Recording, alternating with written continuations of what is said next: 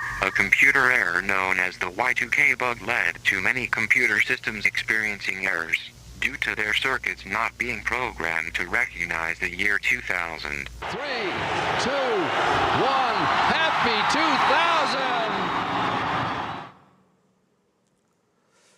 الجميع يتذكر Y2K. مر العالم بحالة طوارئ خوفاً من عجز الكمبيوترات وانهيار الأنظمة وانقطاع الاتصالات. في الدقيقة الأولى من عام 2000 تنفس العالم الصعداء بانتهاء ذاك الكابوس. كان تخوف العالم مصدر التكنولوجيا، وما لم يتوقعه العالم أن الزلزال سيأتي من كهوف تورا بورا في أفغانستان، لا من أجهزة الحواسيب. فاشعلت أحداث 11 سبتمبر العالم ليتبعها غزو أفغانستان ومن ثم العراق، وفي عام 2008 شهدنا الأزمة المالية العالمية، ومن ثم أحداث الربيع العربي، وجاءت كورونا في عام 2020 وحصدت أرواح ملايين من البشر. شهدنا حرب أوكرانيا ثم حرب غزة بخسائر إنسانية مهولة. كانت ال25 عاما الماضية عاصفة بأحداثها، ولكنها كانت أيضا مدهشة بتحولاتها.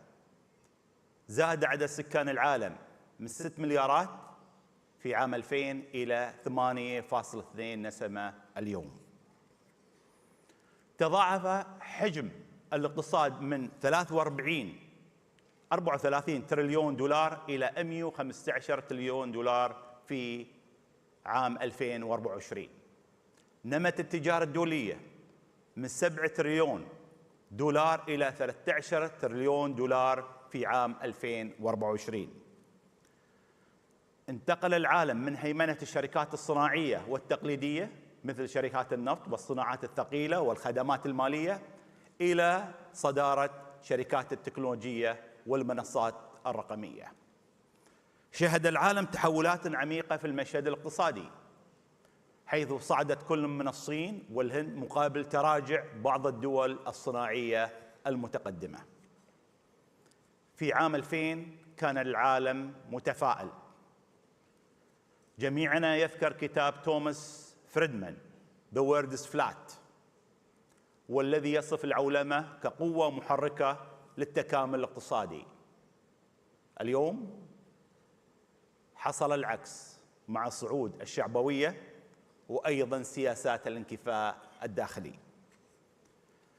تحدثت في العام الماضي عن أن الصراعات ستتحول إلى صراعات تكنوسياسية، أي صراعات تكنولوجية سياسية. نشهد أمثلة على ذلك اليوم من خلال منافسة بين الصين والولايات المتحدة في مجال الذكاء الاصطناعي، وأقرب مثال شركة صينية تدعى ديب سيك خلقت نظام بكلفة بسيطة تنافس أوبن اي اي. عام 2000 كان عدد مستخدمي الإنترنت حوالي 7% من عدد سكان الأرض. اليوم 60%، 5 مليارات نسمة يستخدمون الإنترنت. كانت قيمة العملات الرقمية قبل 25 عام صفر. اليوم قيمة العملات الرقمية 3 تريليون دولار. عام 2000 كانت الحروب التكنولوجية والروبوتات العسكرية نراها فقط في أفلام الخيال العلمي. اليوم نراها على أرض الواقع. قبل 25 عام كان العالم يخاف من الحروب النووية فقط، أما الآن فهو يخاف من الحروب السبرانية والبيولوجية بالإضافة إلى الحروب النووية.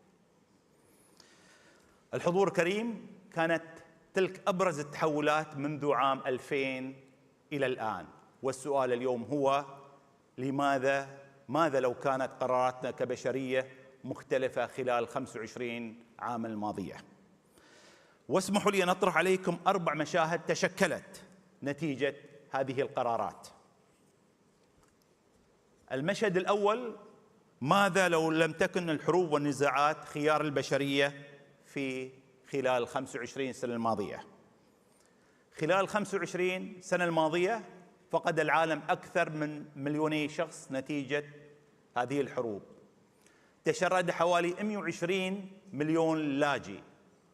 فقط 4% من كافة الصراعات انتهت باتفاقيات سلام. فماذا لو اخترنا السلام بدلاً من العنف، والحلول الدبلوماسية بدلاً من العسكرية؟ نحن لا نفترض عالماً أفلاطونياً، ولكننا حتماً كبشر يمكننا أن نتخذ قرارات أكثر حكمة، وندرك أن عوائد الاستقرار والسلام والتعايش أكبر بكثير مما يمكن أن تجلبه النزاعات. وكما يقال: من لا يتعلم من التاريخ سيكرر أخطاءه. أما المشهد الثاني فهو: ماذا لو لم يكن الاقتصاد هو المعيار الأساسي في قياس رفاه الشعوب خلال 25 سنة الماضية؟ تشير الدراسات إلى أن الشعوب في أكبر الاقتصادات في العالم ليست هي الأسعد، وليست هي الأكثر استقراراً ورفاهاً. فهل النمو الاقتصادي وحده يعكس رفاهة المجتمعات؟ في عالم يبتعد عن القيم المجتمعية والروابط الأسرية هناك 280 مليون شخص يعانون من الاكتئاب حول العالم. الاقتصاد العالمي يتكبد $1 تريليون سنوياً نتيجة هذه الأمراض. فماذا لو ركزت الحكومات في سياستها على جودة النمو كما تركز على كمية النمو؟ ماذا لو كان قياس الرفاه من منظور أشمل يغطي الأبعاد الاجتماعية والبيئية والصحية كالرعاية النفسية والحفاظ على الأسرة وتعزيز منظومة القيم النبيلة في المجتمعات؟ مرة أخرى أقول: من لا يتعلم من التاريخ سيكرر أخطاءه. أما المشهد الثالث: ماذا لو كان بناء الثقة أولويات الحكومات؟ الثقة هي أساس العلاقات وأساس التعاملات وأساس الحكومات، ولكن بين عام 2000 إلى 2025 شهدنا تراجعاً في معدل الثقة في الحكومات في كثير من دول العالم، وأكبر دليل على ذلك تصاعد موجات الاحتجاجات والحركات الشعبوية. ولو نظرنا إلى مؤشر الثقة العالمي لرأينا أن الثقة بالحكومات لا تتعدى 52% فقط. من لا يتعلم من التاريخ سيكرر أخطاءه. أما المشهد الرابع: ماذا لو قادت الدوافع الإنسانية الأجندة العالمية على مدى 25 سنة الماضية؟ في عالم اليوم تنعم الدول بمستويات رفاه وتعليم وصحة غير مسبوقة، ورغم أننا حققنا إنجازات كثيرة في انتشال البشرية من الفقر والجهل والمرض، إلا أنه لا يزال يعيش حوالي 630 مليون شخص تحت خط الفقر. وحسب الدراسات سنحتاج $800 مليار سنوياً للقضاء على الجوع والمرض والجهل. قد يبدو هذا الرقم ضخماً، ولكن ماذا لو خصص أكبر 50 اقتصاد في العالم 1% من ناتجه الإجمالي لمواجهة هذه التحديات؟ 1% فقط تساوي حوالي $880 مليار سنوياً، ميزانية تكفي وتزيد على ما نحتاجه لمعالجة الفقر والجهل والمرض حول العالم. نحن في دولة الإمارات نخصص سنوياً 1.5% من ناتجنا المحلي للإغاثة والدعم التنموي. القرار بأيدينا. مستقبلنا لا يتطلب معجزات، بل التزاماً بقيمنا الإنسانية. ومرة أخرى أقول: من لا يتعلم من التاريخ محكوم عليه تكراره.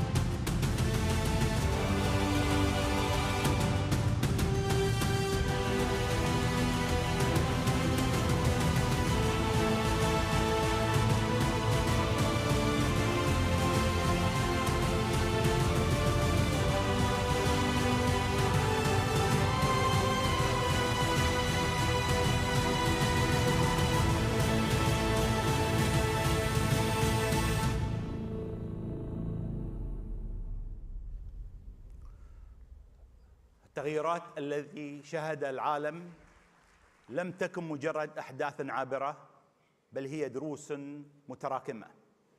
الحكومات التي تقرأ الماضي بعمق هي القادرة على تصميم المستقبل. تحدث عن 25 عام الماضية بدروسها وإنجازاتها، ودعوني أشارككم أهم التوقعات والتصورات لل25 عاماً القادمة. بعد 25 عاماً من الآن سيصل عدد سكان العالم إلى 10 مليارات نسمة، وسيكون أغلب النمو في آسيا وأفريقيا. فكيف سيؤثر ذلك على سوق العمل والاستهلاك؟ في عام 2050 سيكون أكثر من 20% من سكان العالم فوق سن 60، مقارنة فقط ب10% في عام 2000. فهل أنظمتنا الصحية والاجتماعية وأنظمة التقاعد جاهزة لذلك؟ في عام 2050 سيخدم البشر أكثر من 20 مليار روبوت. فما تأثير ذلك على نمط حياتنا اجتماعياً ونفسياً، وعلى أسواق عملنا، وكذلك على مستقبل المهارات؟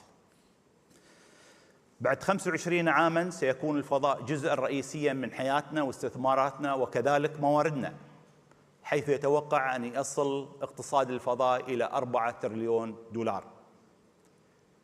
كيف سيكون شكل التعليم في عام 2050؟ هل سنحتاج إلى 12 عاماً دراسياً؟ هل نحتاج إلى جامعات؟ أم سيكون الذكاء الاصطناعي بروفيسوراً خاصاً لكل شخص يعلمه أعقد المواد بأبسط الطرق بأقل كلفة؟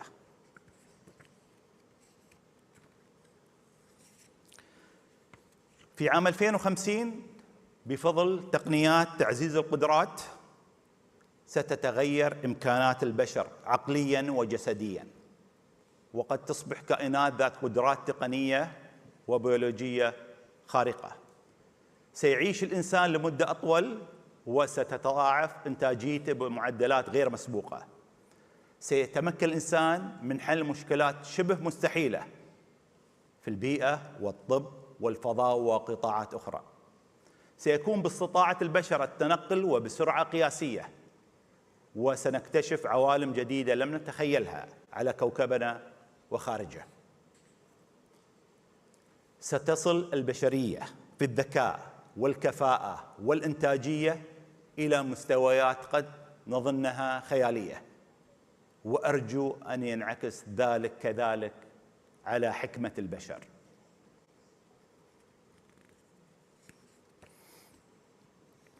أكرر ما أقوله دائماً، بأن ما تحمله 25 سنة القادمة من تطور سيفوق كل ما شهدته البشرية في تاريخ حضارتها. نحن ننتقل من مرحلة إلى أخرى مختلفة تماماً في تاريخ الحضارة البشرية. فما زال الذكاء الاصطناعي لم يولد بعد، هو كجنين في طور التشكل. طوال 30,000 سنة كان الإنسان هو الذي يستطيع التفكير والتحليل والإبداع وإعطاء الأوامر. اليوم ولأول مرة في التاريخ هناك شيء ثاني ينافس الإنسان في قدراته العقلية والإبداعية، وقد يتفوق عليه وبصورة كبيرة. نحن ندخل مرحلة جديدة من تاريخ البشرية، تحتاج أدوات جديدة ومنهجية جديدة ورؤية جديدة. مستقبلنا ستحدد قراراتنا اليوم، فما مستقبل البشرية إلا مجموعة قرارات الحكومات والمنظمات والشركات والأفراد. الحضور الكريم، في قمتنا هذا العام نحن هنا لنطرح الأسئلة الكبرى التي ستحدد مستقبل البشرية. أهم درس يعلمنا إياه التاريخ أن القادم مختلف عن السابق، والمتغيرات الاقتصادية والتقنية ستكون أيضاً مختلفة بشكل كامل. دور الحكومات أن تستعد لذلك، لأن ما سيأتي هو تاريخ جديد وسيكتب بقواعد جديدة. وفي الختام تمنياتي لكم بقمة تصنع واقعاً أفضل لل25 سنة القادمة، والسلام عليكم ورحمة الله وبركاته.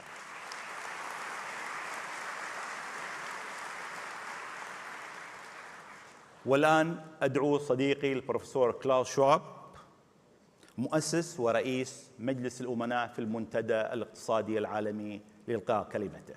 بروفيسور.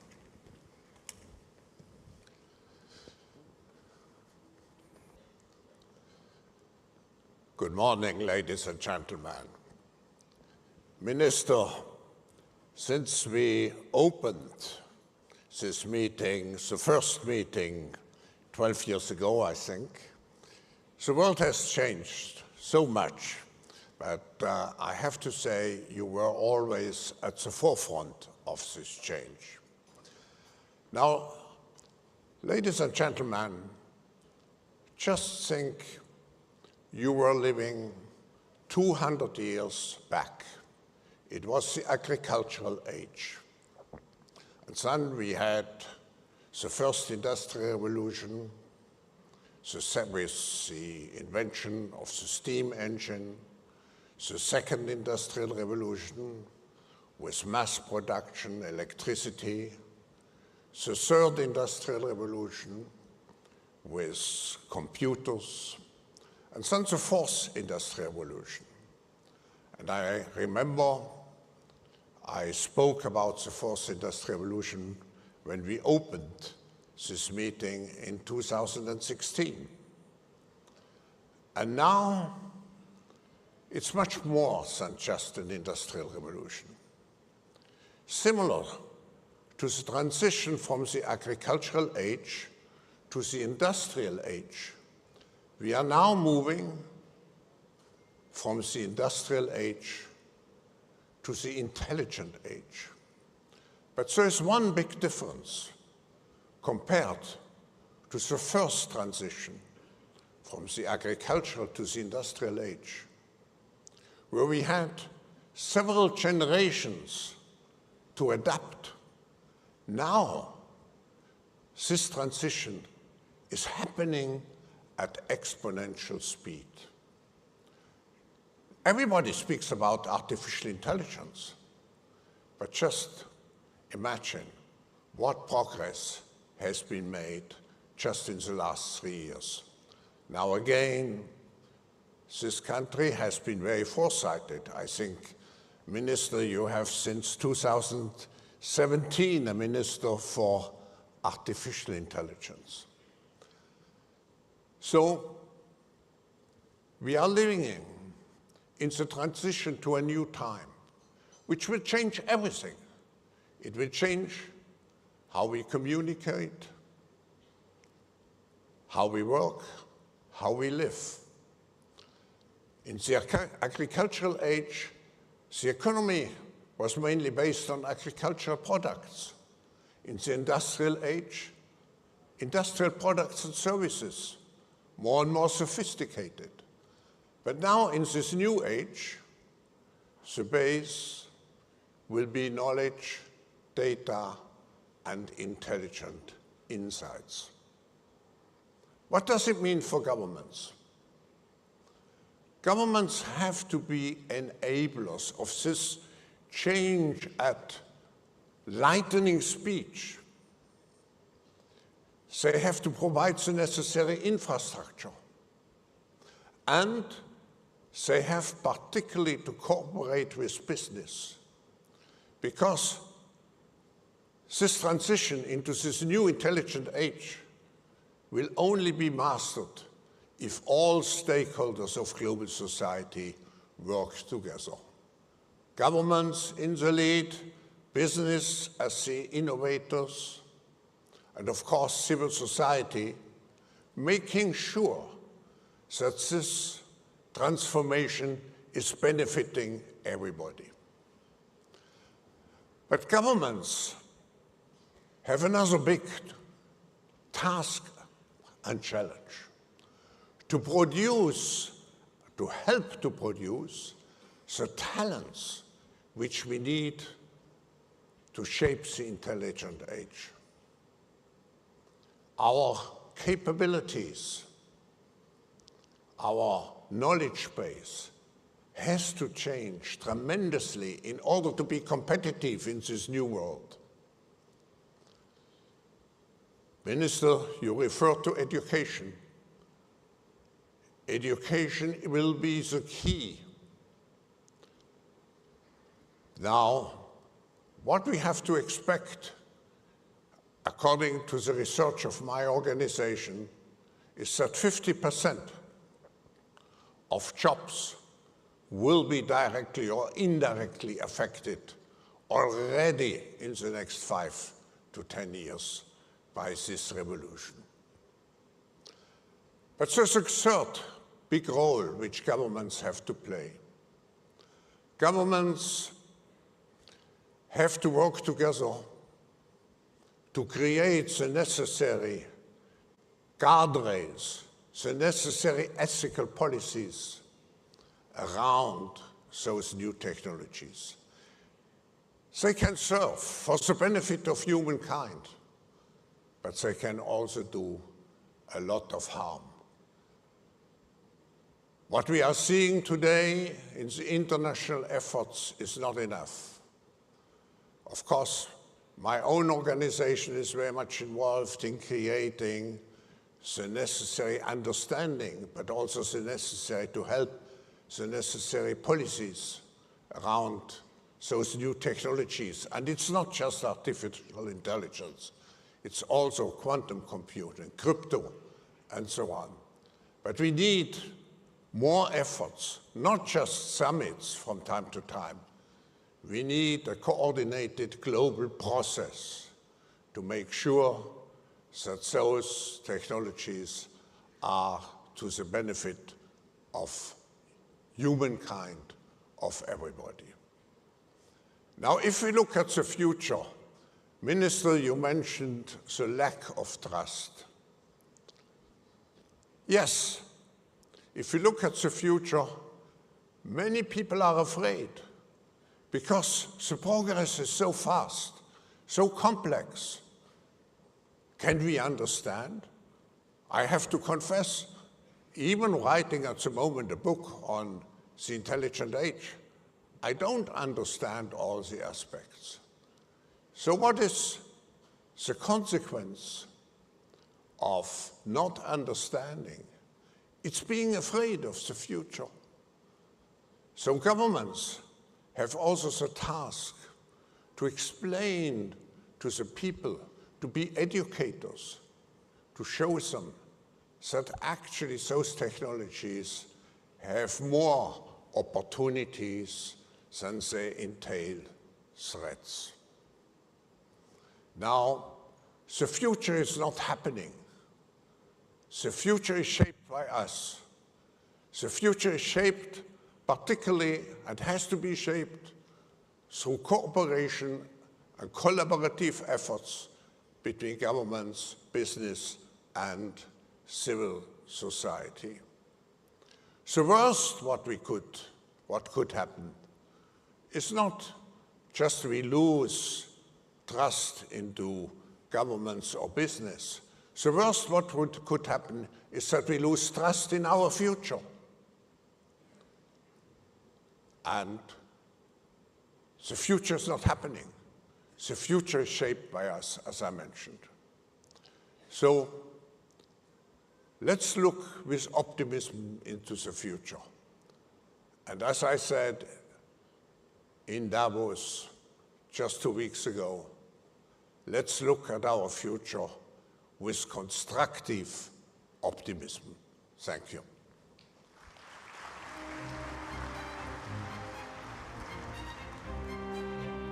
I think they are giving us the music, so we'll have time for one question. I'll try to make it 2. Should AI be treated like nuclear technology, requiring strict global governance? No, AI is an enabling, it's a systemic technology. So it penetrates everything what we are doing. So governments have a big responsibility, particularly also, as I mentioned, in shaping the necessary norms and rules. And I would say in the past, very often we spoke about government officials as being bureaucrats. I would coin a new expression. Government people today have to be governance architects. They have to create the frameworks. They have to have systems thinking. It's not anymore possible to look just at one element of the picture. What we need is a systems approach, and I think governments are very essential in defining the system and work with a systems-oriented attitude. My second question, Professor, what quality will define successful leader in the intelligent age?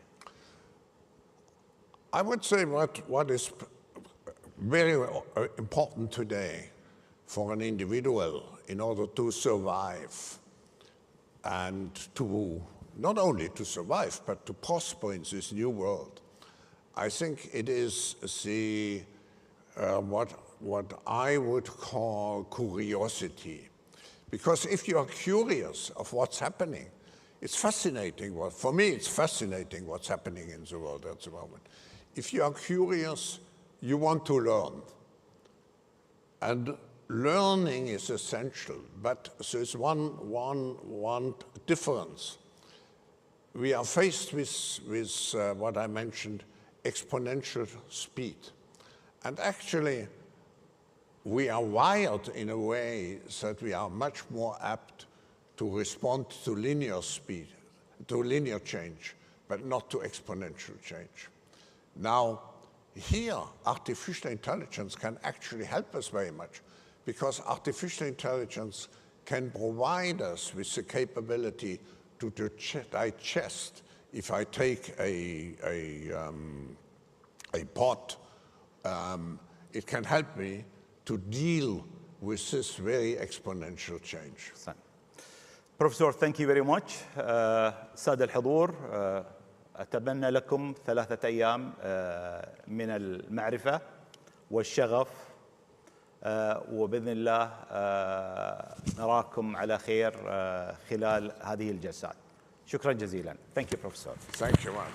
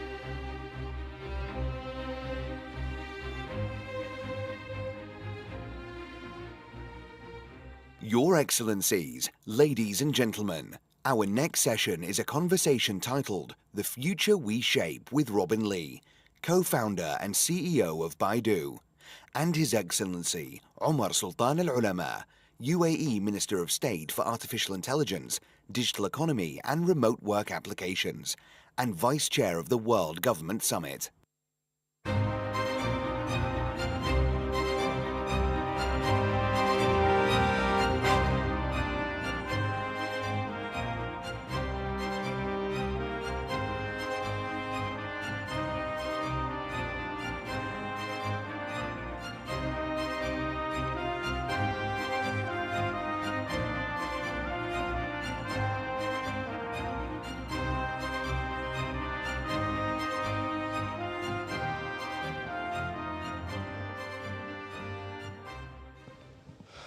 So much to talk about, so little time. Yeah, it's Robin, an thank exciting you so much time. for being here. Right. So I just want to do a quick introduction on who Robin Lee is and what Baidu is. I think that the world today is a bipolar world in many senses when it comes to artificial intelligence. Most people talk about China and the US. And in that conversation, one of the main pillars of China's AI endeavors is Baidu and the incredible work that they do.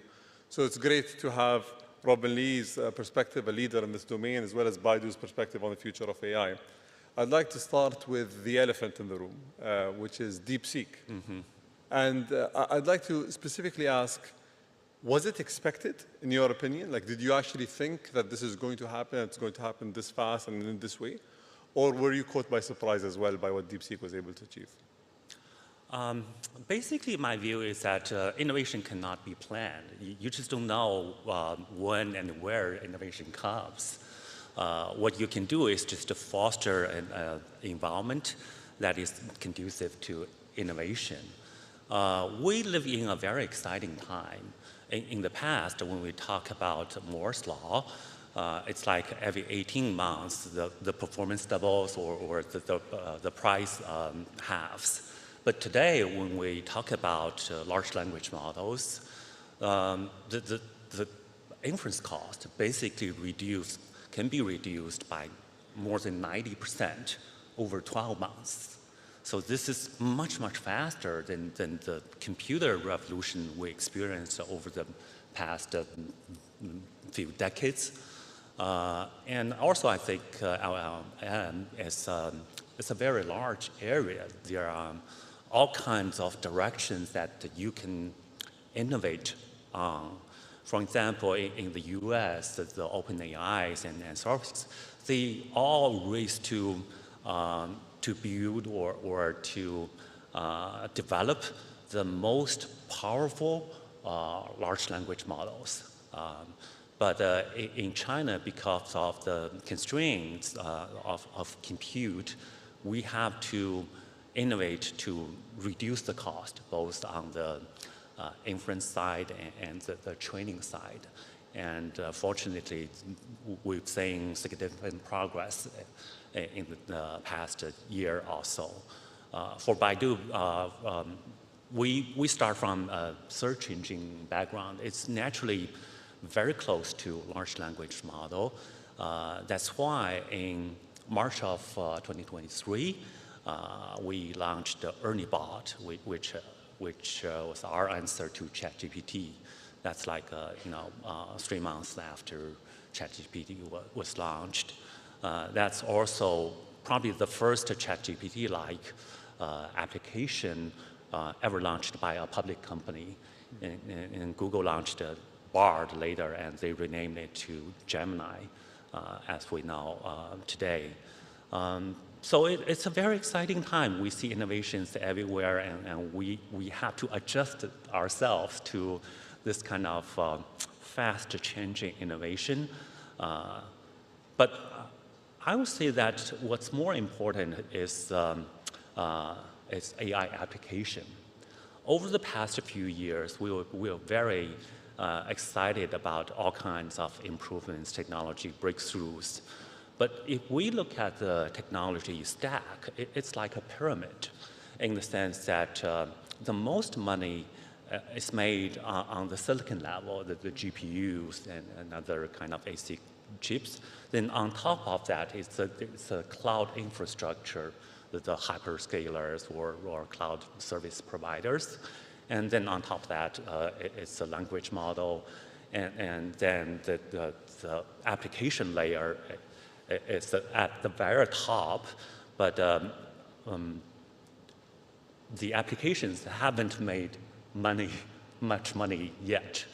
Today, when we talk about AI native applitions, ARR, or annual recurring revenue, it's probably like several 10 million or max several $100 million. But at the GPU level, you talk about tens of billions of dollars. I think that's what everyone's talking about right now, which is how do you justify the investments? I want to actually go back to the point that you mentioned. You said that in China, we're actually trying to innovate to reduce the cost. Some people think that this is because of the restrictions on the chips, coming to China, because of the political direction. Yeah. But if you actually zoom out and look at the history of China, it's done that with every industry.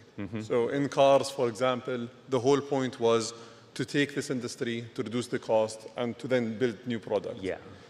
I think it is a way that China actually approaches technology and innovation, reducing the cost, improving the efficiency, and then trying to scale and maybe take over the market in that sense. Yeah. So do you think this is because of the chips, or do you think that this is how China typically approaches innovation?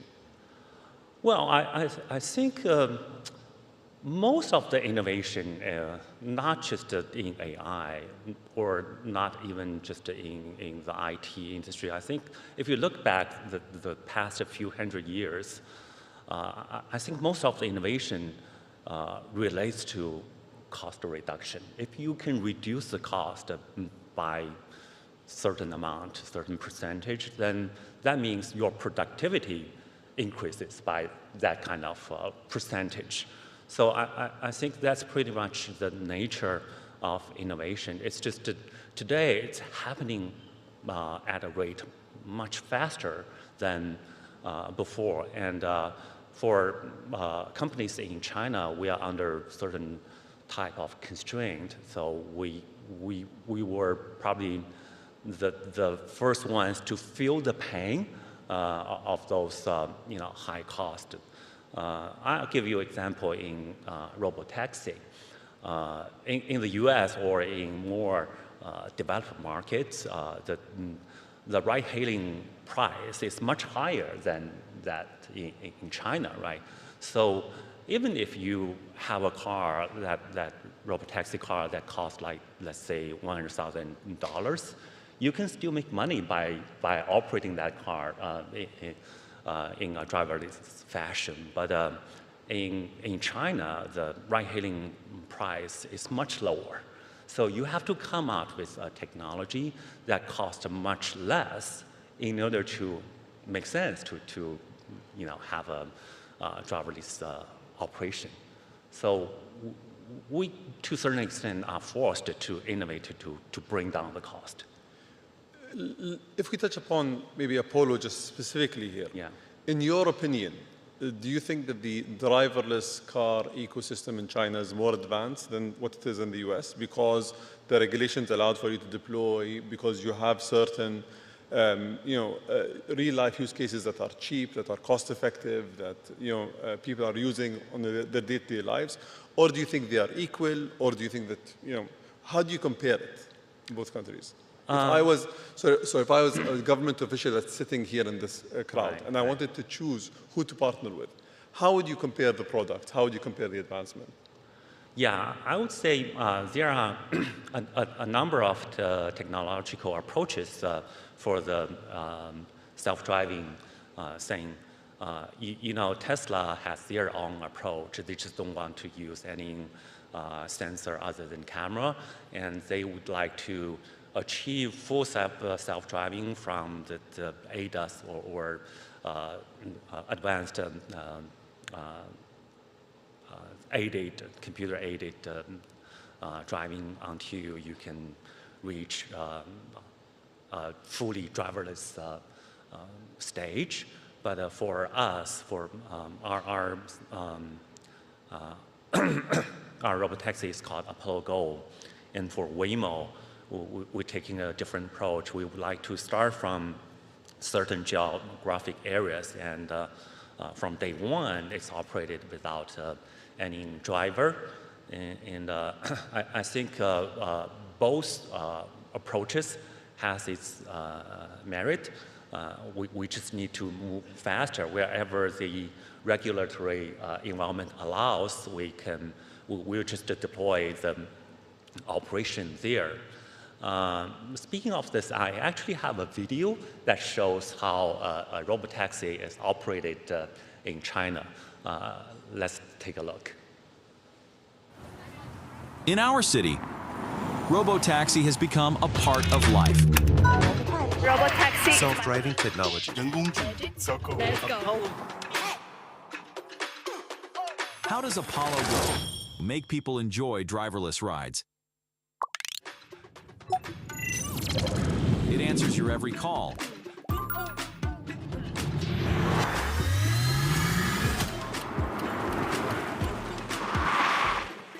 And attends your every need. The door is closing. It withstands scrutiny. Welcome to Apollo Go. Slide the screen and start your trip. And passes all tests.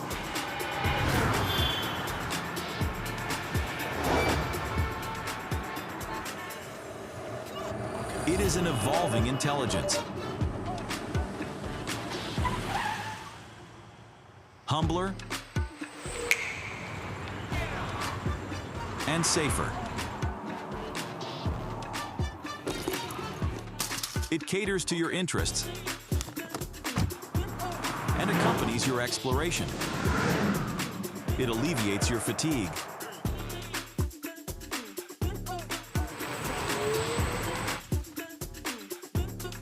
And takes you to the destination.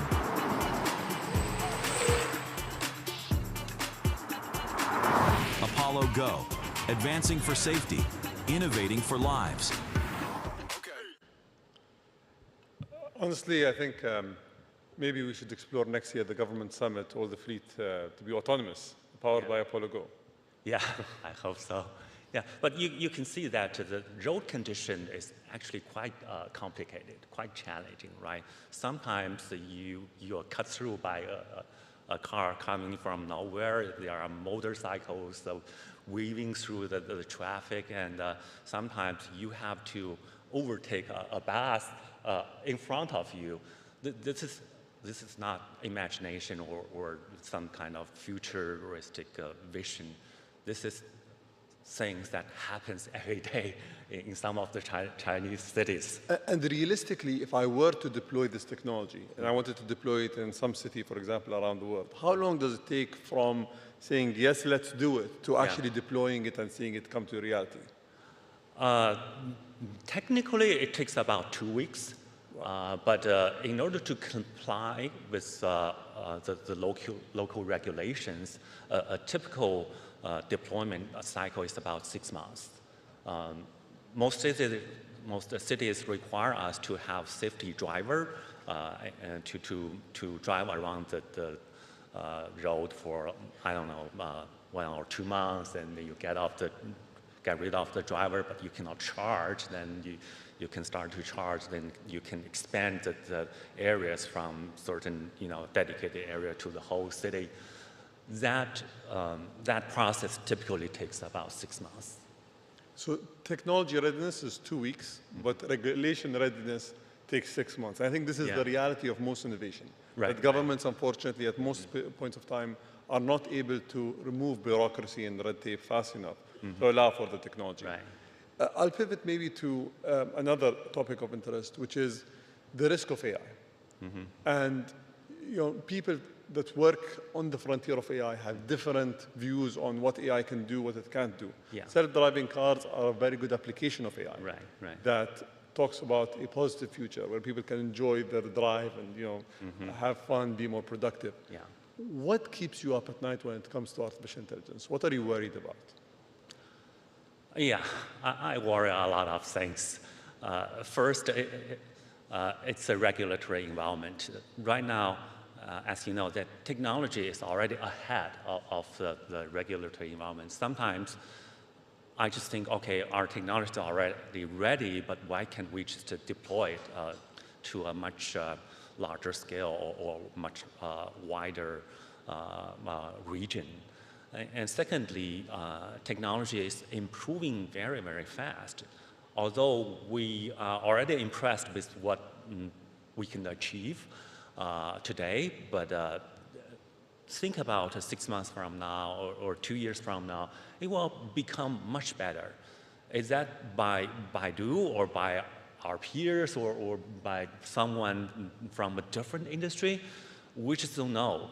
Everyone is rushing ahead and competition is also very fierce. And there are also risks associated with this kind of innovation.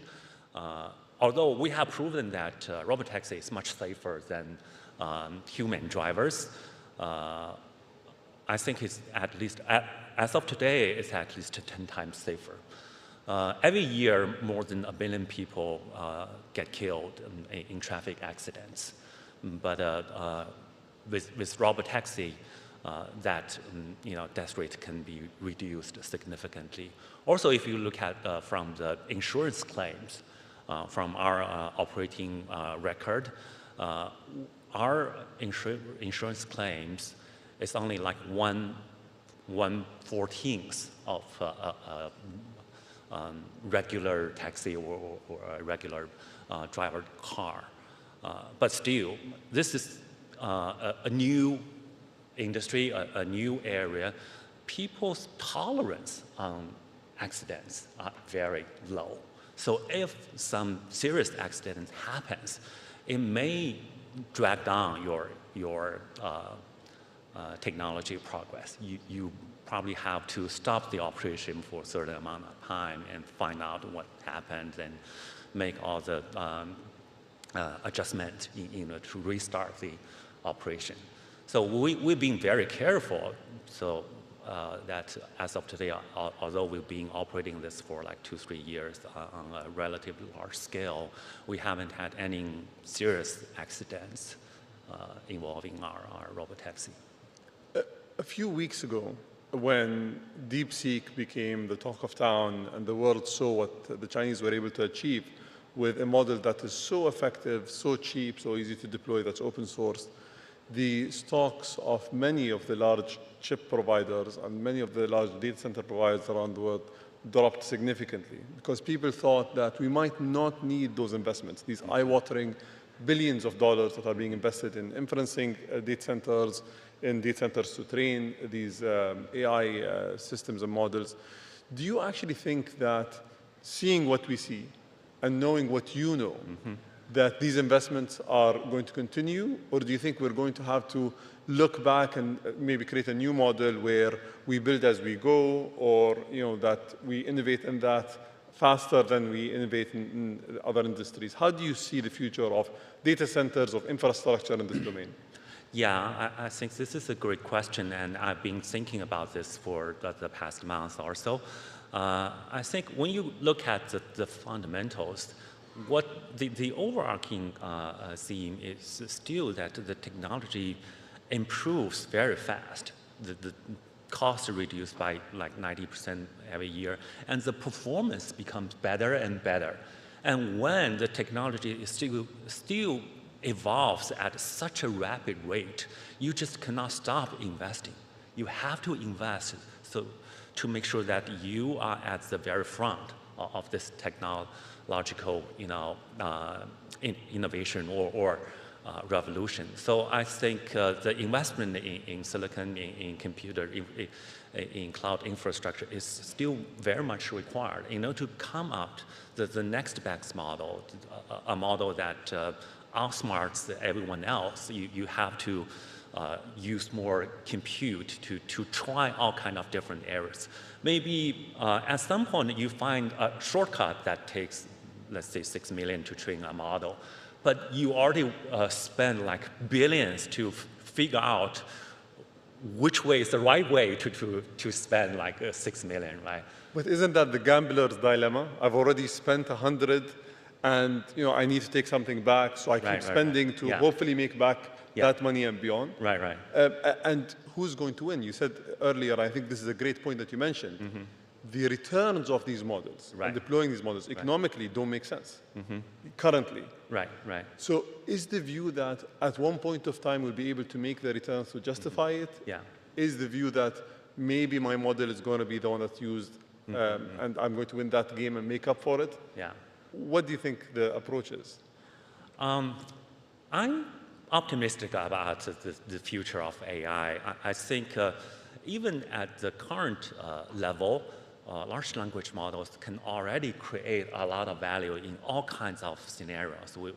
We have like hundreds of thousands of customers who use the early large language model to improve the efficiency in areas like recruitment, e-commerce, or healthcare, or even energy, power. We've seen a lot of use cases that if in the past it cost them, let's say, $10,000 to achieve certain things, with LLMs that only costs like $1,000 for them. So it already creates value for them. But you're right, I think we do need to worry about value creation at the application layer. If you spend hundreds of billions of dollars at the infrastructure layer and you just cannot come up with applications that creates 10 times more than that, it's not going to be sustainable. So even though we've seen all kinds of use cases in all kinds of different scenarios, probably more like the to-B side. On the to-C side, the consumer side, we haven't seen a so-called super application like in the mobile internet stage, the social media, right? The daily active users in the hundreds of millions, and people spend like 2 hours a day on one app. We haven't seen opportunities like that, but I'm sure as time passes by, someone will figure this out. You will be able to create an app that's very sticky. Right now, even for ChatGPT, I think their DAU/MAU, meaning daily active user / monthly active user, is 16%. And if you look at Facebook or WeChat, it's like 90%. And the average time spent per user for the chatbot is like 10 minutes. And for the social media, it's like 100 minutes, 120 minutes. So it's still quite far away from that level of application. And I think the whole world is actually looking for this kind of super app at this stage. I think that's a great answer. Just one final question for a minute. Open source or closed source for these models, what do you think the direction should be? Yeah, this is something that a lot of industry experts are debating on. You have closed source players like OpenAI, Anthropic, and you have open sources like DeepSeek, Llama. It's a race. What we learned in the past few months is that it turns out that open source can help you to get more attention. If you open things up, a lot of people will be curious enough to try it, right? This will help spread the technology much faster.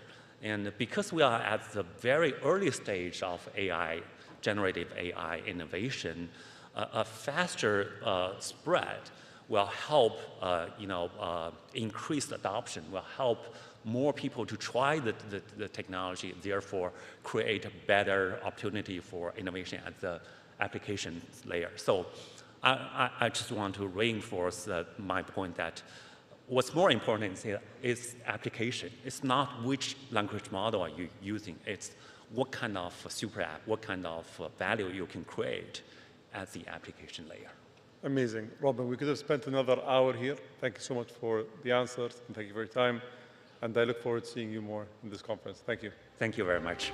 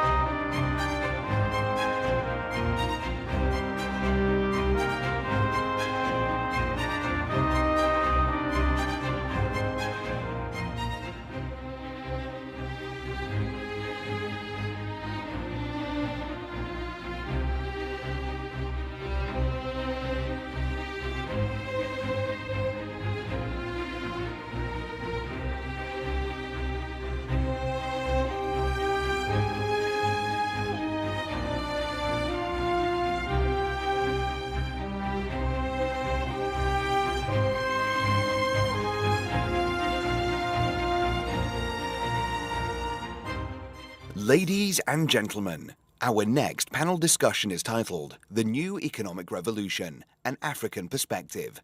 This session is moderated by Eleni Jokos from CNN.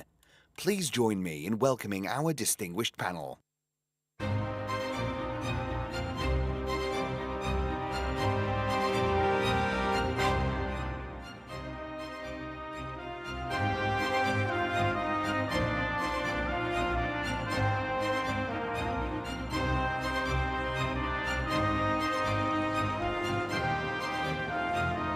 Please take a seat.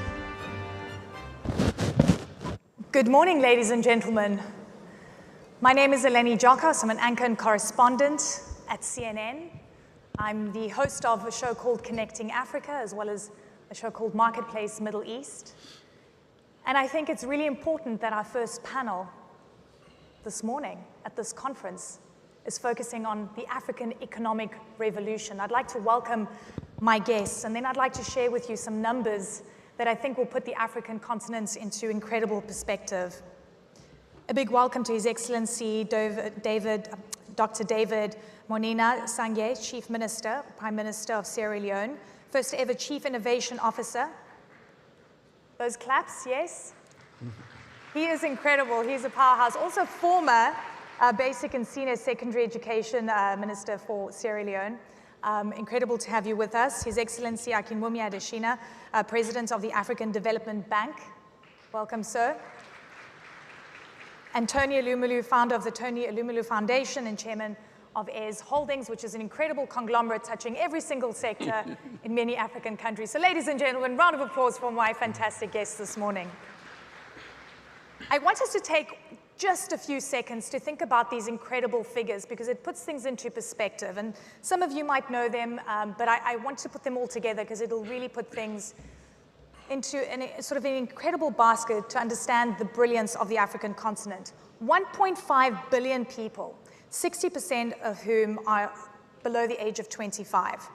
12 of the top 20 fastest growing economies in the world are in Africa. 30% of the world's minerals are on the continent, 40% of gold reserves, 90% of chromium, platinum, palladium, diamonds, cobalt, and everything else on the periodic table, everything. Endowed with incredible natural resources. I guess the best resource the African continent has is its people, its resilience that we see, and the incredible way of hustling to create brilliance on the continent. So when we talk about an economic revolution, we've also have to come to terms with the resource curse that I guess has plagued the continent in many ways, lack of industrialization, and how to break through those boundaries. So ladies and gentlemen, let's get into the conversation. Did I get all the numbers right, Mr. President? Yeah. Did I? Yeah. And 65% of arable land. Yep. Yeah? We wake up every single day in the past 3 weeks to a new world. Lots of things are happening and changing geopolitically, and I want to talk about Africa's growth potential in the new geopolitical global context. Tell me, Mr. Adesina, how are you weighing this up? If I'm sitting and recalibrating my future, I'm sure all you important people are doing the same. Well, I mean, thank you very much. I'm sorry, I have a little bit of a cold, so, but let me say first and foremost, I'm delighted to be here. And I congratulate the government of UAE for organizing this fantastic event. It's my first time of actually participating. I'm amazed about it. First and foremost, you said it all. Africa is the place to be. I mean, for all the reasons that you said, I'm not worried about Africa for any reason. First, if you look at the demography of Africa, you got 75% of the population less than the age of 35. 600 million people between the ages of 15 and 35.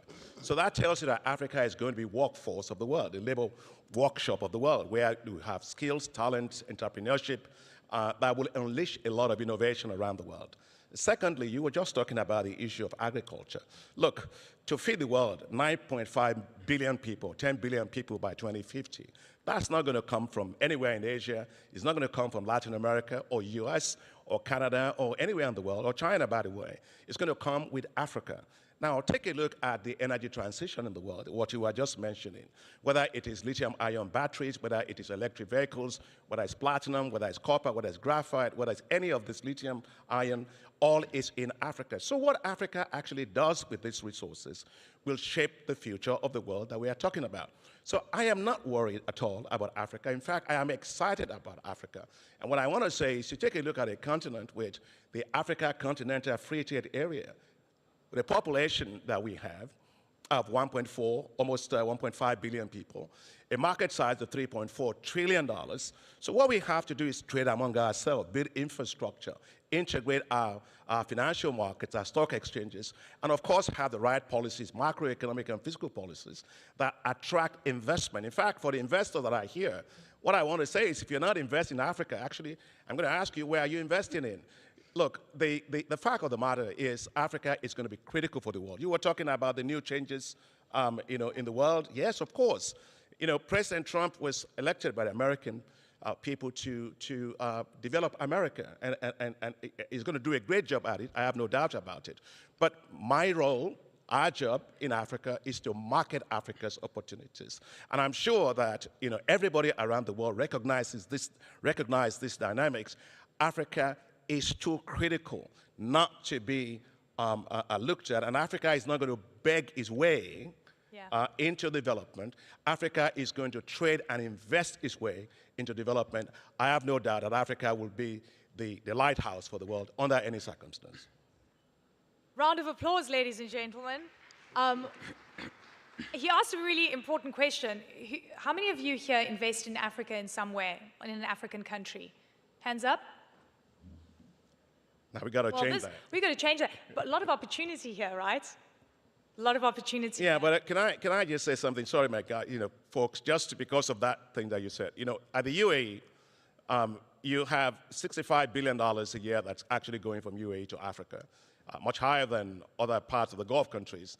I think Saudi Arabia does about $25 billion, Qatar probably about $7.8 billion. So UAE is very, very important. But this point I want to make, because there are a lot of investors here. You hear a lot of things about Africa in terms of risk. Well, look, you walk across the street, it's a risk. You eat food, it's a risk. Africa's risk is not different from any part of the world. It's a risk-return world.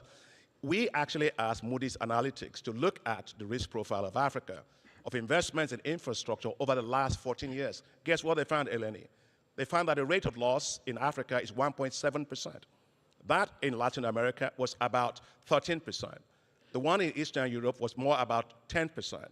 In Western Asia, it was about 4.5%. So Africa is less riskier than any other part of the world. So I hope that when I come back next year, that we will have a lot more people with their hands up investing in a lot in Africa. A sea full of hands up is what we're expecting. I think you've sold it in a brilliant way. And by the way, the perceptions of risk, the negative perception of risk really does stick. And we're seeing that in the cost of capital on the continent.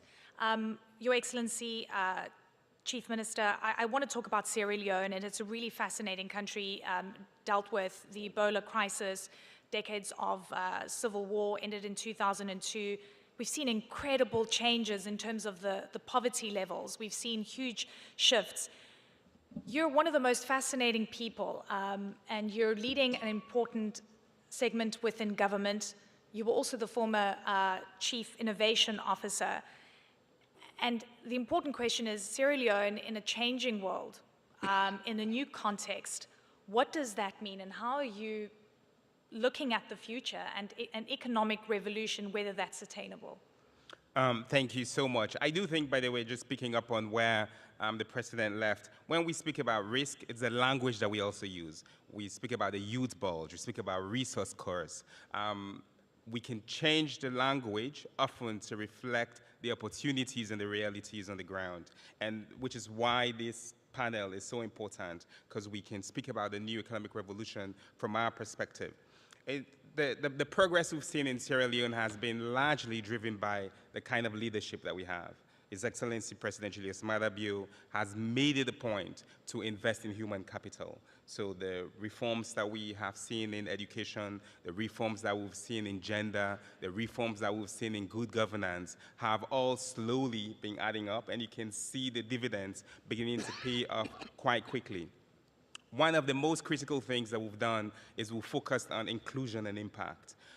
The president just at the UN last year told the world about radical inclusion. And radical inclusion isn't just a random idea. It's that the things that work have to work for everyone. I do feel that when there's economic progress, positively for a few, there will be civil and political chaos for the majority. So if we're speaking about new economic revolution, it has to be for everyone. It has to be inclusive, and the impacts that we speak about must be felt by everyone. And this is not too difficult, really, to do. We just have to shift our mindsets. We speak about critical minerals. Sierra Leone has had lots of mineral conversations. It's mostly been negative, but in cabinet recently, one of the things that His Excellency is trying to have us do is to think about what I call consensus concessions. It's so easy to speak about concessions from any one of these countries or from private sector that is 100 years, lots of waivers, employees coming from abroad, everything gets shipped out. That's not consensus. Bad deals, by the way, which turned things into a curse, and I think that's where people talk about that. So to break away from that is to stop signing bad deals. And I think what leverage do you have to say, listen, no, we can't do it at this rate? I think leadership and inclusion comes back. Look, we sign, the Minister of Finance is here, we sign, we sit, we bring these agreements in. If we think about, we said investment, if we think about not just pennies, but the people and the planet, then the deals and the agreements we sign with our conscience will work for the people, will bring economic value for everyone, for the investor, for the government, and the people who are there. And here's an example. Sierra Leone has, I think, 1/4 of the world's deposits of rutile. Foreign companies have been mining rutile since the 1900s. The agreement that was taken to Parliament many years ago was terrible for the country. The country will export all this rutile, and we still got all these waivers and exemptions by that foreign company. Until recently, a Sierra Leonean has bought rutile, the company. And we're beginning to engage and see now how those resources get to stay in the country. We can now speak about how that ties in with energy because they are invested in energy. We can think about how they can employ people. The dynamics change. So we as a government, leadership, again, which is why I said leadership has been at the heart, and His Excellency President Bio has been doing this, investing in people, investing in planets, investing, and then the pennies, is that when we place people at the center, everyone, inclusion, we use our conscience to make sure that the deals that we sign are bringing in more energy, are tied with infrastructure, are tied with the ports that are there, are making sure that there are schools that are being built. And when that happens, our people will win. And I think then it becomes not a youth bulge, but it becomes an opportunity where young people in Sierra Leone can be the leaders. The CEO of the company is a young guy. This company I'm just talking about that was bought by a Sierra Leonean. Those things are happening, and we'll see more of it as we get more young people who are in leadership. Yeah, and to note, incredible generational representation here. These, from what I heard backstage, is that they've been very involved in your life. Both of them are my mentors. They're my mentors. This is what it's about. Tony, I want you to jump in here. We're talking about perceptions of risk. And by the way, we've spoken about these bad deals incessantly. I've talked about them so much in my career, specifically on just why the perceptions of risk towards Africa have been so skewed. From a private sector perspective, tell me why it makes sense to invest on the continent. What kind of returns can people expect?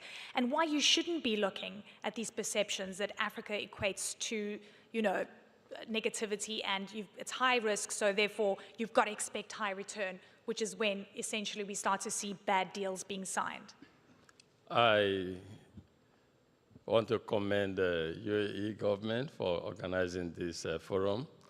Eleni, I speak as a private sector person who has investments on 4 continents, including the Gulf states, and someone who also has a diversified investment portfolio from power, oil and gas, financial services, and healthcare. There's nowhere else we get the kind of returns on investments as what we make in Africa.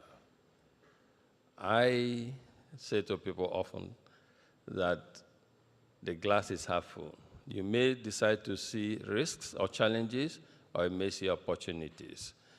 But ability to identify opportunities and structure your approach in a way that addresses and mitigates those risks confers extra competitive advantage on you and your business. So I speak to our friends here. As the president of the African Development Bank said, no better person to say it because he has the statistics. He sees what's going on the continent. There's nowhere else that gives you the kind of returns on investment as what you make on the continent. Yes, stereotyped information provided in a certain way that all you see is challenges, but just look at us. And we keep investing in our group. We generate, or we have capacity to generate 2,000 megawatts of electricity on a daily basis, and today we generate about 750 megawatts, which is very significant on the continent. There's nowhere else you can invest in power sector and you start paying dividend to investors year 3. That happens in Africa.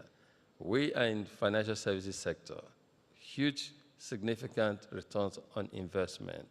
So the time is now, and there are certain factors shaping all of this. If you look at the demography in Africa, as our moderator Eleni said, the median age is 19. In other parts of the world, it's 38, 32. This is huge opportunity. 1.5 billion people, over 65% under the age of, as I said before, under the age of 30.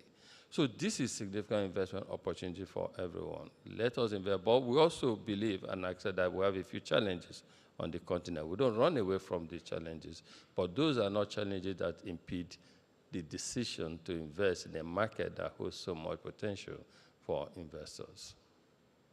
President Adesina, you want to jump in? Yeah, I just wanted to follow up on the point you made about, and also the Chief Minister's point about the natural resource costs. I don't believe there's anything called natural resource costs. I'm an economist. People say that all the time. The issue is not, how can resources that are supposed to make you rich be a cost? What you have is a cost of leadership, lack of transparency, lack of accountability in the management of those natural resources. And that's what we at the African Development Bank try to do. So you take, for example, I mean, you were talking about the case of Sierra Leone, but if you pick, for example, the DRC Congo, okay, we have challenges there now, but we're going to solve those problems. The issue is the total amount of resources back of the envelope in that area is probably $24 trillion. And so the issue is, how do we structure deals that are in the interest of our economies, in which royalties and taxes that needs to be paid are paid, and that's why we have the Africa Legal Support Facility at the African Development Bank to help Sierra Leone and DRC, several other countries, to be able to structure deals that are in their own interest. Tony was talking just now about the issue of young people, and actually he's a leader in Africa when it comes to the issue of investing in young people. Now, we support his foundation to do that, but there's a lot of opportunities in Africa for young people. Look, agriculture, take agriculture. Now, people talk about oil and gas, yes, okay, but who drinks oil? Who smokes gas? You've got to be transparent here, President Adesina. You were the former agriculture minister in Nigeria, so you know a thing or two. Yeah, but I was just going to say that for investors here today, take a look at Africa in terms of agriculture. The size of that market, food market, by 2030 is going to be $1 trillion. And so investing in agriculture, investing in agricultural value chains is the key. And we can support the Gulf countries out of Africa, in which case we invest in special agro-industrial processing zones. We're spending close to $3 billion developing those zones. Look, if you have an aircraft, you don't need an aircraft, you don't have a landing strip. So we're building a landing strip for investments to land in Africa in a smooth way. You know, and I'm confident about that as President of the African Development Bank. We organized the Africa Investment Forum, which of course you are in. We started it in 2018 till today. We've mobilized more than $225 billion. We just had the last one in Rabat in Morocco last year. In less than 72 hours, we had mobilized $29.4 billion. So please, when you think of Africa, Tony is absolutely right. You know, you may think of challenges, but look, my job is not to talk about challenges. It's to market opportunities for Africa and manage those challenges. And let me your also money say, is safe. Your money and your capital is safe in Africa, and you should be investing a lot more in Africa. And let me say that those challenges are actually opportunities for investment, That's right. like infrastructure in particular. So there's a lot we can do in that space: infrastructure, access to electricity, power development on the continent, transportation. They present opportunities for investors. Yeah, greenfield investments, because you know you've got an opportunity to jump into something, into a country, because there's so many to pick from on the African continent, then you can really plug in and fill gaps. You know, check the energy that Tony just talked about. He's investing in energy. So myself and the president of the World Bank, Ajay Banga, got together and launched something called Mission 300, which is to provide 300 million Africans with access to electricity. That is a massive investment opportunity in power generation, in power transmission, and power distribution for companies all around the world. So just imagine. And we're working with governments like in Syria alone, the president was there, and others, to make sure that the power purchase agreements are there, the cost-reflective tariffs are there, the utilities are independent and very well managed, and that the procurement systems are transparent in the way you can have the least cost way of doing things. So we are improving the business and investment environment in Africa. Quite honestly, I don't believe Africa will develop by aid. I don't believe that it will develop by simply, freebies. We don't want freebies. We want to invest. We want investors investing in our continent so that we can actually unlock the power of our continent. You know, Africa is going to be the lighthouse of the world. It's going to come from private capital, and we're doing all that we can for that to happen, and I'm confident that it will happen. Exactly, and if you're not part of the story, you miss out. I want to touch on a couple of things. We've got so much to get through. But from what I understand, there's this huge race. Who's going to dominate in Africa? Whether it's China, whether it's Russia, the US kind of seems like it's perhaps out of the game and it's using leverage and so forth. Do you think there's a race to try and secure critical mineral supply? And do you think there is a different agency in Africa where we're going, listen, we've got leverage right now? Sure. I think the answer is simple. Who's going to dominate in Africa? Africans are going to dominate in Africa. I think, as the president said, leadership is most important. And for me, I believe that progressive, social, democratic radicalism is important. And it's not just terms. Progressive because we live in a completely different age today. We saw in the opening panel where we were in 2000, 2020 is different from today. So the policies have to be different. The reforms, the institutions have to be different. We have to be progressive. Social democratic because if it works only for a few, the rest of the world is going to be affected. Inequities cannot drive our development. The infrastructure we put has to work for everyone. And radical because, frankly, with the demographic that you spoke about, with the reality that you just highlighted, the status quo and the time in which these things happen must not remain. We need radically new solutions. So leadership, yes, but I believe it is progressive, social democratic, radicals that will dominate in Africa, and they will be Africans. Absolutely. Yeah, but I just want to make sure that investors are here. There's so many of them. And the three of us want to make sure that folks are comfortable with capital investments in Africa. Now, people talk about risk. Yes, market risk, political risk, project risk, and all of that. As African Development Bank, our role is to manage those risks. In fact, we have partial credit guarantees, partial risk guarantees that allow you to reduce your counterparty risk at scale in Africa. In fact, we are developing something called the Africa Investment Guarantee Agency, which will allow you to be able to actually guarantee your investments against climate risk, your investment against equity guarantees, but also guarantees in terms of what you're doing for political risk, so in terms of war, conflicts, or incompatibility of currencies and so on. So those instruments are there. The opportunities are massive. The risk instruments are there. But I think you see a lot more openness, more transparency, more accountability in how governments are running things in Africa. So if you're not investing in Africa, this is your opportunity. You're going to lose out. And by the way, I forgot the most critical resource, commodity that Africa produces, that I tell you will create global upheaval from the young to the old. Do you know what it is? 70%, no, that's even tastier than 70% of the global supply comes from Africa. Cocoa. And I tell you, if we stop selling cocoa to the rest of the continent, can you imagine what people would do if they didn't get chocolate? Yeah, but we don't want to... I'm just saying we've got leverage. No, but... I'm not an economist, but no. No, Eleni, you know, look, we have minerals, metals, oil, gas, cocoa, coffee, tea, and all of that. Yeah. That's not the issue for us.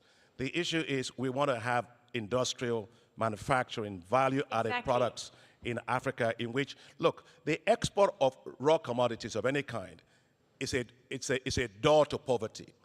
But the export of industrial value-added manufacturing to allow Africa's share of global manufacturing to rise and to move up in global value chains, that is the highway to prosperity. So what we are talking about is industrializing Africa. Exactly. And creating those value chains. And creating chocolates in Africa, apart from all the other things that we need to produce locally. Ladies and gentlemen, we're timed out. We've run over. Thank you so much. Round of applause for my fantastic guests. Thank you. Thank you.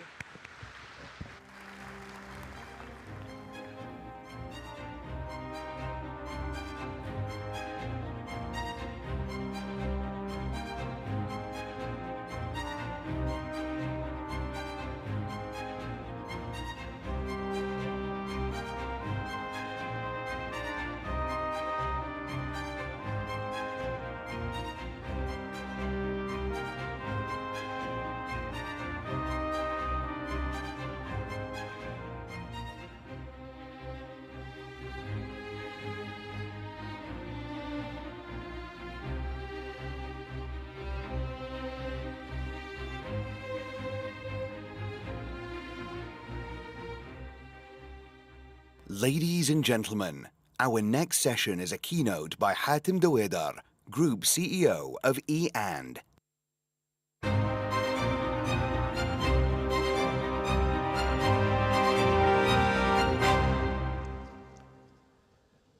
Assalamu alaikum, good morning. Excellencies, heads of states, ministers, government officials, heads of international organizations, and business leaders. Welcome and good morning. I'd like to first start by extending my appreciation to His Excellency Mohammed El-Gergawi for his vision and for his continuous push into creating this dialogue every year. And it's coming at a very critical moment in history. This is a time again when we see an inflection point in the world. And I'm talking here about technology. I will not talk about geopolitics, about what's happening, but about technology and connectivity. In the past few years, through activities like the Edison Alliance, we managed to connect over 5 billion people in the world. That's actually almost 5.5 billion if we count the 270 million connected in 2024. But this is still not enough. There are 2.5 billion people in the world that are not connected. And this really is a time where we need to see how we can work on this to avoid growing another gap, a digital divide that will also lead to a further economical divide in the future. Imagine with me 2 students, one in an advanced economy, having access to personalized AI programs for education, being able to collaborate globally with his peers with all the right tools, and another student in the global south today having to walk, if not minutes, maybe hours to school, and having very basic training and teaching equipment there. And then these two have to compete in the future. It's really unfair, and if we don't do something today to bridge that divide, it will become even a bigger problem in the future. Connectivity is one of the important bases for progress, and we need to all work together, whether it's governments, businesses, and organizations, to make that happen. And today, with the advancement of AI, this becomes even more critical, as we can really help a lot of the Global South with solutions that improve education, improve healthcare, and also improve economic activity. And this is really something that we can make happen. It has improved, and it can improve further. And when we're talking about the next session, talking about innovation, there are many technologies that are coming that can help connect some of these people. For example, backhauling cellular coverage on satellite links. It used to be something that's very expensive. Now it's there. Redesigning the network using AI. This is something that is here today. So there are really many ways to make that happen and make it happen in a fast way.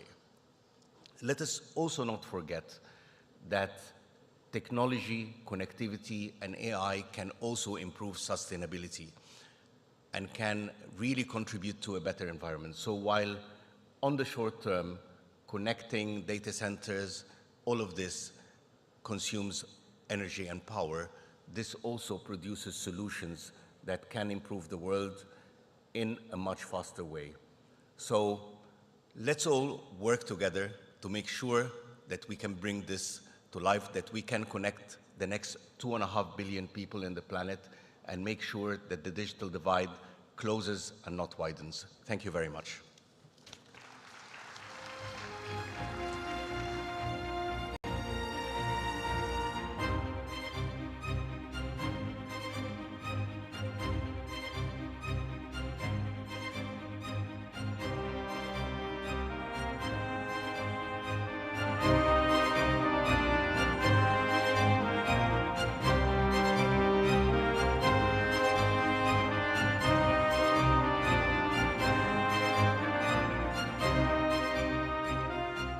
Ladies and gentlemen, our next panel discussion is titled, Can We Innovate Our Way to a More Connected World? This session is moderated by Sam Jacobs, Editor-in-Chief of Time. Please join me in welcoming our distinguished panel.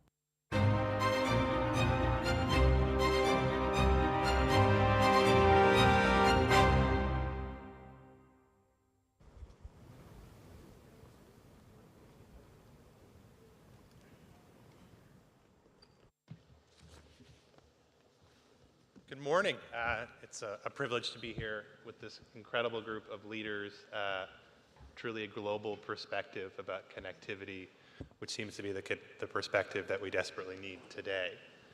So following those initial remarks, I'd love to start with you, Margarita.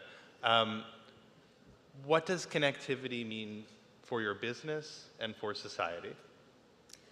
I think Atem positioned this really well. For society, today, connectivity is essential. We always talk about how connectivity can support development, but the reality is there cannot be any real development without connectivity. I'd like to paraphrase the words of UN Secretary General during COVID when he was saying, actually, we are moving from the old divide in the world between the haves and the have-not towards a new divide, which is between those who have access to connectivity and those who don't. And for my company, for Vodafone, we operate in 17 different countries across Europe and Africa, and our mission statement is very simple. It's that we connect everyone, wherever they are, and that's the focus of the work we do. Every year we spend billions in building networks, under the ground, above the ground, mobile networks, reaching more and more customers with better networks. But the most recent evolution, and the one we are most proud of at the moment, is actually adding to our networks antennas in the sky through satellites. I think this is a great opportunity to connect those areas of the world which are most remote. Hatem was talking about the 2.5 billion people who don't have access to the internet. Of those, there are 300 million that are nowhere near any form of connectivity. And satellite can get us there.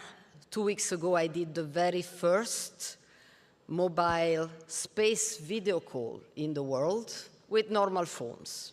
Your normal smartphone, another normal smartphone on the other side, and a call from an area which never had signal ever before, going through these antennas in the sky.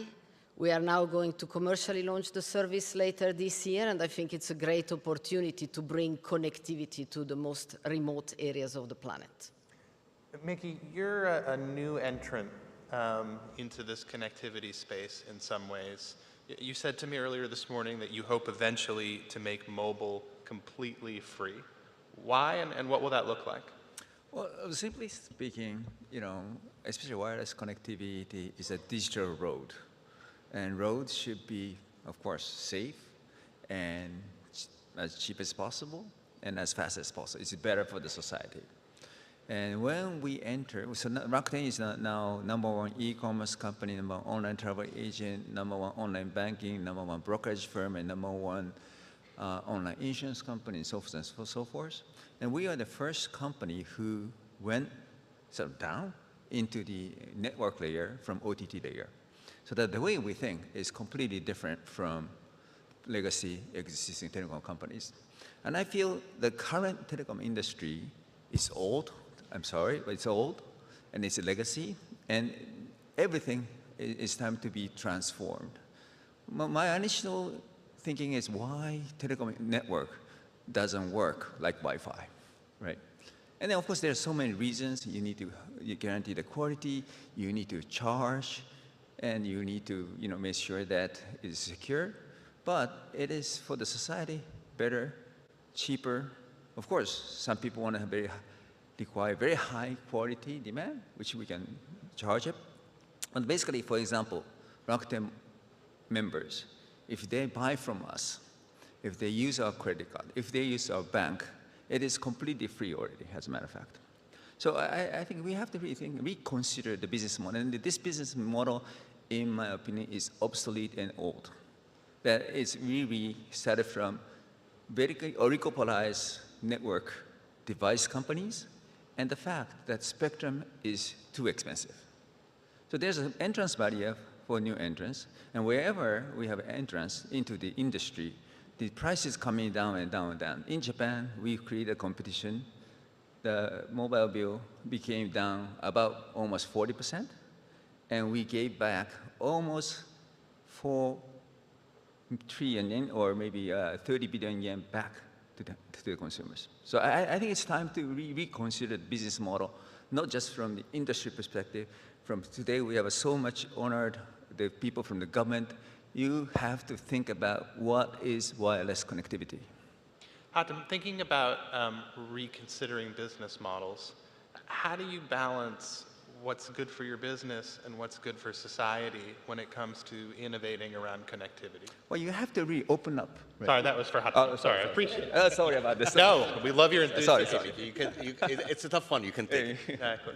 Look, I think it's very important to understand that what's good for business is also good for society. It doesn't really... We don't have to choose. It's not a choice you have to make, because at the end of the day, if I'm talking in our telecom part of the business, when we connect people, it's customers for us, it makes revenue, and we can build on it with a lot of other things. And actually, part of our transformation into a tech company is allowing and enabling these people to do a lot more things. So we have been launching fintech applications in most of our countries. We are now providing for corporates across the markets cybersecurity, cloud computing, and so on. So all of the things. So connecting people, whether we're connecting people in the most advanced, I would always say, and I'm very biased, the most advanced infrastructure in the world here in the UAE, where we have the highest fiber penetration in the world, the fastest networks in the world, or I'm talking about our networks in subsidiaries we have in Mauritania or Mali and so on, it's still customers that are important, and by connecting these customers, there is an economical gain as well. I think the difference is really in the regulatory environment, and that's what makes the difference, because even in countries where there's very little ARPU or revenue per user, if the regulatory environment is friendly enough to businesses, you can still find the money to invest and help these economies, help the people get connected, and at the same time get some returns. But when the regulatory environment in some of these countries see it's a goose, and I'd rather kill the goose rather than wait for the eggs, that becomes the problem. And we see that, unfortunately, in many countries. Margarita, backstage, you said, be happier talking about innovation than regulation this morning. You described, you have 350 customers in Africa, and you described it as a paradise when it comes to thinking about innovation. Why is Africa a good place for Vodafone?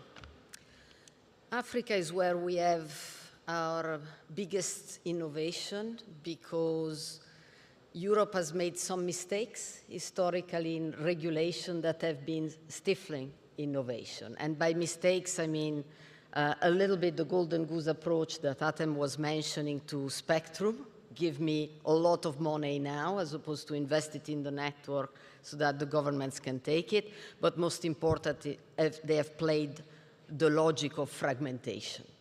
And our businesses need scale to be able to innovate. And African countries in the main give us the opportunity to reach that scale. If I take the example of Vodafone, Africa is where we have invented mobile money. The very first fintech platform happened here, and it's called M-Pesa, and to this day is the largest fintech platform in Africa and has transformed lives. The same is true for IoT. Across Africa, we have fantastic applications of IoT supporting areas such as agriculture or energy, where in particular when governments are playing the role of architects with us on the transformation of the economy, you can see all the benefits of innovation accruing to drive economic development. On the innovation front, Mickey, we were talking about DeepSeek backstage and just the changes that are happening around AI at this very moment. How is AI going to change how we all connect around the world? Well, for example, for the usage of AI for the network management, Rakuten only have 800 employees versus our competitors have 15,000. And we manage all the network addresses, energy consumptions by AI. Why we can do it? Because our network is like internet. It's all managed by software, no dependency on the hardware. So I think another big problem of telecom industry is so much hardware dependent, which is not really easy to manage. But yeah, maybe you can, but it's going to be challenging. So that's the way we should go with. And then talking more broadly about AI, obviously there's two AIs. One is what we call very strong AI, like OpenAI or DeepSeek or Gemini or Google. And we also have what we call weak AI, which is more specialized in something like manufacturing or medicine or some self-driving. I think these are very, very promising business model. But when we go to the really big, open, strong AI, I don't know whether it's going to be a sustainable model, or maybe some of the vendors is going to open up the open source or the algorithm. We will see. I don't know, to be honest. Just wanted to build on the fact that AI will need strong networks. And in some countries where networks are not well invested, don't have enough capacity or enough speed, latency, all these will be characteristics that today people don't necessarily feel the need of every day, because for particularly the consumer use of mobile, you have more limited needs. AI will need strong networks, and strong networks will need AI. Most likely, most of the AI function will be stored on edge, where it is closer to your mobile. So even you don't have very expensive devices, you will be able to use edge as AI. And the Rakuten has built almost 450 regional data site, and we're trying to put our Rakuten large language model onto the edge. Yeah. Adam, how do we overcome these clear obstacles when it comes to digital transformation? Digital transformation? For Hatem, sorry. Yeah. Sorry. Look, we love having you in the middle. Okay, I should step back a little bit like this, huh? Look, I think the most important thing to clear any obstacle is actually dialogue. So being here today, lots of governments are here, including many of the countries where we operate. I think it's very important for everyone to understand the potential that can be unleashed by technology. And by technology means by connecting people, by having the proper applications, the proper training for the workforce. Again, AI is going to change the world. It's going to change the nature of jobs. If people don't learn that early on and be able to use AI in their specific roles, it will be a problem. So it's very, very important that we have these dialogues, that we continue to work together in order to be able to improve on this. And this could be legislation, regulation, all kinds of things that help get this forward in terms of policy and make it work for everyone. And I give, again, some examples. Data sovereignty on AI. There are some countries want to use AI, but they don't want their data to go outside. How can we solve this? How can we create, again, the security of this data as it moves across borders and be able to utilize and harness all these effects? That's one example. And it's essential, as also AI needs energy and so on, so we cannot build AI models everywhere. Today, 7% of the global population has English as their native language. 20% of the global population speaks English, yet 70% of the learning of AI today is based on English. So there's a huge bias because it's based on the literature and the things that are written by 7%, the 20% understand, but is being there for the 70% that don't use it. Well, I think we're going to have to stop there. A wonderful conversation. Thank you all very much for joining us today. Appreciate it. Thank you, Sam. Thank you. Thank you.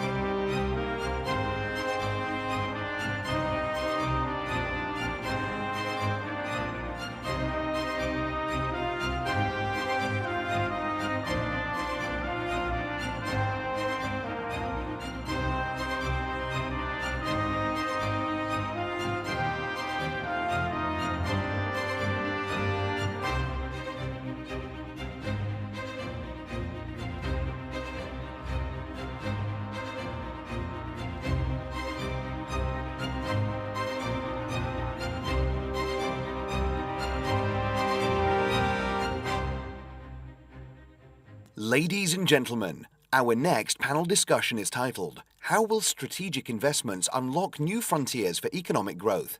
This session is moderated by John Defterios. Please join me in welcoming our distinguished panel.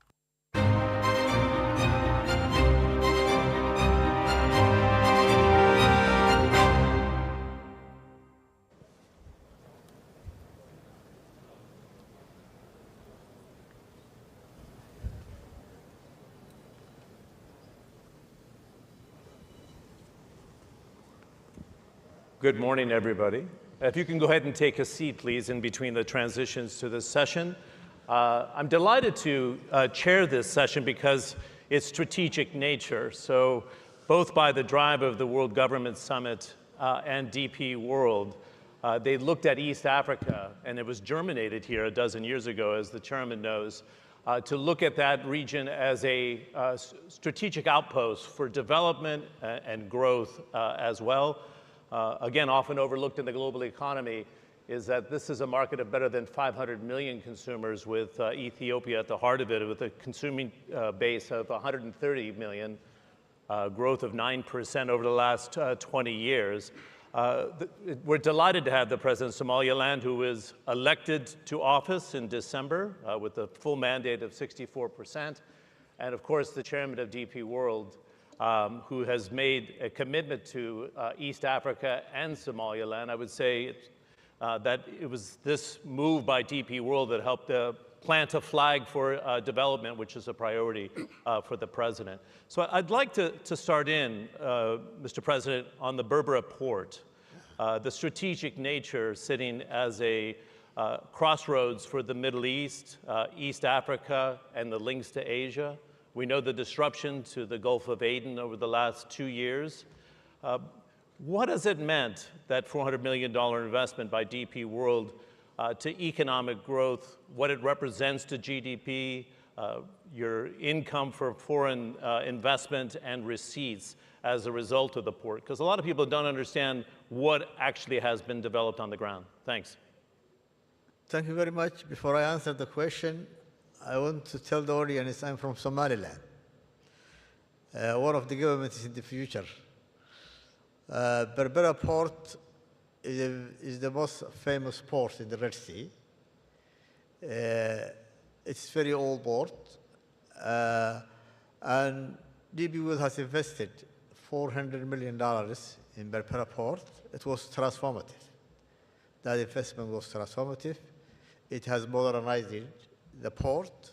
It has increased the capacity of the port, and now it became a very important port that can give service to the to most of the African countries that have no port. Our main customer and neighbor and our friendly country is Ethiopia, which is more than 140 million population. So Berbera will give a service to Ethiopia now. I expect we have to finalize our transit and trade agreements with Ethiopia soon, inshallah. Good. Is that something you think you can get done within your first year in office, which would conclude in December 2025? Because everybody's been looking to see if we can get that agreement unlocked and what it would do for development and trade for Ethiopia as well. My plan is to finalize before the end of the year. That's quite significant. Yeah. Mr. Chairman, I remember discussing this port with you going back 10 years ago and planting a flag, if you will, in Eastern Africa. It's not your first foray there. How does Berbera rate in all the operations you have in nearly 80 countries around the world in terms of modernization, the intelligent infrastructure, the strategic nature of how it can serve as a crossroads? Because you can make comparisons to what you have in Latin America, Far East Asia, Europe, of course, and the United States. What's the modernization that's actually been undertaken? Thank you. First of all, I am happy to attend the Government Summit, and I'm honored with the President, whom in short notice came, and he told me I'd been only a few days in the office, and we told him, well, I think it's a good audience, they need to listen to you as a new President. We did a study on Ethiopia. Ethiopia has a double-digit growth in their economy. It's a country of over 100 million people. And the study shows that Ethiopia needs at least 5 ports to cope with the growth that they're going to see in their country. And we selected Berbera for many reasons. First of all, it's an old port. It has been in existence before any ports, in fact, the Red Sea. Unfortunately, it was ignored, but we worked with the government and they encouraged us. We invested in it. Somaliland is not a small country. They have over 4 million people and a lot of businessmen and traders.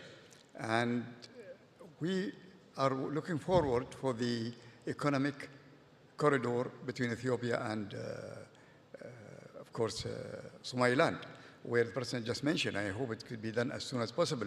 This agreement will facilitate trade between both countries.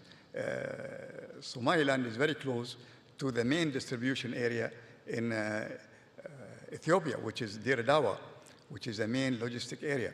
And so the relation between the countries are being very good, and many Somaliland people live in Ethiopia, and Ethiopia looks with positive attitude toward Somaliland.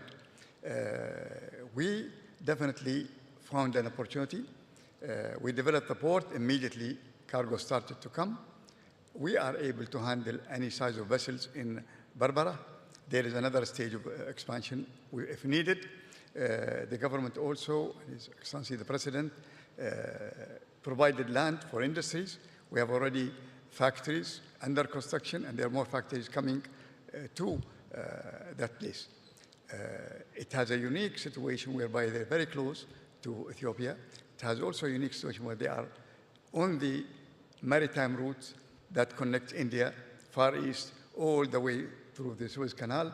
So it's a very strategic location, but also for business, we have been very happy with the growth of the business. Good. I'd like to have the strategic input, Chairman, on why the UAE, I like to say UAE Inc., decided to go into Somaliland, because you were in there before anybody else was even thinking about it. So what was the strategic decision, the geopolitical, geoeconomic decision to say, you know what, we can make this work. This country's not recognized, and I want to talk to the President officially with global recognition for statehood.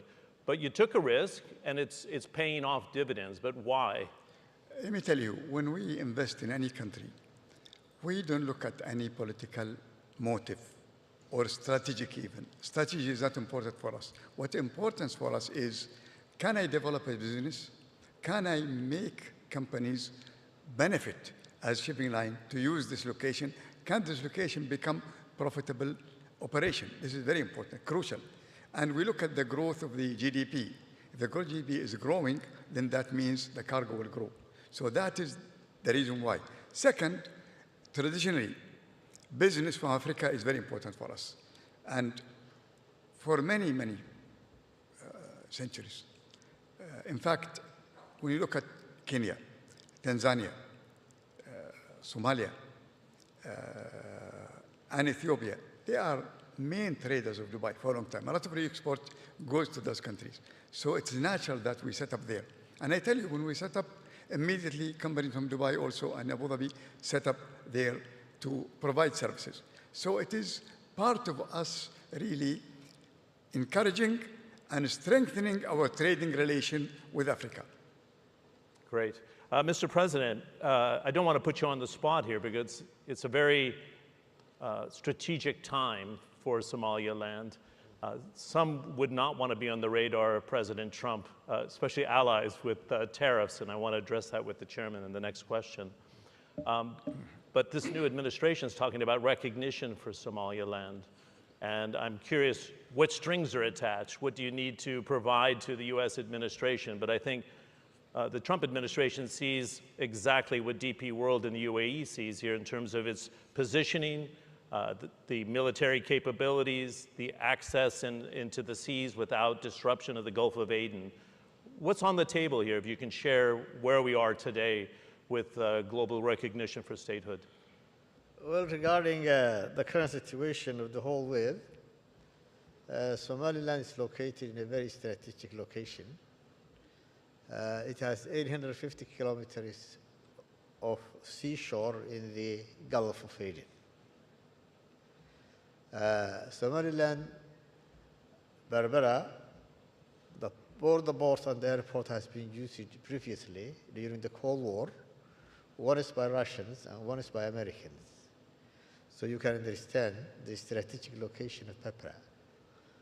And Somaliland, as a country, has become independent on 26 June 1960. But unfortunately, it has chosen to give up its sovereignty to find Greater Somalia and join it with Somalia, who got its independence 5 days later. of 1st July 1960. And again, Somaliland has regained or reclaimed its independence on 18 May 1991. But until 1991, it has not been recognized officially by most of the countries. But all the countries in the world have been dealing with Somaliland as a separate entity. Somaliland is a country, is a democratic nation, which holds elections and gives a transfer of power in a democratic way. Yeah, peaceful transition, actually. Yes. I was asking something. We have limited time. What's going to be the result of this recognition by President Trump? Does it jumpstart global official recognition as a country, in your view, sir? Regarding our democratic administrative system, we are expecting everywhere from the international community. We have all good relations with the United States, with Great Britain and other countries, but now we hope that the United States may be the first country to recognize Somaliland. That would jumpstart the whole process, I would imagine, right? Yeah. Okay. Mr. Chairman, we sat 3 weeks ago in Davos for the DP World Global Trade Outlook 2025, and you said something very prescient at the time. You said these moves by President Trump on trade, even with allies like Canada and Mexico, Yes. the European Union, they're supposed to be close friends, but the tariffs have moved forward in a big way. But you said something then that he's desiring fair trade, not protectionist policies. Yes. I'm going to put you on the spot here. Do you still believe that? Is the case? I know even the UAE with its aluminium exports are quite concerned. Well, for Trump, he is looking for fair trade. Fair trade, not free trade. Fair trade, in his mind, and he said it many times, is if American market is open, then he expects other countries to open their market. China's market has to be open for American products. This is the crucial thing for him. Now, with Trump, I've been following him for a long time. It is not what he says. So when you listen to him, his announcement, look at what he does, not what he says. When he said, for example, about Canada, I'm going to put a tariff. And then deliberately he will threaten so that he can go back and negotiate a deal. He's a businessman. He wants to make a deal. He wants people to come to the table to discuss. So with the Canadian, he asked them to do something. They fulfilled it. With the Mexican, it's all held. It's not going to be applicable. I think even with China, there'll be threats of retaliatory tariffs, but eventually the goal from him is not to fight, is not to sit on the table and discuss. So sometimes he comes with a very tough announcement, but what he wants is the people who listen to it to come and sit on the table to negotiate. At the end of the day, he wants to negotiate a deal. Good. It's not going to be calamitous and push the U.S. into a recession, in your view? I don't know about recession, but I don't believe that he wants to stop trade. He wants fair treatment to American products. He wants things, you know, when you talk about Panama, for example, you know, he wants to come with a deal with the Panamanian. Basically, that gives him something to say, I want the agreement. Good. Mr. President, any final thoughts as we conclude? Because there's also a potential for the military commanders to come into Somaliland as well, Hopefully, that relationship will continue and develop. And I thank the whole forum, and I thank the organizer of the event for inviting me here. Thank you very much. Good. Nice to meet you in person. President Abdul Ali, Chairman Sultan bin Sulaim. Can we have a nice round of applause for both of them? Thank you very much. Thank you.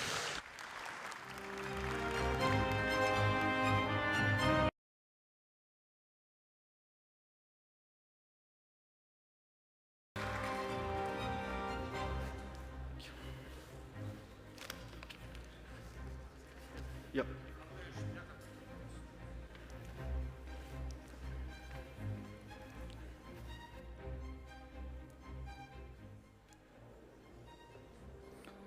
Урматтуу Дипанжан Рой Чоудхари мырза, урматтуу саммиттин катышуучулары, айымдар жана мырзалар. Эң алгач Birikкен Араб Эмираттарынын жетекчилигине министрлер кабинетинин иштери боюнча министри улуу мартабалуу Мохаммед бин Абдулла Аль Гергави мырзага салттуу жылуу меймандостукка жана дүйнөлүк өкмөттүк саммитти мыкты уюштургандыгы үчүн ыраазычылык билдиргим келет. Бул саммит адамзатты тынчсыздандырган маселелерди талкуулоо үчүн уникалдуу аянтча катары кызмат кылат. Ушул калыптанып жаткан глобалдык таасири темасына арналган сессияда сөз сүйлөө мен үчүн чоң сыймык. Биз фундаменталдуу өзгөрүүлөрдүн жана башкаруунун салттуу механизмдеринин кыйроо доорунда жашап жатабыз. Мурда глобалдык таасир аймак, калк, ресурстар жана аскердик күч менен аныкталса, бүгүнкү күндө бул факторлор экинчи планга өтүп баратат. Заманбап дүйнөнү технологиялар, экономикалык тармактар, маалымат агымдар жана ой жүгүртүү стандарттар калыптандырууда.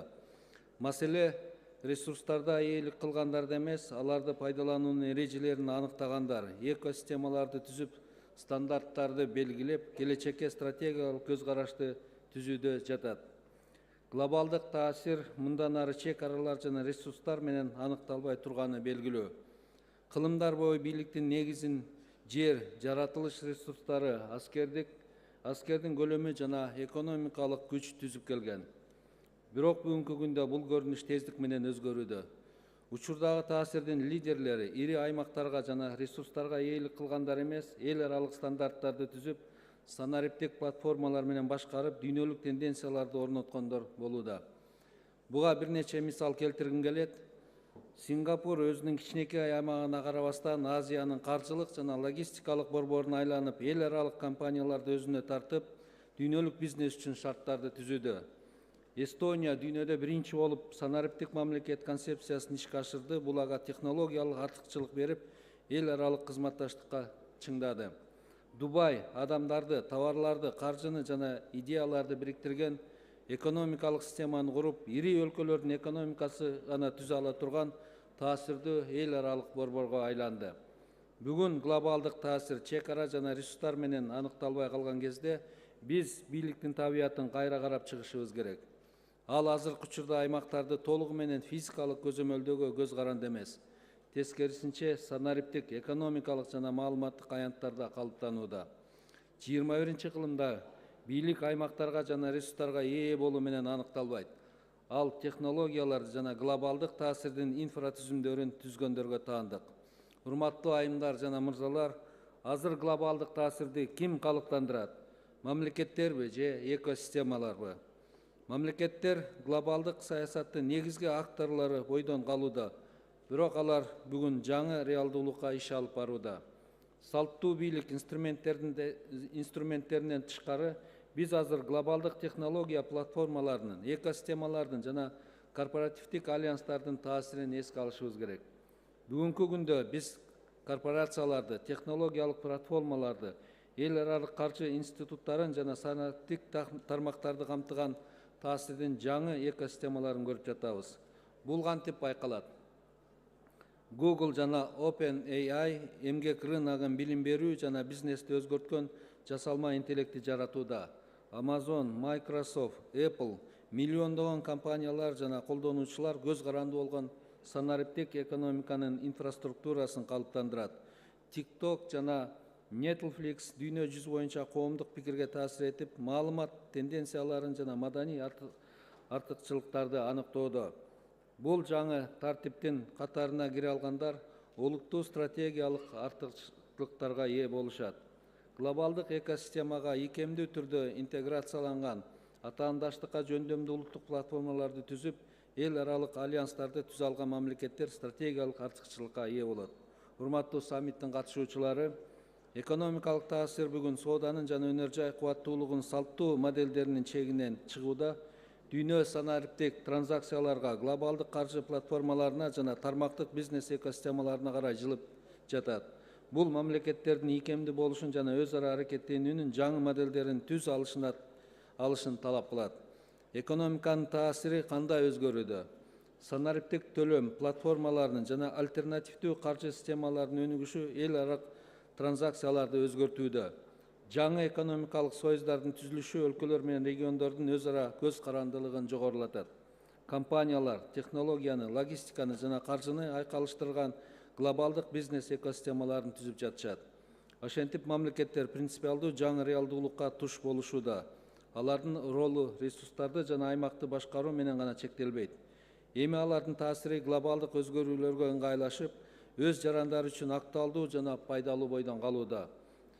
Глобалдык процесстерге интеграциялоо үчүн шарттарды түзүү жөндөмдүүлүгүнө жараша болот. Өкмөттөр азыркы доор бул маанилердин, технологиялардын жана түйүндөрдүн атаандаштык доор экенин аңдап билгенде, жөн гана турбастан лидерлерге айлана алышат. Баалуу адамдык капиталга, динамикалуу жаштарга жана демилгелерин жигердүү өнүктүрүүгө дарамети бар болгон өлкө Кыргыз Республикасы сыяктуу кичинекей мамлекеттер да бул дүйнөлүк тенденцияларды өз позицияларын бекемдөө үчүн пайдалана алышат. Кыргызстан өз өнүгүү жолунда Борбор Азия чөлкөмүнүн чок ортосунда жайгашкан, деңизге чыга албаган өлкө катары гидроэнергетикалык потенциалдарды жогорулатууга, транзиттик мүмкүнчүлүктөрдү ачууга жана мамлекеттик башкарууну санариптештирүүгө басым жасоодо. Анткени Кыргызстан региондогу суу башындагы өлкө болуп саналат. Анын географиялык жайгашуусу суу күн тартибин түзгөнгө шарт түзөт. Жалпы ГЭС аркылуу энергия өндүрүүнүн потенциалы жылына 140 миллиард киловаттан ашык. Суу ресурстары өлкөнүн керектөөлөрүн канааттандырат жана ошондой эле агымдын ылдый жагында жайгашкан Борбор Азия өлкөлөрүнүн кеңири аймактары үчүн негизги суу булагы болуп саналат.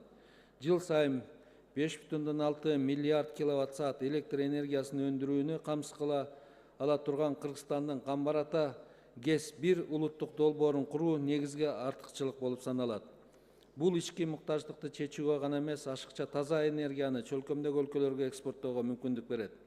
Экинчи мега долбоор Кытай, Кыргызстан, Өзбекстан темир жолунун курулушу. Бул долбоордун практикалык ишке ашуусу өткөн жылдын декабрь айында Кыргыз Республикасынын президенти урматтуу Садыр Нуркожоевич Жапаровдун катышуусунда башталган.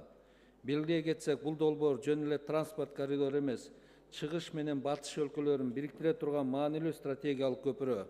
Бул каттам Кытайдан Кыргызстанга, ошондой эле Борбор Азия жана жакынкы чыгыш өлкөлөрүнө, анын ичинде Туркияга, андан ары Европа биримдигине товарларды жеткирүүнү камсыздайт. Долбоор аймактар аралык байланыштарды чыңдап, транспорттук каттамдарды диверсификациялоого жана Борбор Азия өлкөлөрүнүн максаттарына шайкеш келген эл аралык транспорттук транзиттик борбор катары аймактын атаандаштыкка жөндөмдүүлүгүн жогорулатууга жардам берет. Мен айткан үчүнчү бакыт санариптик трансформация. Анын негизги максаты бюрократияны жана мамлекеттик кызмат көрсөтүүлөрдүн чыгымдарын азайтуу аркылуу жарандарыбыздын жана ишкерлерибиздин жашоосун жеңилдетүү. Бүгүн биз санариптик трансформация, жасалма интеллект жана маалыматтарды жөн гана курал эмес, маалыматтык жана стратегиялык ойлонулган чечимдерди кабыл алуу үчүн негиз болуп жаткан мамлекеттик башкаруунун жаңы доорунун босогосунда турабыз. Жасалма интеллект өкмөттөргө башкарууну жакшыртуу үчүн болуп көрбөгөндөй мүмкүнчүлүктөрдү түзүүдө. Бүгүнкү күндө дүйнөдө чечимдер миллиарддаган маалыматтардын объективдүү анализин негизинде кабыл алынууда. Эгерде биз фискалдык реформалардын, энергетикалык тарифтердин өзгөрүшүн же инвестициялык программалардын ишке киришинин таасирин алдын ала баалай алсак, бул бизге тобокелдиктерди минималдаштырууга, экономиканын туруктуулугун жогорулатууга жана чыныгы тең салмактуу натыйжалуу чечимдерди кабыл алууга мүмкүндүк берет. Биз эл аралык өнөктөштөрүбүздүн тажрыйбасын жана билимин өздөштүрүүгө даярбыз. Кымбаттуу достор, бүгүнкү күндө дүйнөлүк таасир мамлекеттерге гана эмес, бардык үчүн жеткиликтүү болуп берүүдө. Компаниялар, стартаптар жана атүгөл жеке адамдар инновациялык чечимдерди сунуштоо, алдыңкы технологияларды иштеп чыгуу жана жаңы маңыздарды түзүү аркылуу дүйнөлүк аренадан атын чыгара алышат. Бүгүнкү күндө глобалдык таасир саясат жана экономика гана эмес, тескерисинче идеяларды калыптандыруудагы ой пикир жана баалуулуктарды жаратууга жөндөм болуп саналат. Жаңы пайда болуп жаткан глобалдык таасир мындан ары чоң державаларга, күчтүү альянстарга, корпорацияларга же компанияларга гана таандык эмес. Реалдуулукту өзгөртүүчү идеяны сунуш кыла алган ар бир инсан үчүн жеткиликтүү болуп калды. Мына ушундан улам 21-кылым маңыздардын технологиялардын жана идеялардын атандашуу заманы. Көңүл бурганыңыздар үчүн чоң рахмат.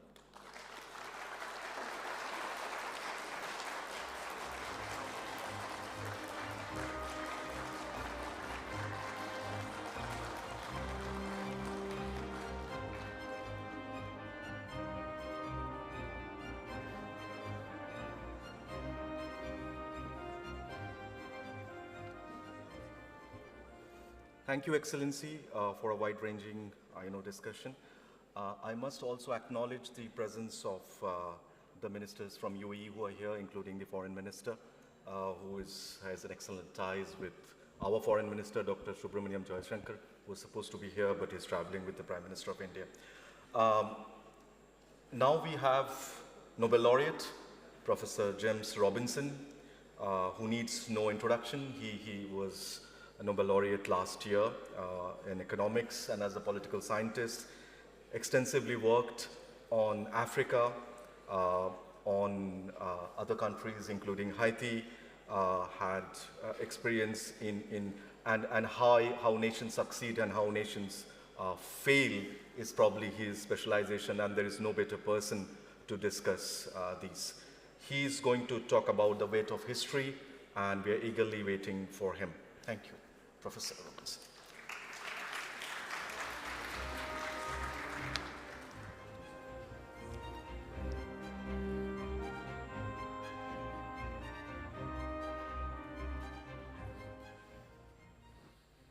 Okay, thank you very much. Good morning, and I'm very delighted to be here today. Do I have to press something, or is it going to magically emerge? I have some slides. Anyway, so why emergent? The emphasis on emergent. I could press this, see what happens. Oh, there it is. Okay, all right. I did have to press something after all. Okay, so this session is about emergence and emergent futures and emergent leaders. Why the discussion of emergence? Because many societies in the world, economically and politically, are hamstrung in a sense by their past. And so a lot of the research that Daron Ashimolu and Simon Johnson and I did, for which we received the Nobel Prize, was about this legacy of the past. And I want to just emphasize two aspects of the research for which we won the Nobel Prize. One is the connection between institutions and prosperity, in particular what we call inclusive institutions and prosperity. And the second point I'm going to emphasize, which is important for thinking about this issue of the weight of the past or the burden of history, is how history has shaped the distribution of institutions and prosperity in the world today. Okay? So the first part, why are inclusive institutions so important for understanding the prosperity of society? I always like to illustrate this, so I'll come back to the light bulb theme. I like to illustrate this with the patent, Thomas Edison's patent for a light bulb. So Thomas Edison, the great 19th century innovator, he invented the light bulb. And after he came up with the light bulb, he took out a patent. So a patent is a very interesting economic institution. It's something which protects your intellectual property rights. So economists have known since the work of Robert Solow in the 1950s that what drives economic development is innovation. It's new technologies, new ideas, new ways of raising productivity. Okay? So when you come up with an idea, that's something which is very easy for other people to borrow, to take, to use. A patent is something which is meant to protect your intellectual property rights, that's meant to create incentives for innovation. Okay?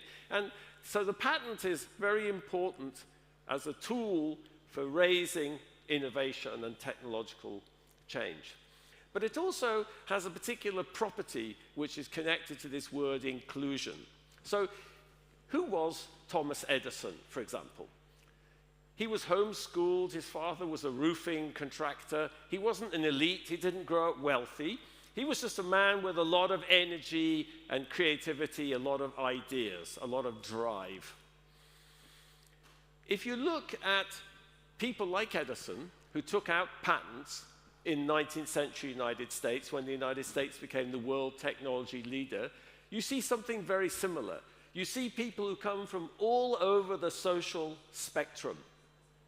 Talent, ideas, creativity, it's spread out everywhere in society. You don't know who those people are who have that. So what you need to do is to create a set of rules, a set of institutions that allows all that talent to come to the top. And that's what the patent system did. The patent system, you could file a patent, there was a board, it evaluated your innovation, everyone could pay the same fee, and the state enforced your intellectual property rights. So it was inclusive, it was an inclusive institution in a particular sense of it created very broad-based opportunities and incentives. Okay? So we know inclusive institutions are associated with prosperity. Why doesn't the whole world have inclusive institutions and prosperity? Well, that's where history comes in. So one of the things we showed in our work is that if you look at variation in institutions in the world, it's heavily associated with historical events, in particular European colonialism. So I don't want to go into details of these figures, but in our work we emphasized a lot. Within the colonial world, you see very different societies with very different types of institutions emerging, depending on the circumstances that Europeans faced. And in particular, in places with very high disease burdens for Europeans, Europeans couldn't settle, and it was very unlikely to have inclusive institutions in those societies. So here, I separate the former colonial world into red, blue, and green, and think of green countries as places that were healthy for Europeans to live in. Red were places that were extremely unhealthy, and green is somewhere in the middle. On the different axes here, there are different measures of institutions today. Corruption, rule of law, and accountability, an average of different indices, the rule of law from the World Bank. It doesn't really matter how you measure this. Countries which historically, hundreds of years ago, had very bad disease environments for Europeans systematically have worse institutions today. And that's because of the way colonial societies formed in those places. Okay? That doesn't matter for institutions. Here's just institutions. Here's the connection to prosperity. You find the same thing. Places with high levels of mortality, such as Mali or Nigeria, tend to be much poorer today than places in the former colonial world, like the United States, which historically had much more benign disease environments for Europeans. Okay, so here's the weight of history. You know, how come that persists? How do we know it persists? Well, you know, we can just look at that data over time. So if I separate the world into high, medium, and low mortality for Europeans, and I just measure one way, institutions in one way, kind of putting together corruption, rule of law, accountability, you can see for the last 120 years, there's been this distribution. Places which were healthy for Europeans in the colonial period have much better institutions, and that's been like that for a long time. And you see these things are just very persistent over time.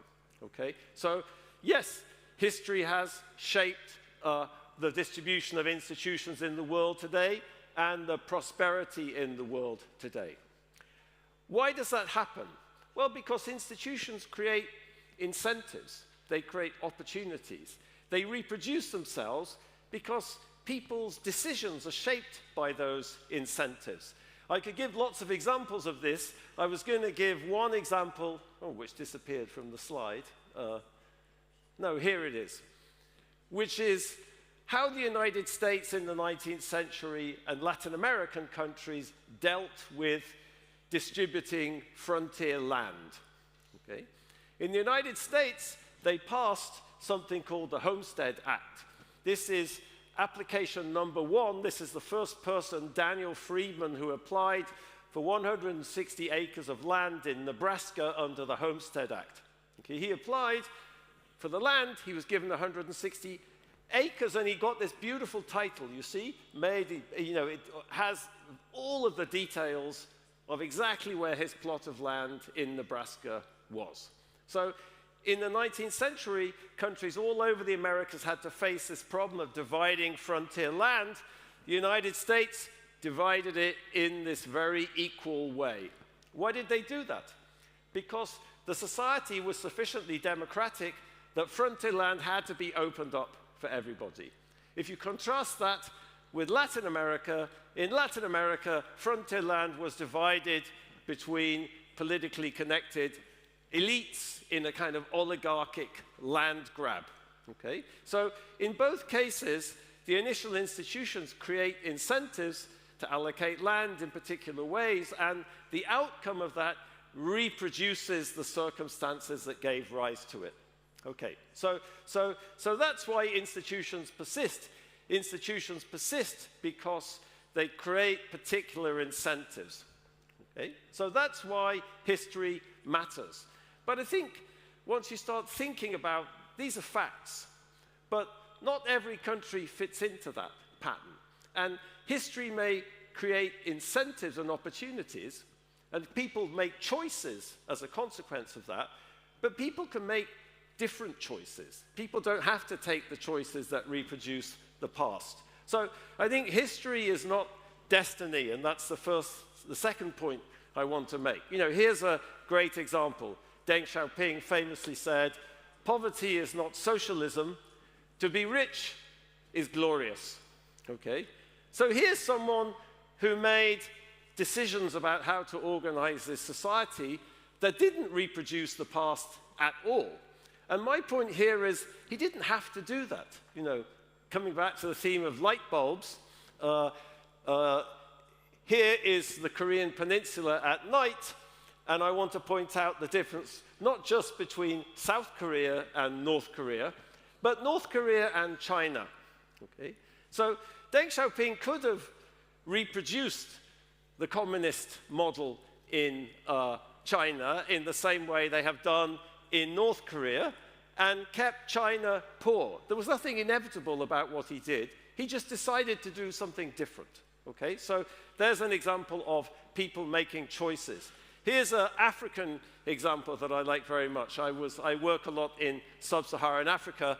Here's on the right in the suit is Seretse Khama. So Seretse Khama, the first president of Botswana, an independent. Here he is with Harry Oppenheimer, the head of De Beers diamond mining company, at the opening of the Orapa diamond mine.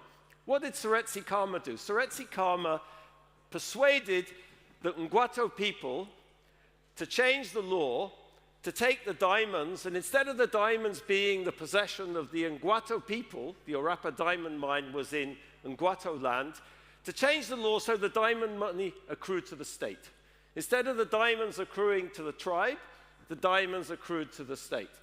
Okay? So that was a remarkable decision that changed the trajectory of Botswana. He didn't have to do that, but he decided that this was in the interest of the country.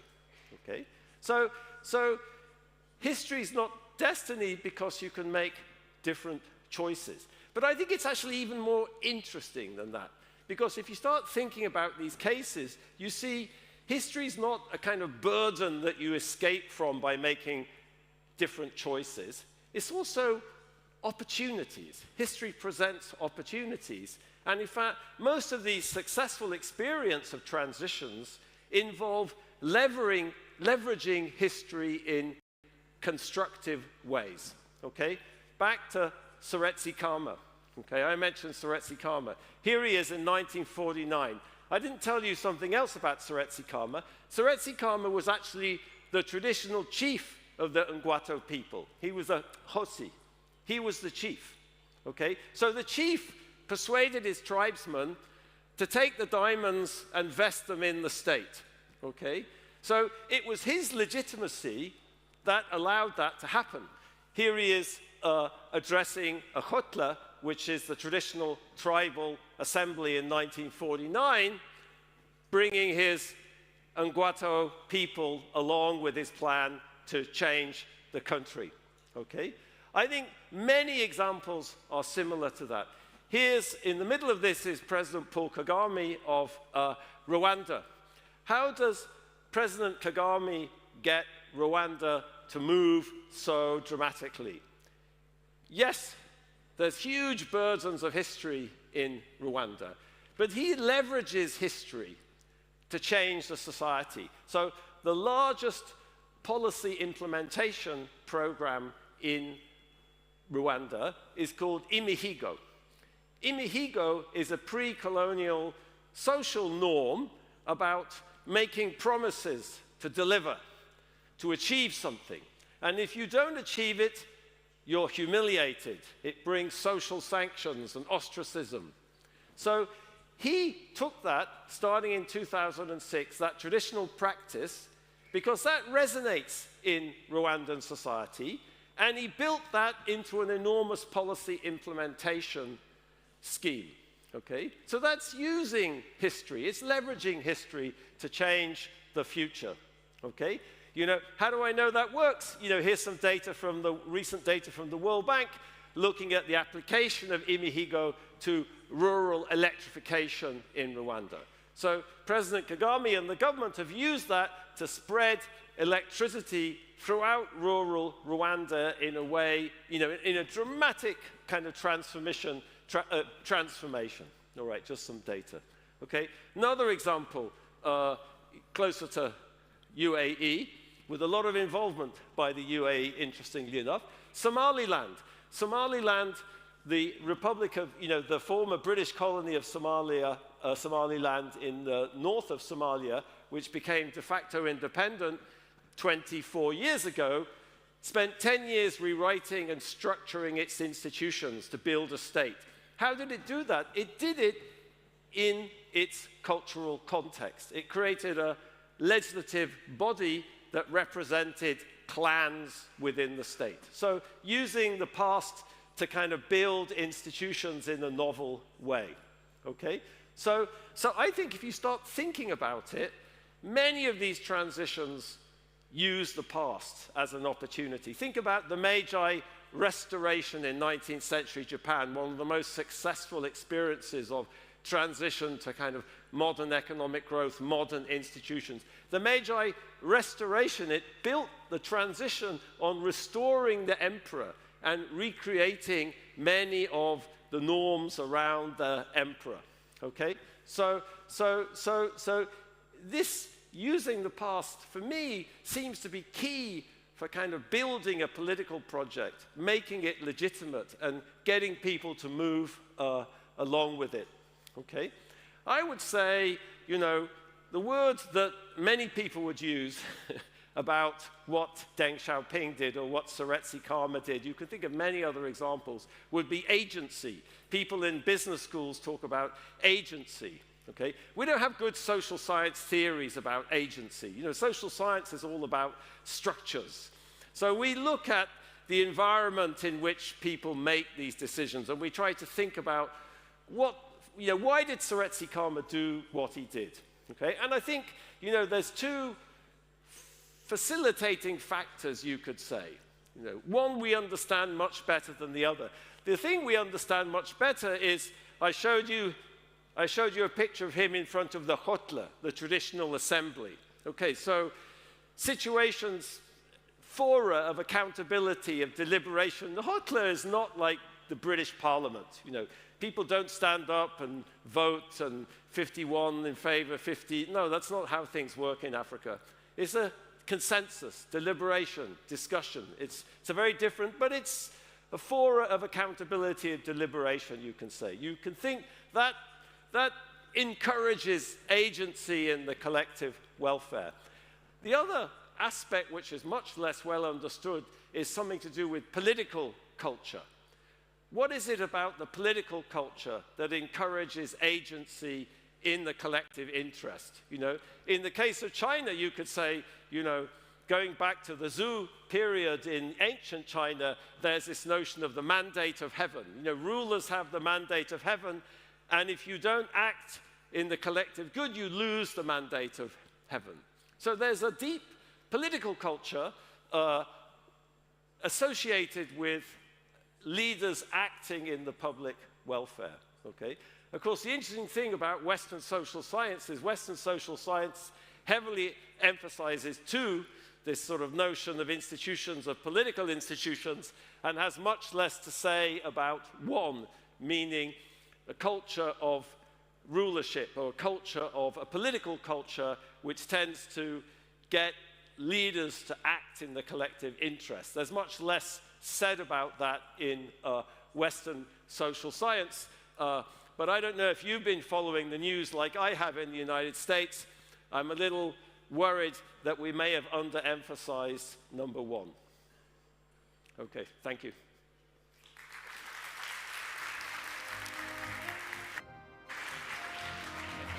Yep.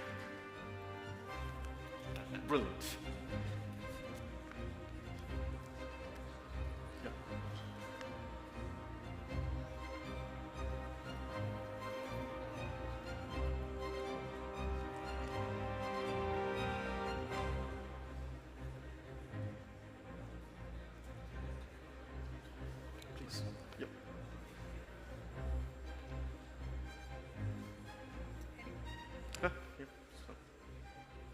I think I'll sit here. So it's better.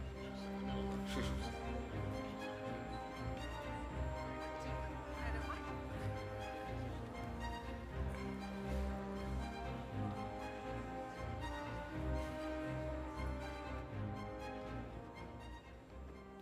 So, without much ado, I'll just go straight away because we've really, a bit, tight on the time, and we have really exciting kind of topics to be covered. Thank you, Professor, for the brilliant presentation. We are now from an economic journey. We're now going to get into geopolitics and some geoeconomics. So I start with Lara Burrow, the CEO of the Economist Group. You know, we are in the first few weeks of the Trump 2.0. What do you think? You know, what would his 4-year term look like? He seems to be on a mission. So how do you think this is going to shape in the next year and the coming years? Well, hello, everybody. Great to be here. Marhaba. I think we would all like to know what this will look like in 4 years. I've had trouble keeping up with what's happened in the last 20 days. I think he signed now 60 executive orders in the first 20 days. That's more than Biden signed in the first 100 days. He's trampled all over the US, Mexico, Canada agreement. He has threatened the sovereignty of nations. He has made some jaw-dropping comments about Gaza, and so the list goes on. So just extrapolating from that, I think one of the sort of observations, and I'll go back to a comment that Chrystia Friedland made in an article she wrote to The Economist only a couple of weeks ago, is uncertainty is a feature, not a bug, of the Trump administration.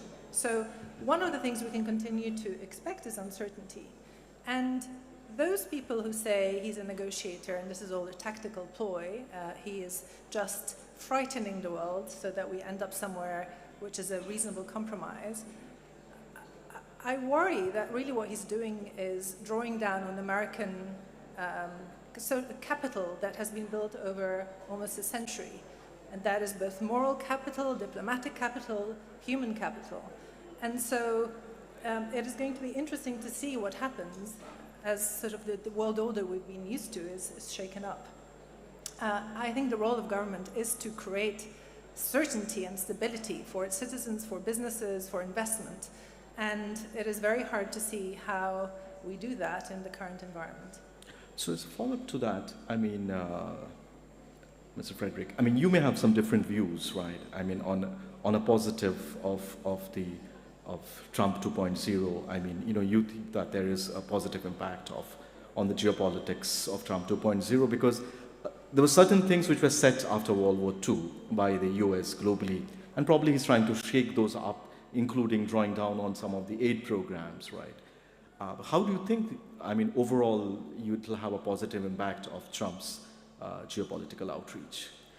So, first, it's important to say that what's in this one man's mind and the decisions he takes could have massive consequences. So let's lay out the global context first, which would have been the same if President Kamala Harris had been elected or if President Trump had been elected. And the global context is a war in Europe. It's the most dangerous moment probably geopolitically in our lifetimes, 2025.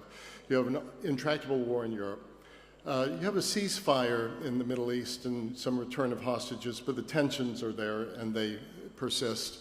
You have tensions with Asia, and you have a contest for the commanding heights of technological change, artificial intelligence, and artificial intelligence is going to be very promising in many respects, but very disruptive in many respects.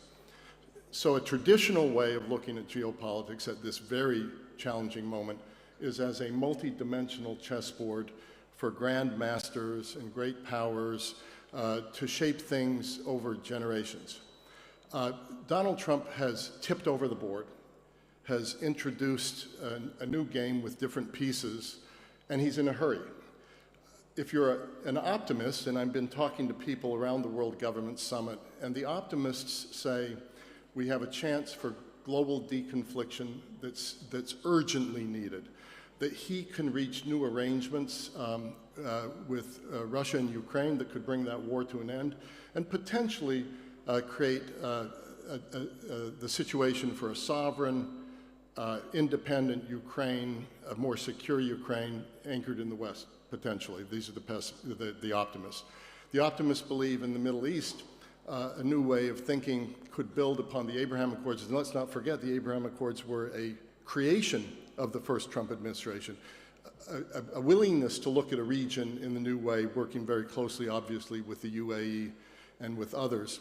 And one could build on that to get Saudi normalization with Israel, a new arrangement with the United States between the Saudis. It would be a huge breakthrough. And then with China, he could also bring this situation into a new arrangement. So that's the optimists. By looking at things in a new way, by being transactional, non-ideological, pragmatic, and ambitious, he could shift all of this. The pessimists look at what you were talking about, which is second-order effects of too many tariffs, second-order effects of not taking your partnerships and your allies seriously enough. If you empty Gaza, what does that do to Jordan and to Egypt in terms of refugee flows? And so you have both sides happening, but what one has to understand is this man comes into a situation where the world anyway is in a very precarious, but also potentially promising situation, and he's going to have a very big impact. I am more optimistic. One shouldn't forget that the United States has more than 25% of GDP, 27, 28% of GDP, but 70% of equity investments. It still is a place people want to send their children to school. It still is a place where people are sending billions and billions of dollars of investment, particularly around artificial intelligence. But what's true is our allies and our partners want consistency. And they don't just worry about the Trump administration in that respect. They also have seen through the Obama administration and through into the first Trump administration and through into the Biden administration, particularly in this region, they haven't been getting sufficient consistency of purpose from the United States. As a follow-up, Mr. Kemp, I mean, you know, the biggest challenge, geopolitical challenge, or geoeconomic challenge that the US is facing currently, irrespective of who is the president, is from People's Republic of China. I mean, there are some signals, and these are very nascent, and I also am very curious to understand. Do you think that he could reach a deal with China? Somebody as some people are mentioning, that raise the tariff in 6 months, reach a deal.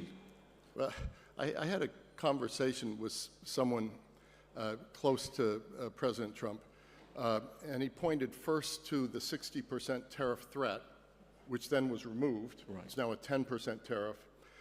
The Chinese have responded calmly to that. He, through executive order, stopped the ban on TikTok for a 75-day review, so that gave that a breather. And so this person said, well, could it be Trump to China like Nixon to China? And he said, well, he likes making deals with big, powerful leaders around the world, and so he would rather make a deal with China than go to war with China. And so that's what he's going to try, and he'll try to make a deal through a mixture of carrots and sticks. And I said, well, who will be Kissinger? And he said, well, Elon Musk would like to be Kissinger.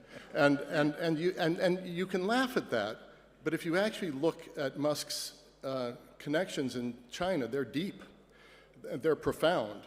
And if there's anyone in the Trump circle, and the United States, there's bipartisan consensus on very little in our country, but in terms of being anti-communist China, there's a bipartisan consensus. But I think Musk, with his Tesla plant, with other business interests in China, has really been very forward-leaning in creating better relations with China.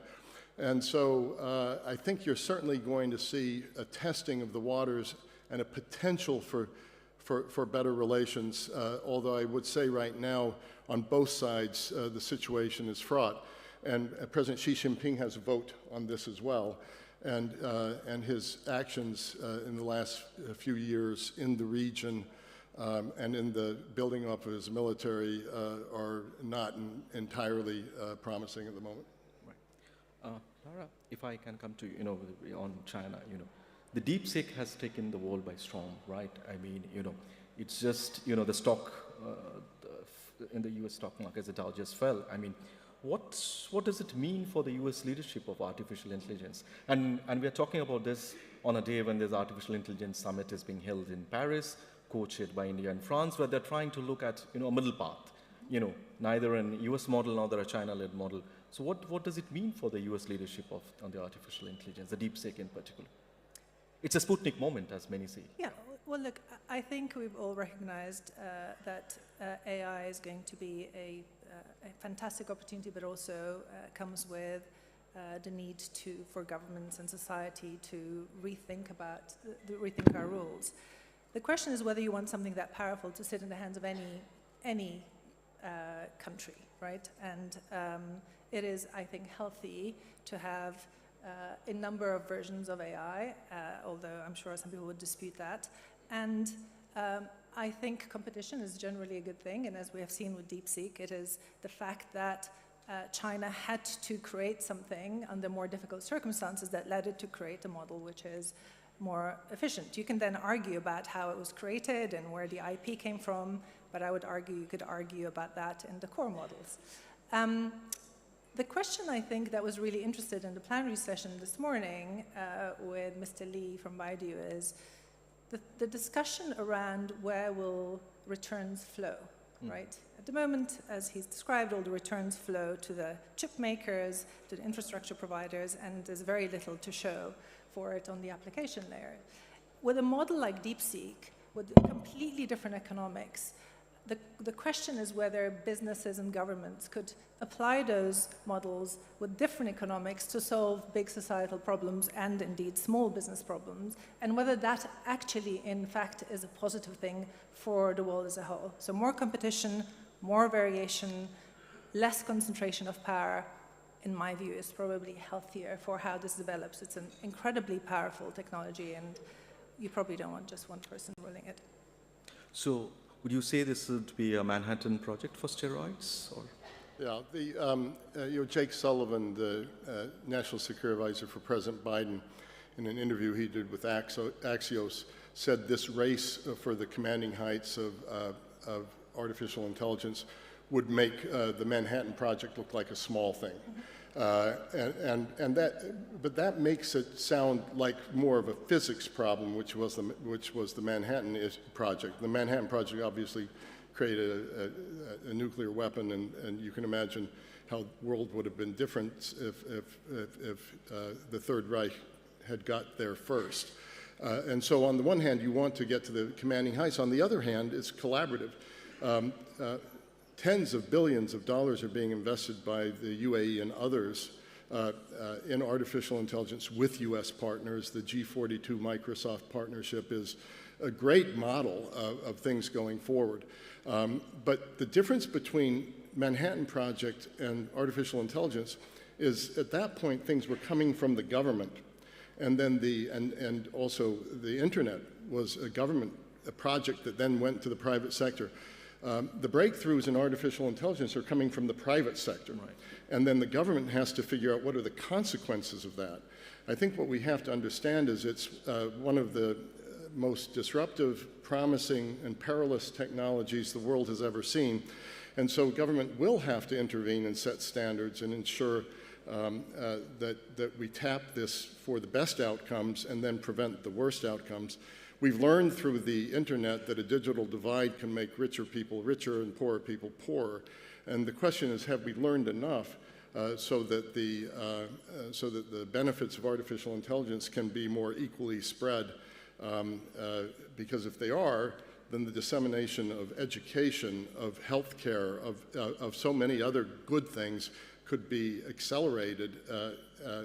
But on the other hand, there's also dark sides that can be accelerated as well. So I think we're in. I always tell my friends, if in the next 4 years, everyone seems to be talking about President Trump, but artificial intelligence is going to have a hell of a lot more impact on where the world is 4 years from now than Donald Trump will have. Thank you. One quick last, Laura, what do you think is the Global South heading among this competition between two big powers? Well, look, I think it's undisputable that the Global South is going to become more important. I think the latest stat is 18% of the world GDP concentrated in 133 countries, but 30% of trade and 62% of the population. So the one undisputable thing is that trade between the Global South, the importance of the Global South is only going to rise. There's probably too little being spoken at this conference and everywhere else about that, and so I think I'm optimistic. If you're sitting in the Global South, the future is probably looking quite bright. Thank you. I'm afraid we have run out of time. It was a brilliant session, and to discuss President Trump and China, I think even 3 days are not enough. Thank you so much. Thank you. Thank you.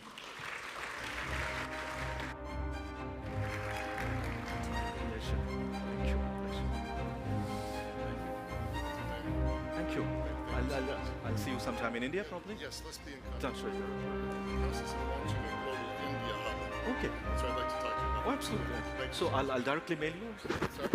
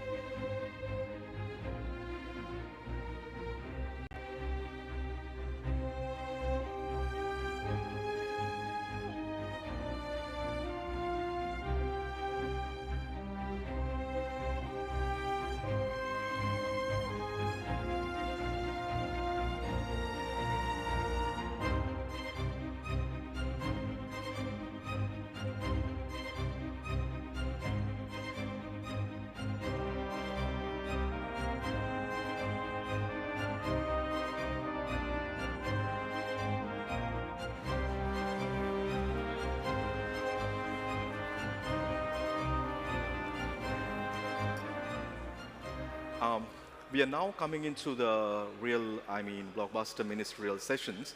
And the title of this is, Will Economic Alliances Drive the Future of Global Influence? And to discuss this, we have two very interesting and knowledgeable personalities. His Excellency Pedro Reis, the Minister of Economy of Portugal. Welcome.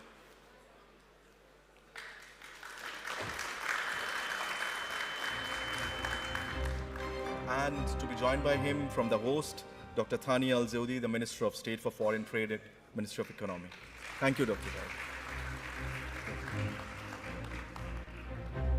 Welcome. Thank you. Thank you. Welcome, Dr. Zaibi. Thank you. Thank you. Thank you. So with start with you. I know Europe have an inflection point in this turmoil of, and the new presidency in US and everybody is, whether Europe will be dumped by US or not is just the refrain in the letters. So what do you think the regional partnerships and economic coalitions play in reshaping global trade dynamics and how they can be used to address shared challenges? We today have shared challenges all over the world. Thank you. Good morning, dear friends. Basically, I think that Europe is on the crossroads. All this volatility in the world might work as a wake-up call also for Europe. And that's interesting because it can speed up the reforms we are conscious we have to implement. The way I see it is basically we have a lot of complexity on the world level, so the challenges are huge and cannot be approached by a single region. And that's go without saying by a single country. There's a sense of urgency that's positive for change, because the name of the game we are facing is change, whether one way or another. And there's a perception of multi-dependency. Now, and all this convenes into historic times. There's a change of cycle, even for mankind and for economies and for governments. And we can either go two ways. One is the direction, the avenue of, if you want, fragmentation, transactional approach, and you'll enter into a reciprocity deal. The other way, which I believe it's the best case and it's positive for Europe, is either if we go for collaborative, but it calls for creativity and for bold reforms. And just ending up these initial remarks, in Europe, it's all about deregulation. Mm-hmm. It's all about getting back to basics of from where you extract sustainable growth. And you extract sustainable growth through innovation, through scale, through agility, through less bureaucracy, through less taxes, through less tariffs. And that, I think, the fact that you have a new European Commission, you have an existential quest for the meaning of our alliance, might open a window of a new beginning in which Europe wants to integrate, and namely with other regions. GCC is a case, as well as, namely for Portuguese economy, Africa and Latin America. Okay. Dr. Zewde, I mean, UAE today is not only a regional power, economic power, but it's also emerging as a global economic power. You know, you're investing big time in Africa, if I understand, and South Asia, and also looking into Eurasia in the big way. How does, I mean, you know, economic alliances in this fit into UAE's larger broad economic footprints? Because in 2023, UAE also joined BRICS. How do you see this? It will help UAE's spread the goodwill and boost the global and the regional economy. Thank you, Mr. Chaudhry, and it's a real pleasure to have my friend Pedro here with us. When it comes to global alliances and the UAE international economic policy and diplomacy, diversity has been always the key aspect of the whole direction of our international engagements, trade relations, as well as investments. If you look at the history, and I'm going to quote what my colleague, His Excellency Mohammed Grigawi, said earlier, if you don't learn from the history, we will not move on. I will not be able as well to sort out our today's issue. For the last 100 years, globalization has playing a major role, but globalization has been depending on regional groups and regional alliances. And what do we mean by regional alliances? It means that removing most of the issues that His Excellency Pedro was talking about, the tariffs, non-trade barriers, taxes, smoothing the process, less bureaucracy, etc. And from there, the whole globalization started building those blocks with each other. So we had that excellent growth globally. Now, coming back to the last 15 years experience of the regional blocks, economic blocks globally, they start working among themselves and harming the growth and the engagement with the others, saying that, looking at their blocks as the only block which should only, they have to maintain their own relations. And it slowed down many of the potential engagements globally. Now, after COVID, things has been changing. And even for us in the UAE, it has been there even before that, because you can't predict how things are moving by slowness within economic groups and economic blocks, not responding to the global needs, not learning from the best practices. So you have to start building these economic alliances. So what we did, we start shifting the investments. It's not only the one side of the whole global that attracts our investments. We have to diversify. There is a high risk, but there is high revenue from those investments. Africa is one of the examples. Second one, and the most important thing when it comes to economic alliances, we start building alliances that is suiting our own interests without constraining us and confining the movements and the engagements that we're doing. BRICS is one of them. What is the added value of BRICS? Away from politics, it's all about economy. Those nations and the member states are going to dominate most of the growth 25 years from now. Why don't we part of this? We don't need to get involved in the geopolitics, because geopolitics has already the multilateralism which is tackling that. And if they're not moving there, why we're bringing the issues in those new economic alliances? Second thing, the alliances is becoming more based on mutual interest. Does not mean that me and Pedro that we agree on everything, but there is a common understanding, common interest between us, and we have to work on that common interest between both of us, and from there you start building the network that you're doing based on the interest and mutual interest between you and different nations. Third one, which is as well we see as a critical point, how many superpower and poles and polars around the world? There are four or five. We're talking about US, EU, China, India, and to a certain extent ASEAN. The rest of the world has more than 190 nations. Those nations can create another bloc and work together, while we're just keeping our focus on the 4 or 5 superpower which is fighting against each other.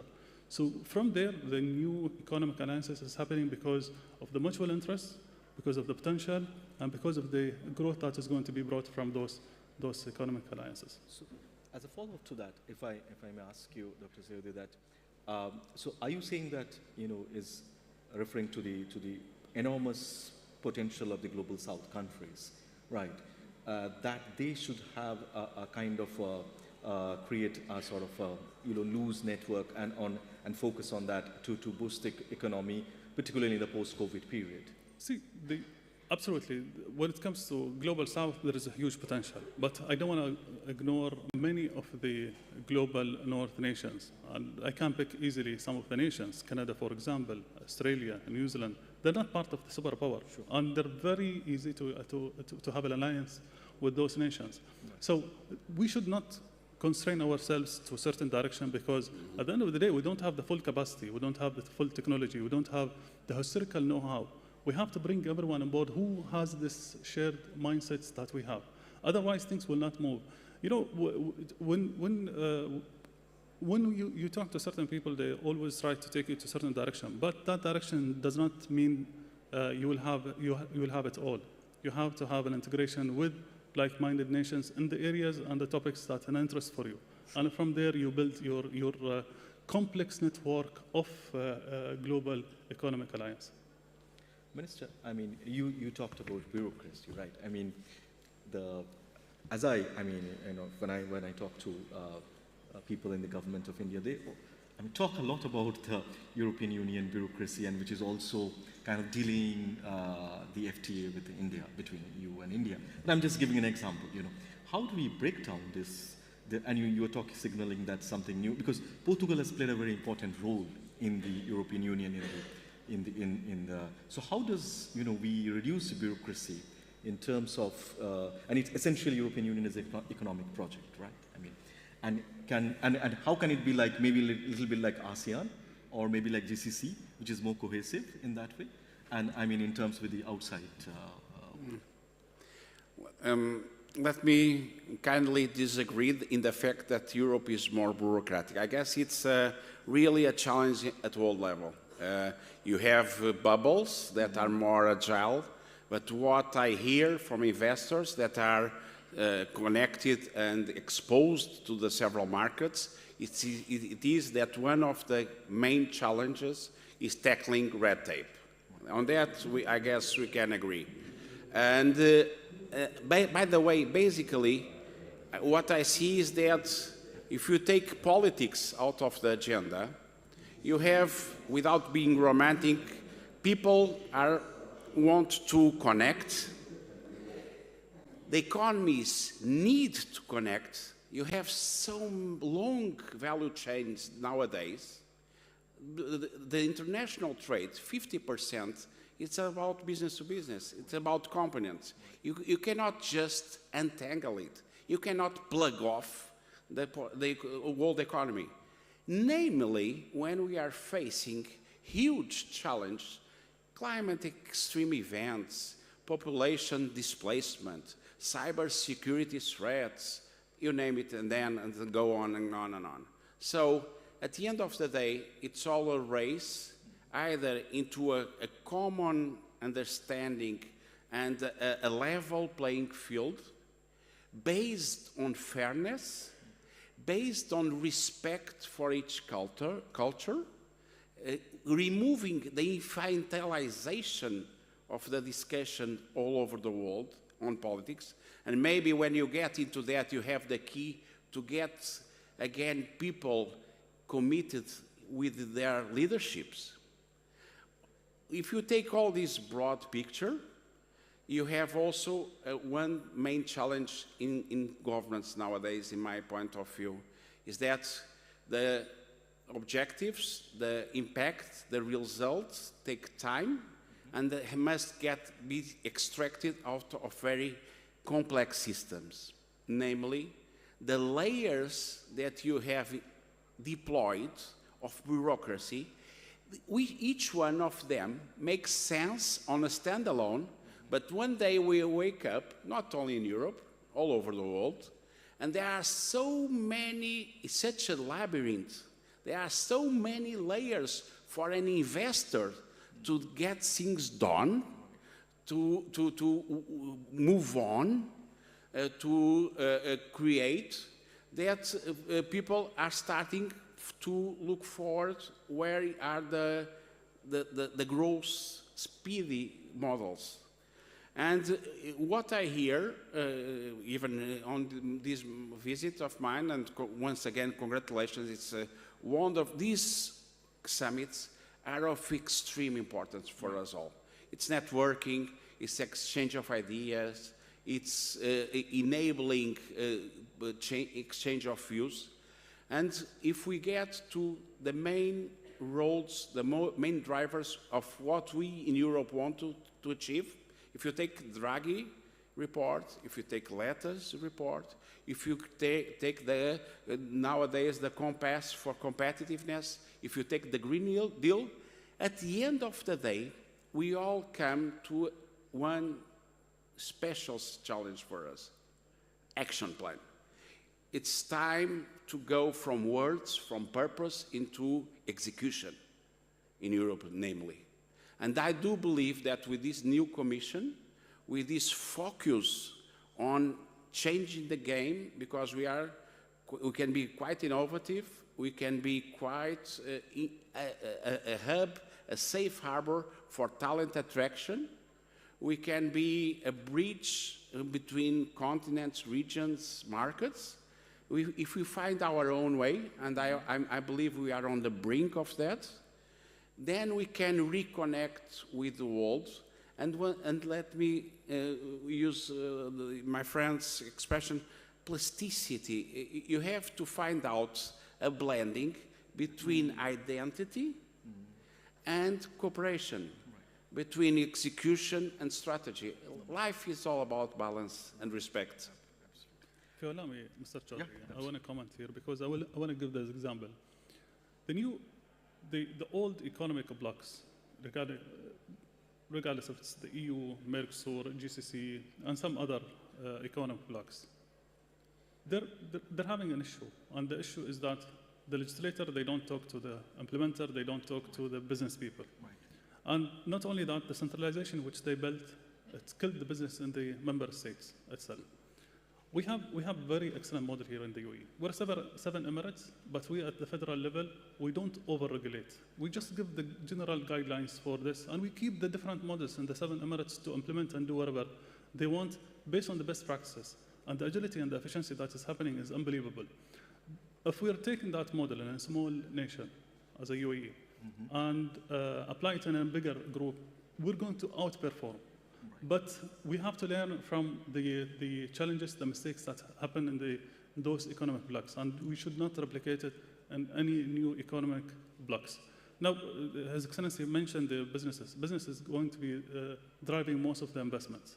And without giving them the right ecosystem, and without us as a teams, regardless of governments, legislators, and implementers, we don't talk to each other, we will not be able to assist and facilitate the business movements and implementation of their projects.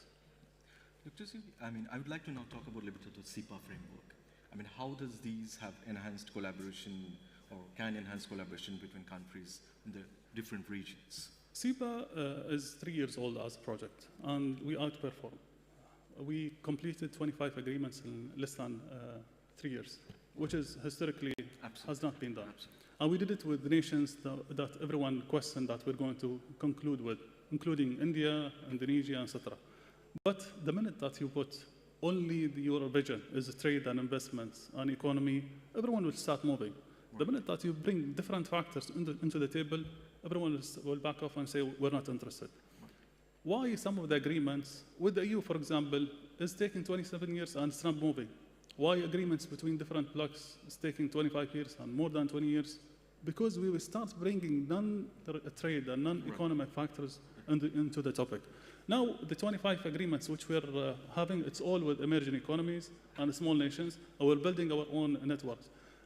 What is the consequences? It's not only about trade, it's about investment, it's about companies expanding, it's about movement of people, movement of technology, and the result is amazing so far. Last year, we had an excellent growth in our international foreign trade non-oil. We exceeded the global average of growth by 7 times. The growth was 14.6%. The global trade in goods growth was almost 2%. So it shows what is the potential, how such a framework can boost the bilateral trade between us and the rest of the world. With India itself, the growth was almost more than 28%. With one nation. Right. Imagine how is that with many other countries. With Georgia, the growth was almost 56%. Right. With Turkey is around 12%. And we can name the nations when it comes to bilateral trade. The other thing, the flow of investment is going. We're even monitoring the number of companies that is opening to attract those markets. The results is phenomenal. So we're going to continue with the expansion, and we're going to continue going against what is happening globally now with the tariffs and geopolitical affecting the businesses, because we don't believe in such measures. He also spoke about, Dr. Zawji spoke about not to bracket or put countries like, in simple bracket, whether he's in South or North or something, it was collaboration in a sense. How do you think, countries from global North, if I say, or countries from, how could for global good, how could alliances be formed, partnership be formed between countries which had probably developed earlier because of various reasons, scientific temperament and all, and emerging economies, or already like UAE.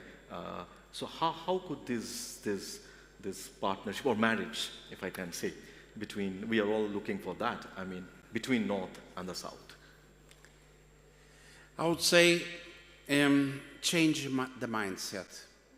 Once again, let the companies breathe, let the investment fly, take off the artificial barriers that are blocking global investments. Change the mindset. Nowadays, it's not for countries to choose which business investors they have. It's for companies to choose in which countries they will invest.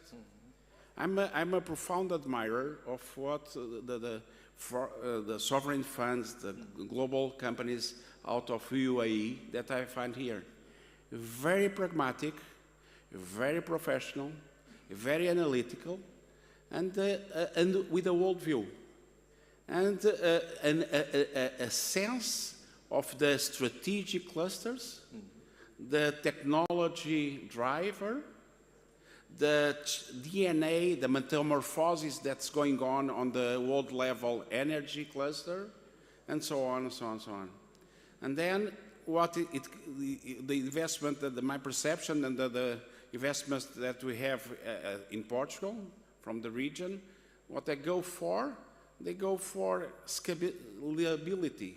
They go for innovation, for expertise, for deep strategy, and they'll go for access for markets.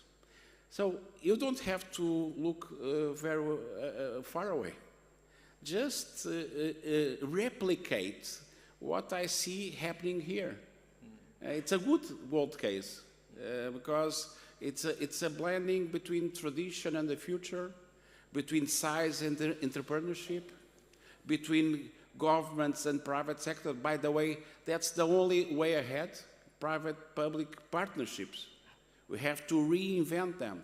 And then we'll have to get back to the drawing room on the world institutions and World Trade Organization and so on and so on.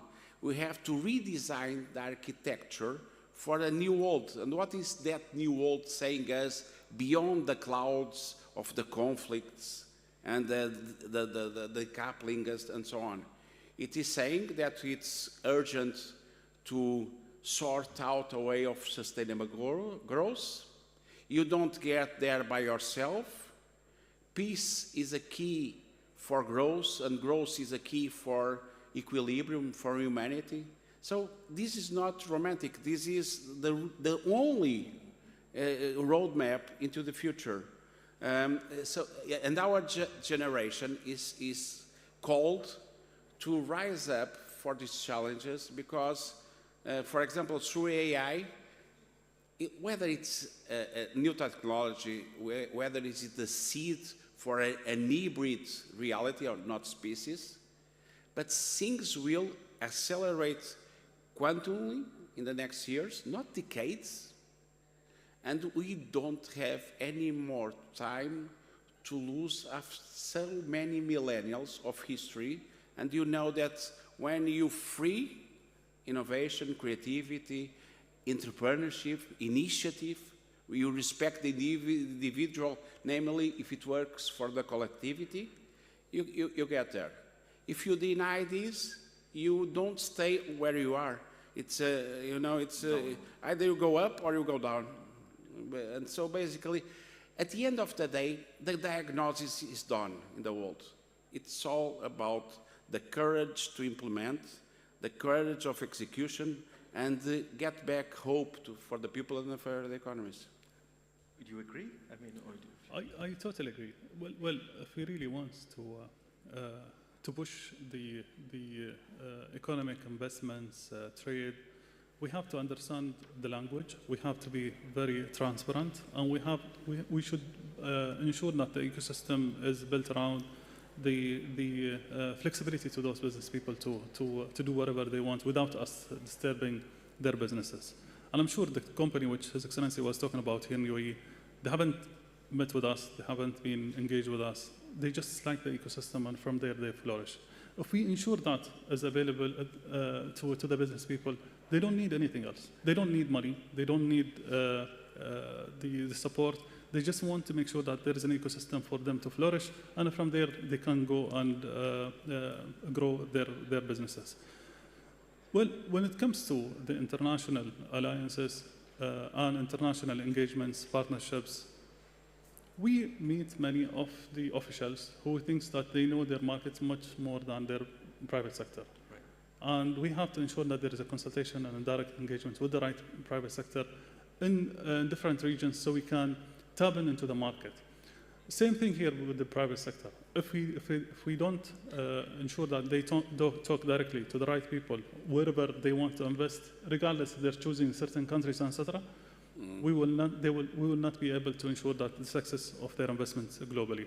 The last point from my side is we, as governments, we have to ensure that we are laying out the frameworks and we keep it to the private sector as well to flourish. Thank you so much, Dr. Zebi. Thank you, Dr. Pedro. Thank you so much. We have run out of time.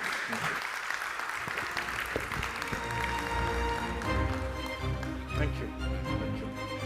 Thank you. Thank you. Thank you. Pleasure. Yeah, I'll see you in India.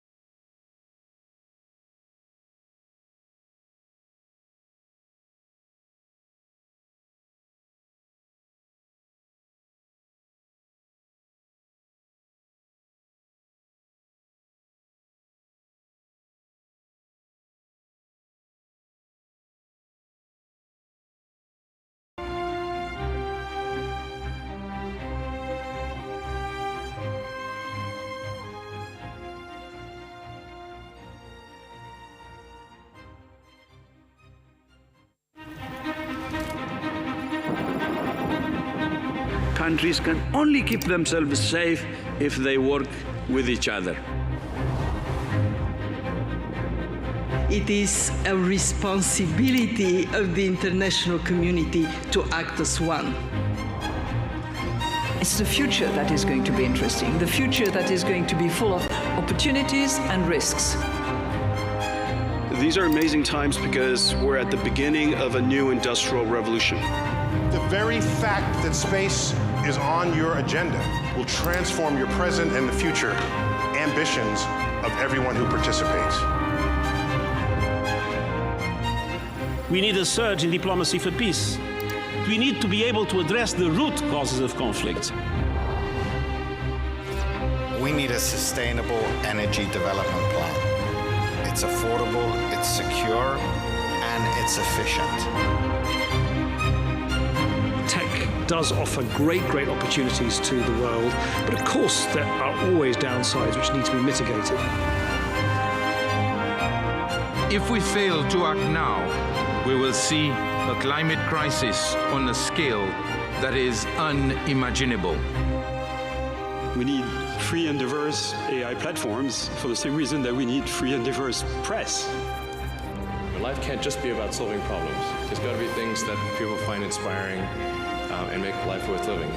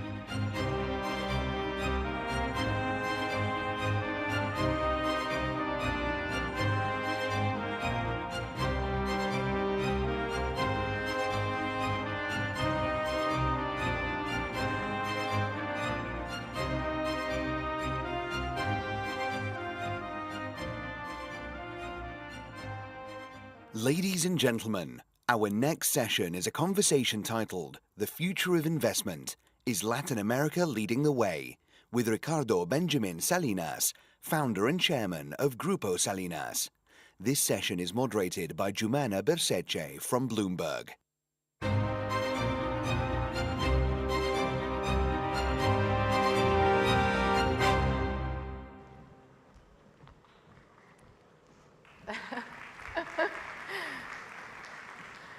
I think they're clapping for you, not for me. Hello, everybody. Good afternoon. I'm delighted to be here. I'm going to get straight to it because we don't have a lot of time.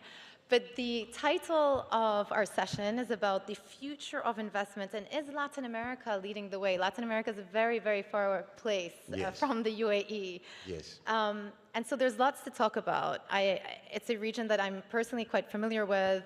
But I'm going to start with the fact that you are one of the most influential industry and business leaders in Latin America and also in Mexico. Yes. And for anyone who's been following the news the last couple of weeks, Mexico has been in the news quite a lot because President Trump has set his sights on the country and has floated the possibility of imposing tariffs with a little bit of a delay introduced. Let me just ask you, as an industry leader, as an influential business person from the region, how does the threat of tariffs affect your ability to conduct business and to make decisions about your business operations? Yes. Well, Mexico is in a very difficult position right now because of this threat from the Trump administration to basically throw away the free trade agreement and treat us like a pariah, like a divorced woman. Boom. I don't want to see you again. Close the wall, close the border. If that happens, it's a huge shock for my country, Mexico, because for the past 30 years, our model has been integration into the North American market with Canada, the US, and Mexico. By the way, Trump is divorcing both Mexico and Canada. Yeah. So he's throwing away the North American Free Trade Agreement or threatening with that. And if that comes to happen,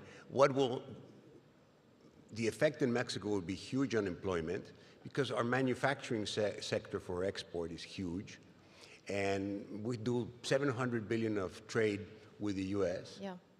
It would be a very, very bad impact. Yeah. So we don't know if it's going to happen or not, but the uncertainty is not helping. No, it doesn't help at all, anywhere. Do you think... And I want to say, why is this happening? No? So the politics of the decision are very perverse. So Trump is saying, because Mexico is taken over by cartels, and because Mexico is taking fentanyl and putting into our poor young people's bodies, we must do something. And the first thing he does is put a wall and tariffs, and the next thing he does is throw some bombs into the cartel land. It's a very bad situation, and our government has done a lot to deserve this, because our government has not been strict in controlling the gangland violence that my country is suffering. But that is a very bad way to start talking about business opportunities in Latin America. I figured that it is topical. And when you think about it from the perspective of sentiment in Latin America, clearly the threat of tariffs is hanging over there. But maybe let's just talk about what opportunities and growth you have witnessed. Yes. And also, let's also just remind everybody that Latin America is a huge continent, and you're talking about so many different countries with different prerogatives. So maybe let's just start there. So Latin America is a very big place, number one. From Mexico City to Buenos Aires, it takes longer to fly to Buenos Aires than it takes to get to London, just so you get a dimension of the thing. So London is actually closer to Mexico City. Then there's 350 million people in the region, which Mexico has 130 million. It's a very young country. Most of Mexicans are under 26 years old. 50% are under 26 years old. So that's human capital, and it's very valuable, because the attitude of people is that if you work hard, you get ahead. They're not waiting around for handouts from the government, though they're getting that more and more every day. Now, the problem is, it's such a diverse region that it's not really productive to talk about Latin America, because what happens in Brazil or Argentina or Colombia or Chile is very different from what happens in Mexico.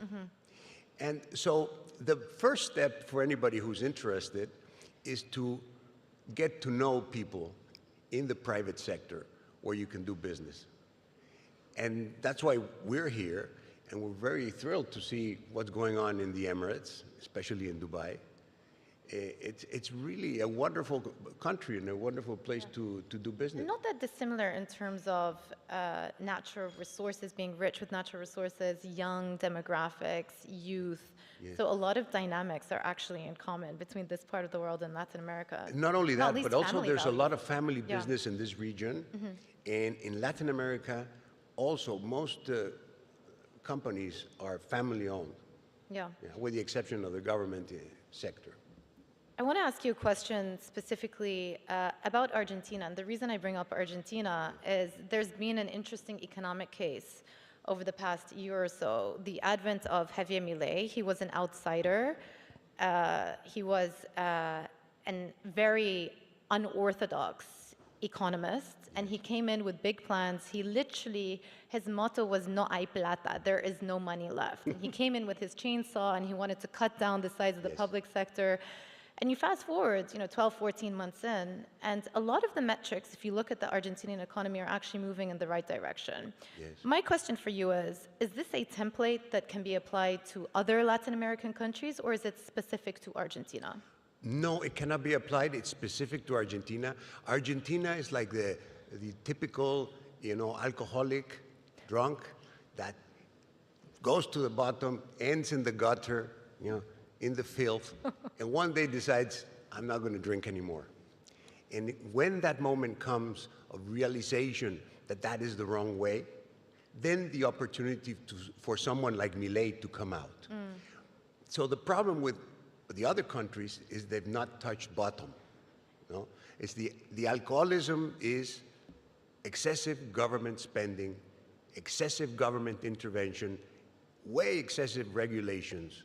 And what this creates is a bad condition in the economy. It drags people down, creates poverty.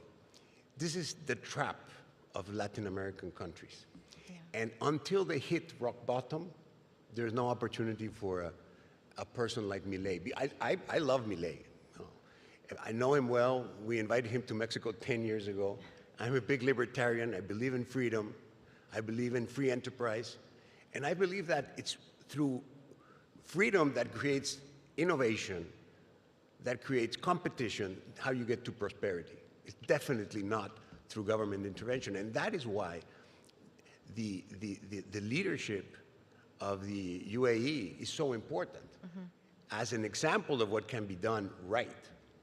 I mean, this country is barely 50 years old. It used to be just sand.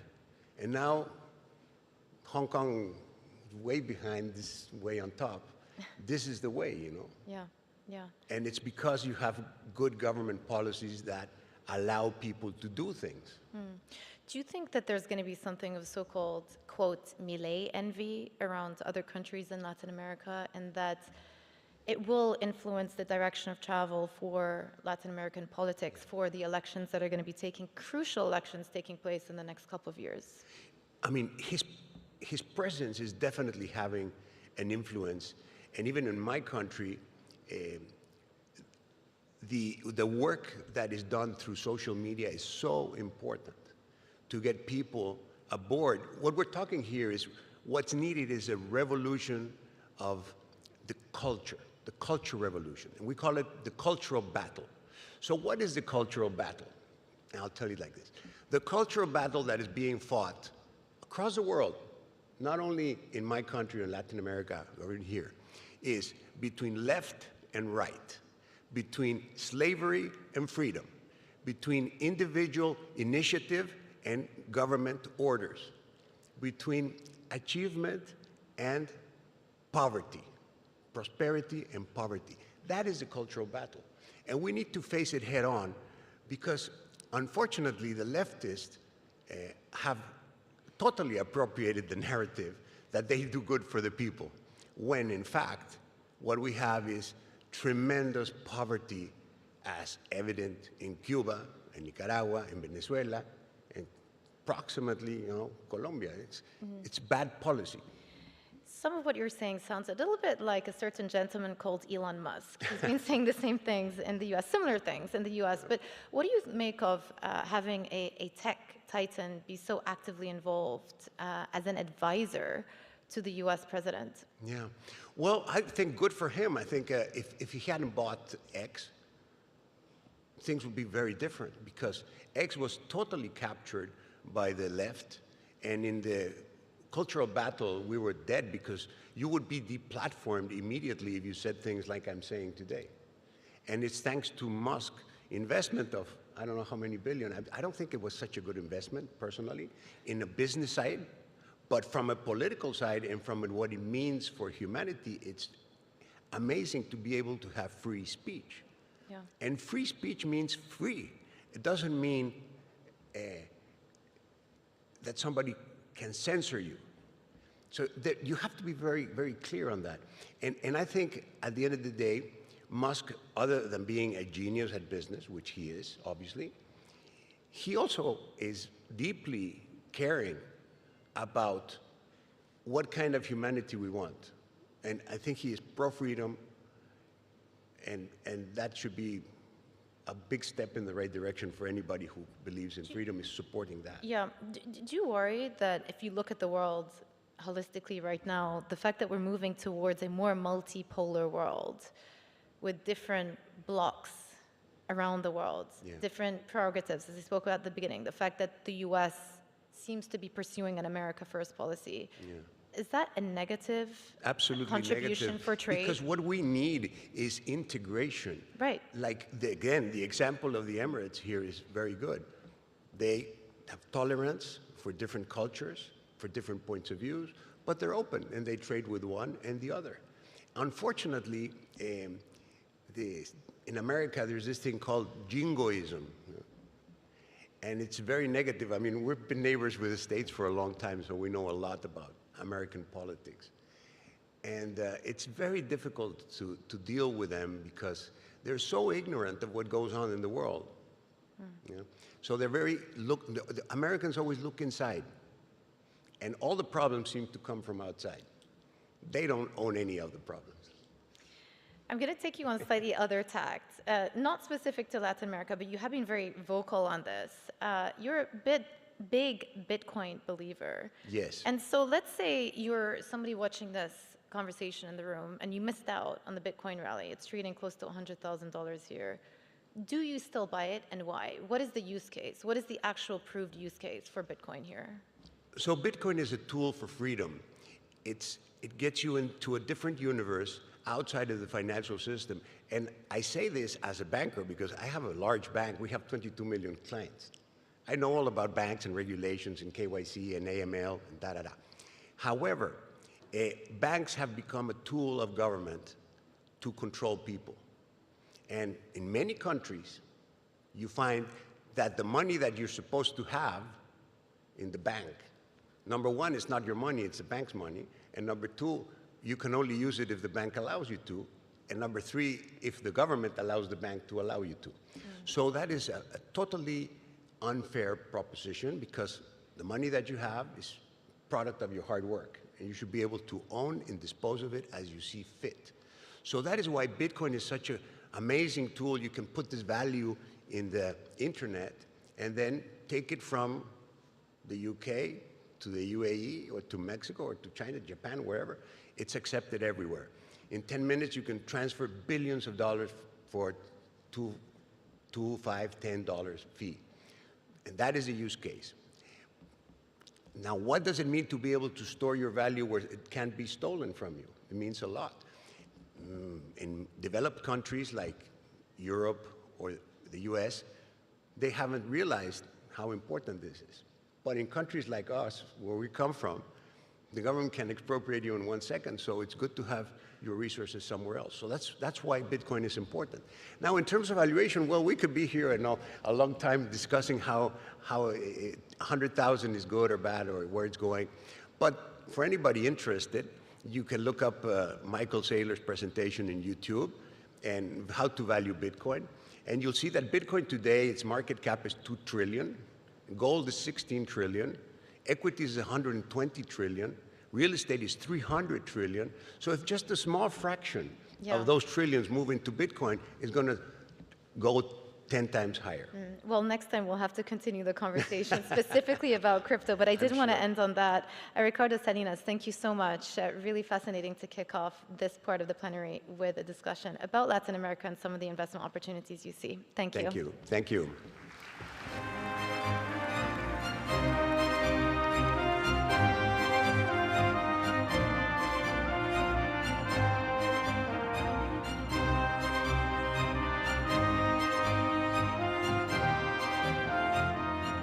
Distinguished guests, our next session is titled Looking Toward the Next Era, Aviation and the Industrial Sector. Please join me in welcoming Vimal Kapoor, CEO of Honeywell. This session is moderated by Dan Murphy from CNBC.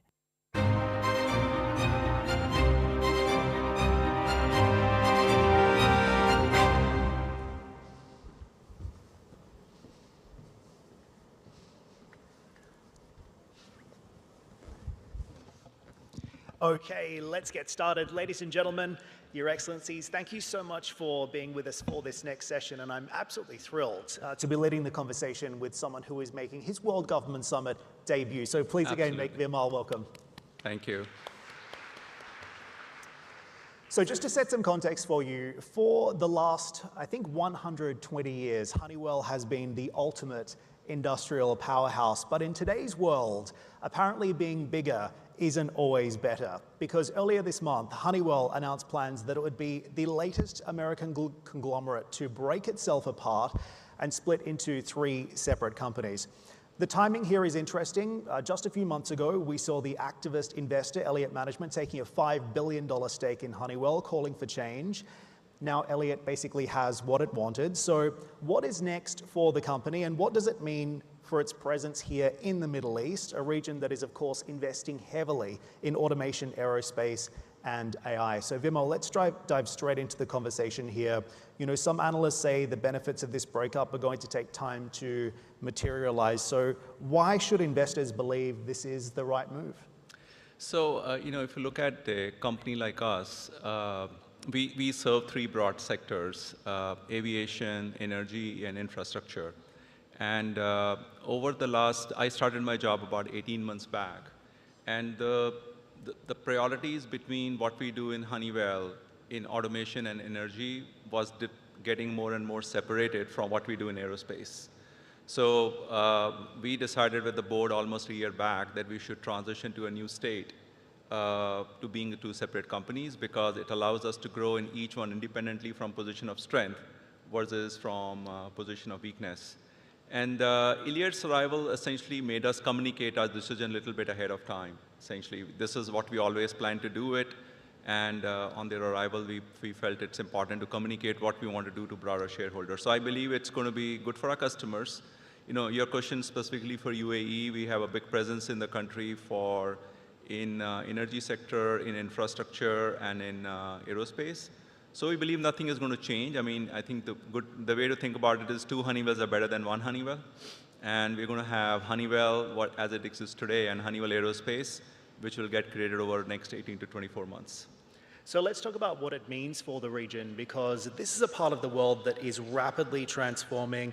You'll hear a lot today about AI, automation, aerospace, all central to Vision 2030 in Saudi Arabia, and of course what the UAE is doing as well.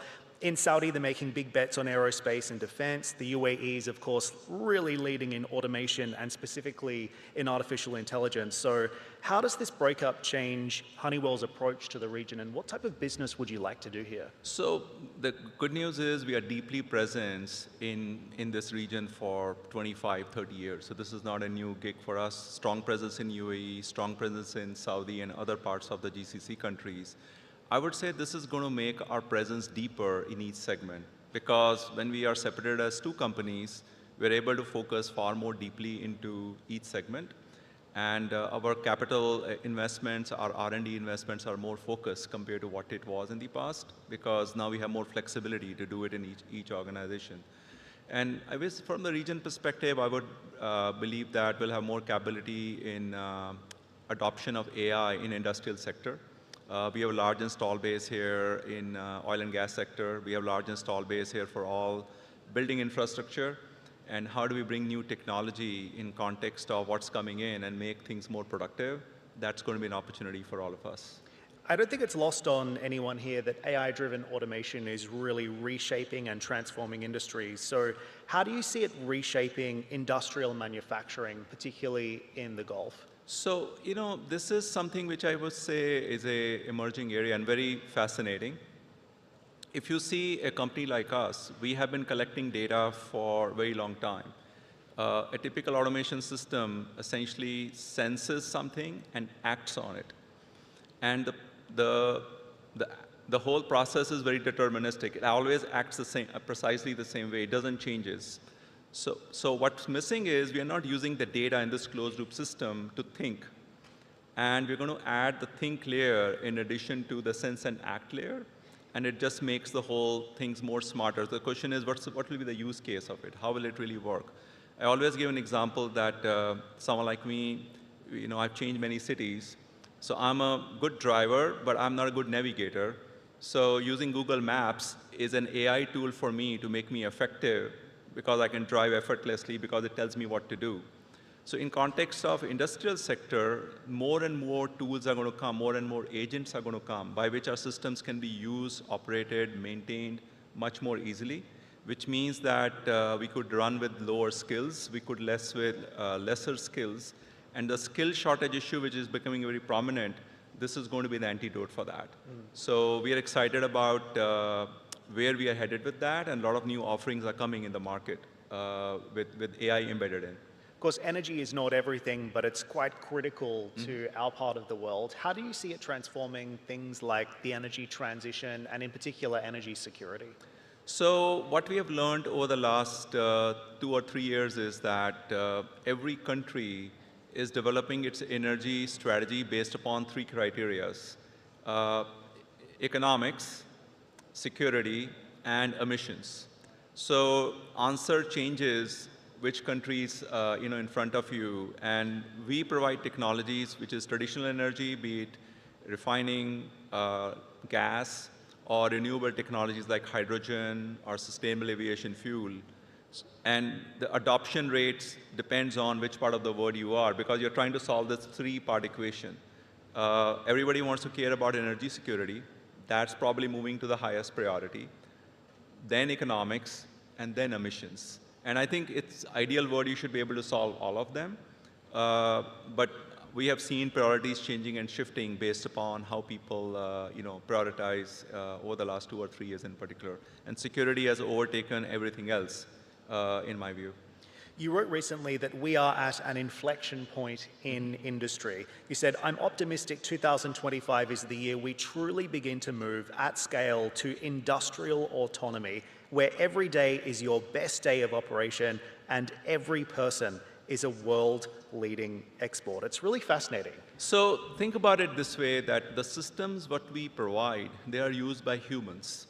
And a plane is run by a pilot, a plant is run by an operator, and building is maintained by a technician. They have a varying degree of skills. Therefore, performance of an equipment machine really depends upon a human who's running it. With AI coming in, we are moving from automation to autonomy. It means we are enabling humans to perform at a consistent level all the time. It means every day will be your best day, versus your best day is dependent on a particular human who knew the best practice based on an experience. So we're going to supplement experienced people with this set of tools. And the way I would always explain is that human judgment has to go at a higher level using these tools. It doesn't mean there's always a dialogue around that AI is a substitution to human. Definitely not in an industrial world we operate in. It's going to be taking human tasks away, which are repetitive.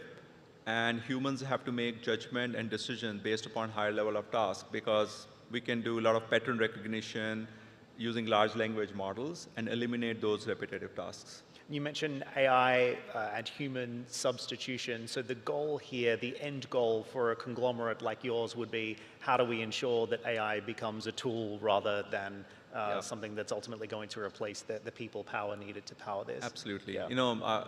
I'll give another example. Our products tend to require a deep level of technical support.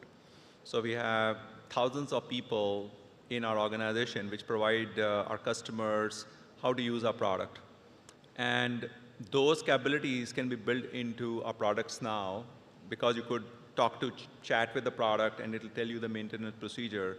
So what's exciting is what's coming ahead. It's going to be different, more capable solutions, more capable products.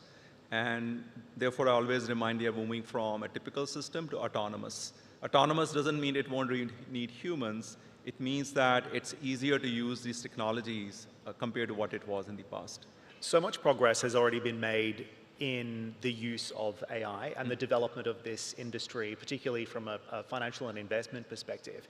When you look at the progress that's been made so far, what is the single most transformative innovation that will define the future of aviation, industrials, and energy as a result of the impact of AI? So I would say, I think if you look each of these sectors, moving towards autonomy is the one single constant change.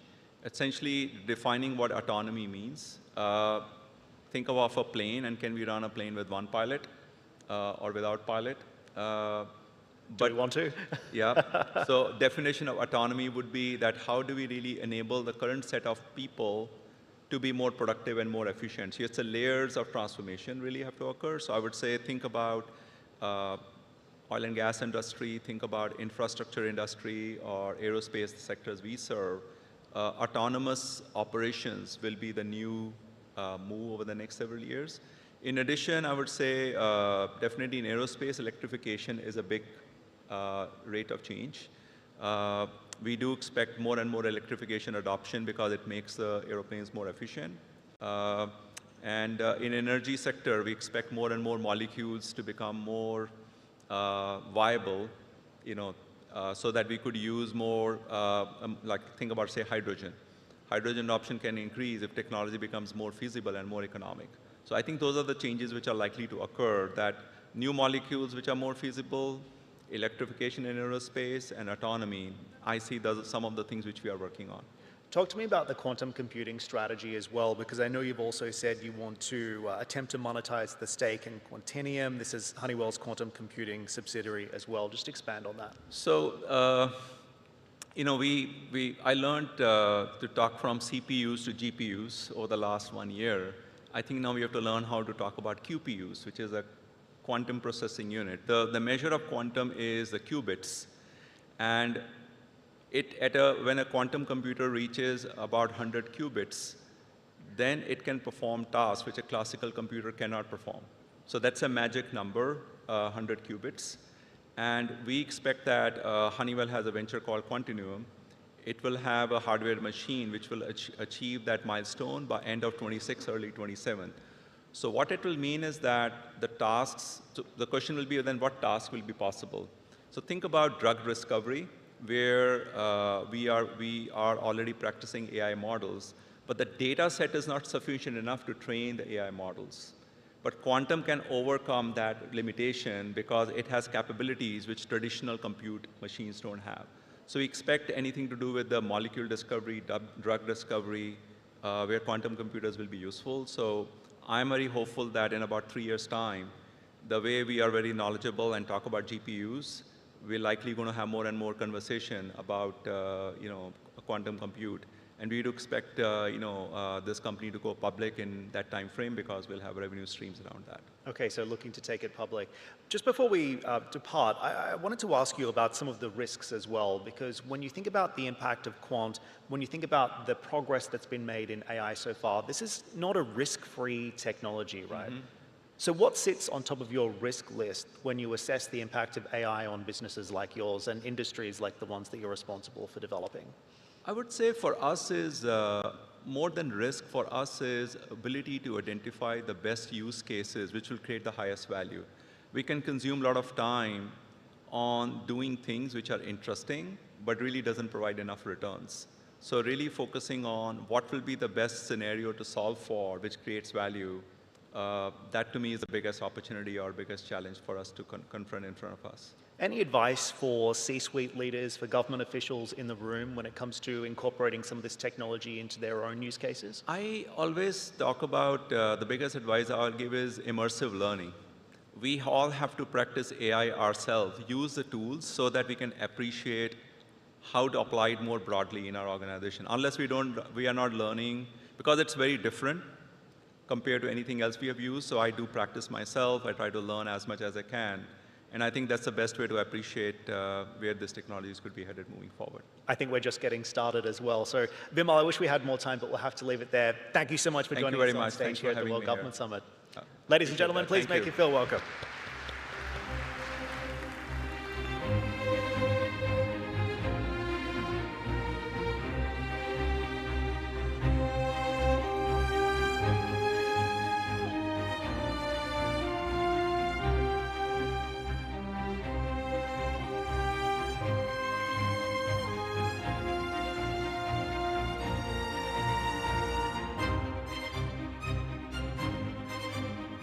أيها الحضور الكريم، سنستأنف الجلسة التالية بعد قليل. Ladies and gentlemen, we will resume our next session shortly.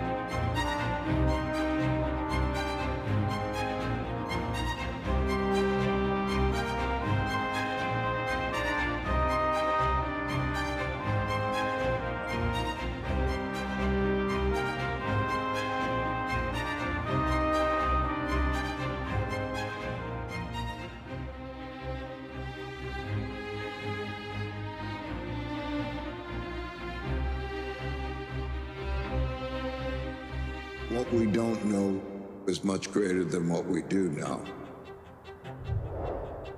So we are at the brink of a new world in which the technologies are going to radically change a lot of the things that we know. أنا وايد يهمني أني أشوف الإنسان يقاتل علشان يحل مشكلته. ما في خط نهائي للتطور والابتكار والتميز. المستقبل هو الإنسان.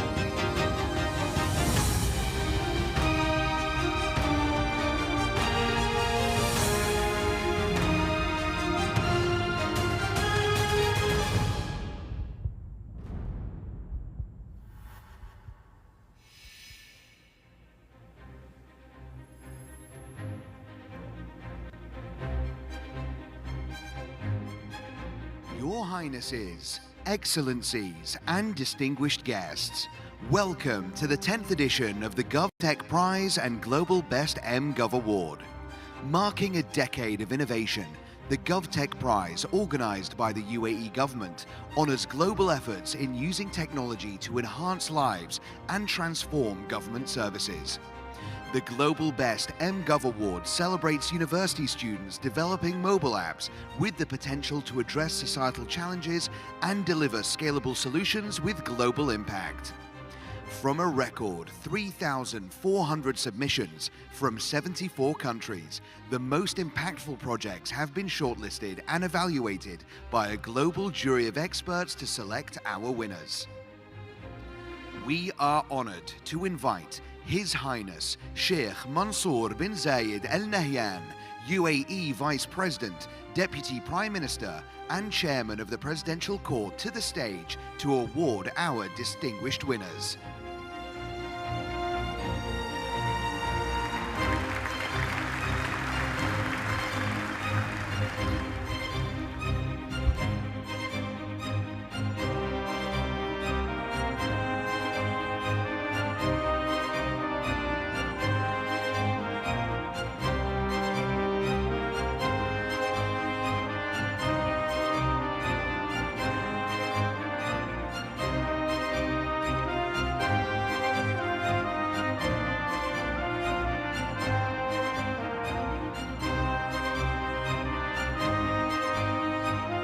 Let's now begin by announcing the winners for the Global Best MGov Award 2025.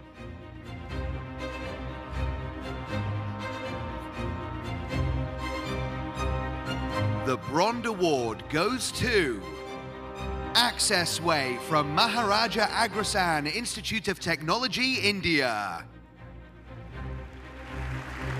Accessway revolutionizes navigation for over 1 billion people with accessibility challenges. Using AI in navigation and crowdsourced mapping, the app guides users through wheelchair-friendly paths.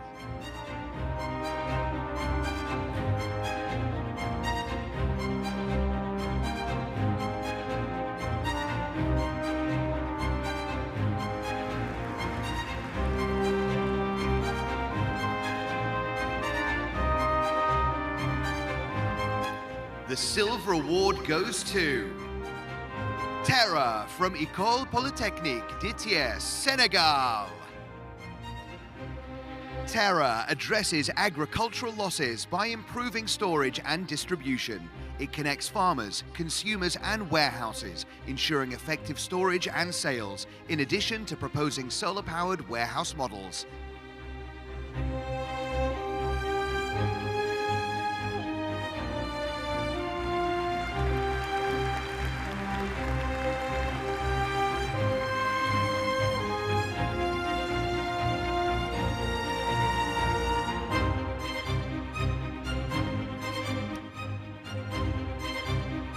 The Gold Award goes to ExoHeal from Constructor University, Germany. ExoHeal offers AI-powered rehabilitation for stroke survivors and paralysis patients. Delivered through a mobile app and robotic glove, the therapy speeds recovery by 50% compared to traditional methods.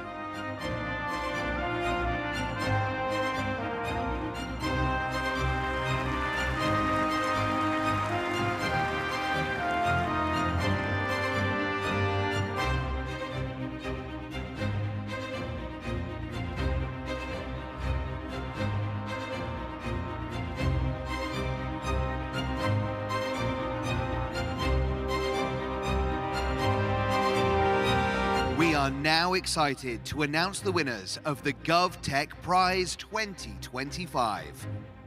The winner of the best use of Gen AI in government services is Vika 2.0 from GovTech Singapore. Vika is an AI chatbot adopted by over 60 government agencies. It uses natural language processing, enabling real-time multilingual interactions.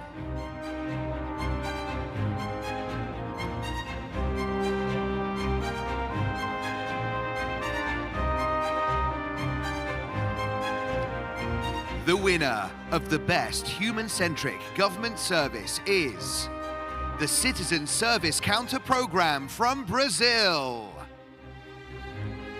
The program provides in-person assistance to citizens with low digital literacy. The program has served over 80,000 citizens across 50 service points in Brazil, achieving a 95% success rate, boosting user confidence in digital services.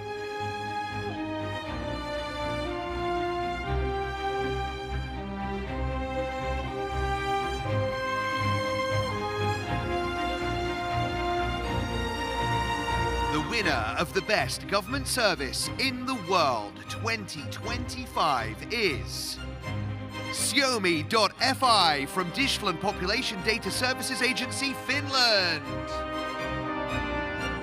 Finland's central portal for digital public services. The platform integrates with the National Digital ID for secure interactions and provides access to tax filings, permits, and social services. It serves 4.3 million users and has processed over 200 million e-identifications and 20 million digital messages in 2024.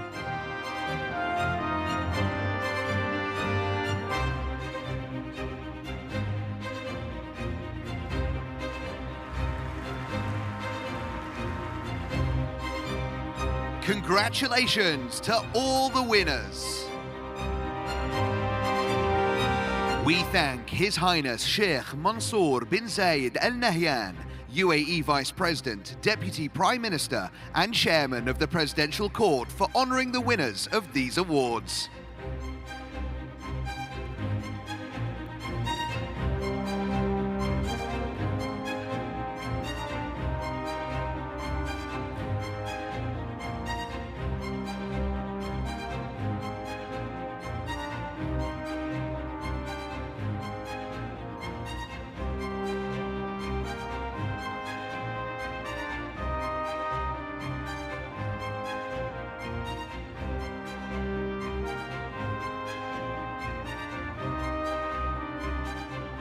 أيها الحضور الكريم، سنستأنف الجلسة التالية بعد قليل. Ladies and gentlemen, we will resume our next session shortly.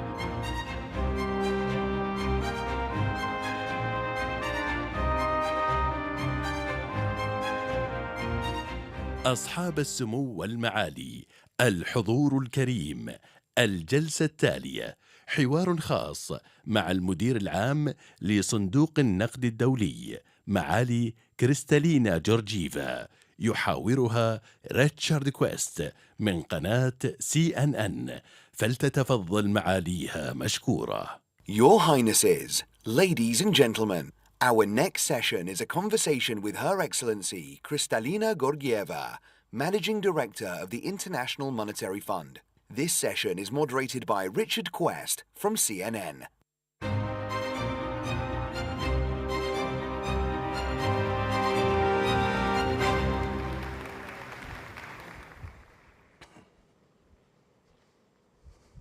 Well,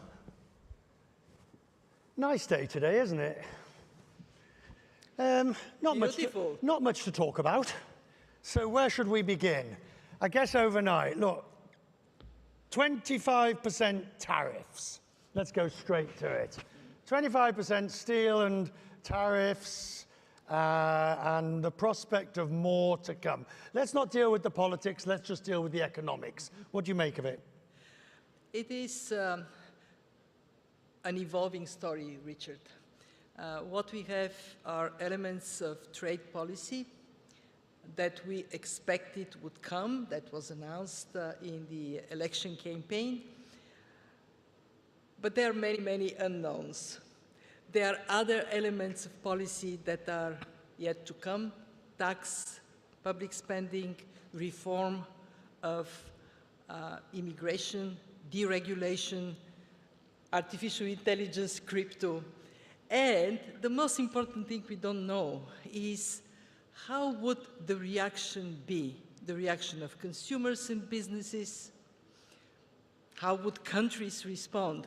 So when I think of the impact on the world economy, my answer to you would be today, it's too early to say. But we know, for example, that many of the policies are inherently inflationary under orthodox economics. We know that, and I know that you've been concerned that the genie is not is either back in the bottle fully. Are you concerned inflation is going to resurge? Even on that, we just need to see how things evolve, because if we are in a situation in which in some parts of the world there is a slowdown, that may push central banks to bring interest rates down, that may actually not be inflationary. What we do know, so there are many things we don't know. I think the audience would be more interested to hear from me what we do know. What we do know is that we have a situation in which the US economy has been performing quite strongly, likely to continue to be strong. That pushes the dollar up. And also we know that the US has outperformed the rest of the G20, the only economy to exceed its pre-pandemic trend. What does that mean? That capital is moving much more forcefully towards the US. Before the pandemic, money on the move went to many places. 18%, 1/8, went to the United States. Today, it is over 30%. So that is the foundation for a strong dollar, and a strong dollar, all other things equal, for majority of emerging markets and developing economies is trouble. Right, so do you believe... So then we have inflationary impact. Right, but the fund's classic role is macro imbalances. Do you believe that they are now building up? What we see is a picture of remarkably resilient world economy despite series of unprecedented shocks. So we are projecting growth this year 3.3%, growth next year 3.3%. That is what we see on the surface, problems that answer your question. Problem number one, diverging fortunes. Here, the Gulf countries, they're doing quite well. But we have other parts of the world, and I'm particularly concerned about Europe and some of the more vulnerable emerging markets where they're doing less well. And the second thing that concerns us under the hood, under the surface, is how the tremendous transformations that are happening in the world are integrated in countries' policies. You have artificial intelligence shaking up the way we work, we live, and of course, some countries take that to be productivity enhancing, others don't. You have demography. Here, young people, eager for jobs. In other parts of the world, elderly population, desperate for dynamism that is not there. So if you layer on top of these underlying issues, the sheer amount of change underway, you end up with a very fragile global economy that could become unstable. And that is where I would be careful not to draw a definitive conclusion. Why? Because what we are seeing is remarkable adaptability of businesses and countries to a world of very fast, very dramatic change. So we humans can take pride of our ability to adapt. We have spent a lot of time analyzing this new world in which we live in, because you're right, the world we had in the past is no more. What guarantees winning in this new world? Well, three things. One, clear space for private initiative. Private sector is more adaptable. Two, embrace technological transformation, digitalize your economy. Three, diversify. You cannot anymore rely on one sector to drive your future. So, I mean, I actually, give me this, I thought about that. I have 3 Ds, 3 Ds. Deregulate, digitalize, diversify. Please do it. What was it, D? Deregulate, yes. Get the government out of where it doesn't belong. Yeah. Digitalize, make your economy more productive, embrace technology, and diversify. Diversify your economy, diversify your friends, diversify who you work with. But I have a 4th D for you. It's very difficult to do those 3 Ds if you've got a Donald. Okay, that's a very fair point. And my point there... That's a very fair point. My point is not whether the policies are the policies, and I think those of us who have been covering this long enough know we just cover that which is in front of us. Yeah. You deal with what's in front of you. I worry about countries that can't adapt fast enough because the speed of which coming towards them, they don't have the agility. What then? And for this, the world has created the International Monetary Fund. I actually wake up in the middle of the night worrying about these countries. These are the most dramatic are countries either in conflict or coming out of conflict, and then countries that have very weak governance and institutions and their performance is weak. What we do need is to offer a helping hand to these countries. And I want to recognize the UAE for doing exactly that. And we need institutions to be an anchor of stability. Today, the IMF is supporting over 50 vulnerable countries. half of them are in sub-Saharan Africa.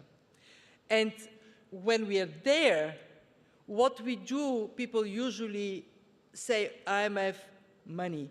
More important is we help countries build the foundation to get on a better path. So as you look at that... By the way, in this region, $33 billion IMF financing for countries that need that support. The UAE has just invested, or is in the process of investing, 50 billion into, with President Macron, as indeed was the country, into AI. Do you see us having a good handle on the growth from new technologies? Is the tail wagging the dog? The dog is already barking at us, and we better be prepared to embrace that bark. So we look at the fund, what is happening with artificial intelligence. It can be a great story, a world that becomes more productive, or it can be a sad story, a world that is more divided. The haves have more, the have-nots are completely lost. What we assess is that artificial intelligence is already like a tsunami hitting the labor market. In advanced economies, 60% of jobs over the next short period of time will be either enhanced, become more productive, or transformed or eliminated. 60% in emerging markets, 40%. In low-income countries, 26%. You can say, oh, low-income countries are in a better place. They're less impacted. Completely wrong. What it means is that what may be the big force of productivity, enhancement, and therefore opportunity for countries is not available to all. How do we avoid a race to the bottom? And by that, you can define that as being either with the AI or on the tariffs, where tit for tat, naturally governments are going to retaliate, or this entire environment where if you are not with me, you are against me, because ultimately that's a race to the bottom. We have to recognize that we are in a multipolar world, so cooperation as it used to be before, when we had a world with, one country is dominating, is going to be different. We still have one economy that is the strongest, the United States, but we also have many economies, especially emerging market economies, that are moving forward much faster, usually because of the 3 Ds. Deregulate, digitize, diversify. These islands of excellence need to connect more, and we at the IMF, we are actually promoting more intra-region and across-region collaboration. And I think it would be a moment to recognize our hosts, because they are absolutely fantastic in working with everybody. So let's give to our hosts a round of applause. Thank you. Thank you. And timed beautifully, that round of applause for our host. Extend it, please, to the Managing Director. Thank you very much. Thank you. Thank you.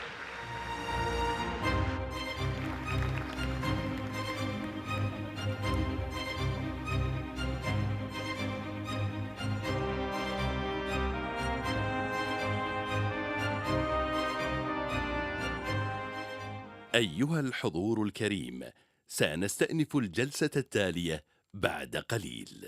Ladies and gentlemen, we will resume our next session shortly.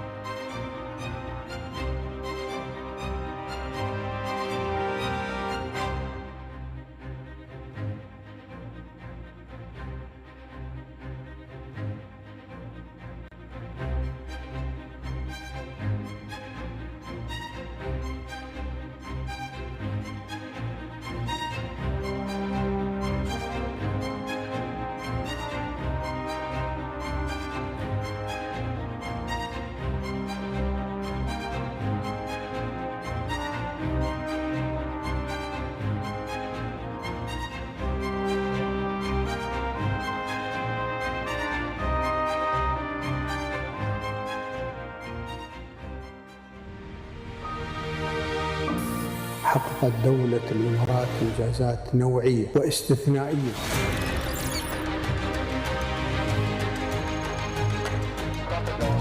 بعض الإنجازات الحكومية توصلنا إلى العالمية.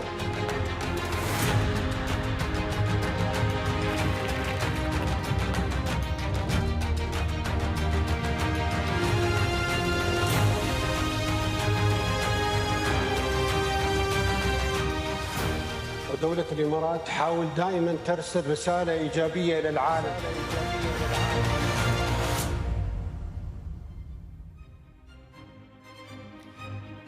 Your Highnesses, esteemed ladies and gentlemen, the Global Government Excellence Award celebrates the exceptional efforts of governments in setting ambitious goals and pioneering initiatives in technology, sustainability and inclusivity.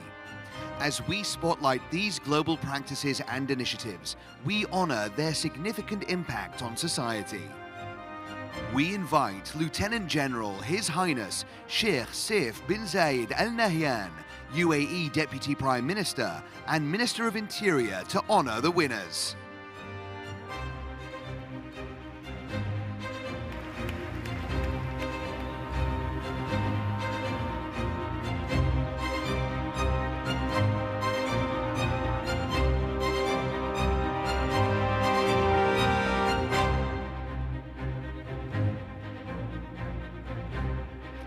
The winner in the Technological Innovation for Social Inclusion category is Ubongo Digital Education Programs. We would like to invite the representative to receive the award on their behalf.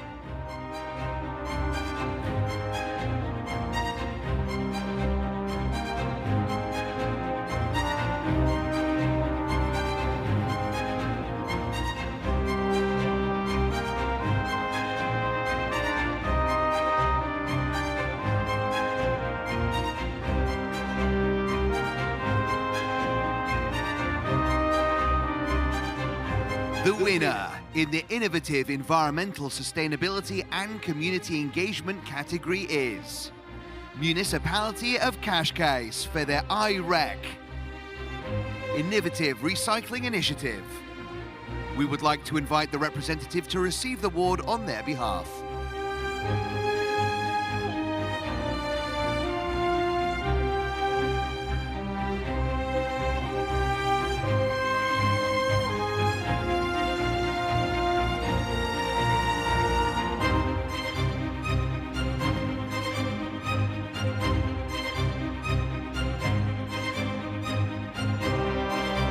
We thank Lieutenant General His Highness Sheikh Saif bin Zayed Al Nahyan, UAE Deputy Prime Minister and Minister of Interior, for honouring the winners of this award.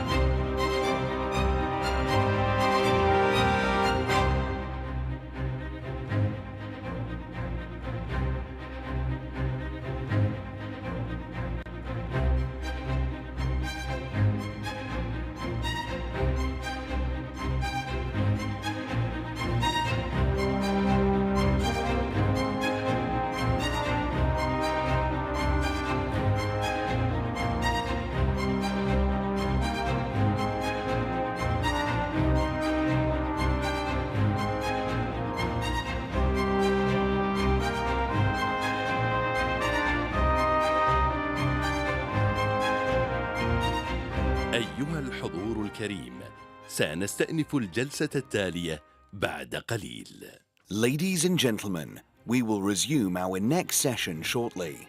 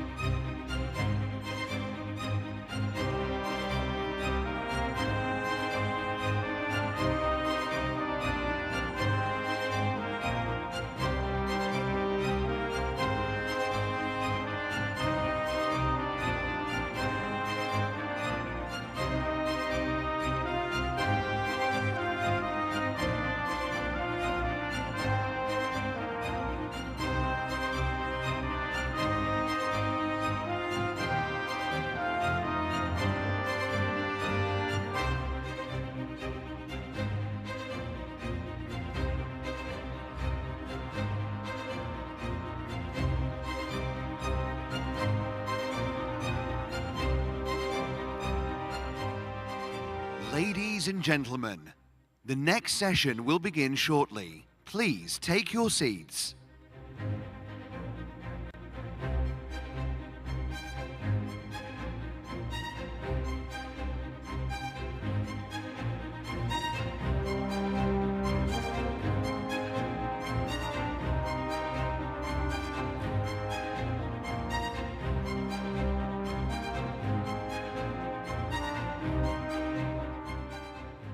أصحاب السمو والمعالي، الحضور الكريم، نستمع الآن لكلمة رئيسية لفخامة أندريس دودا، رئيس جمهورية بولندا.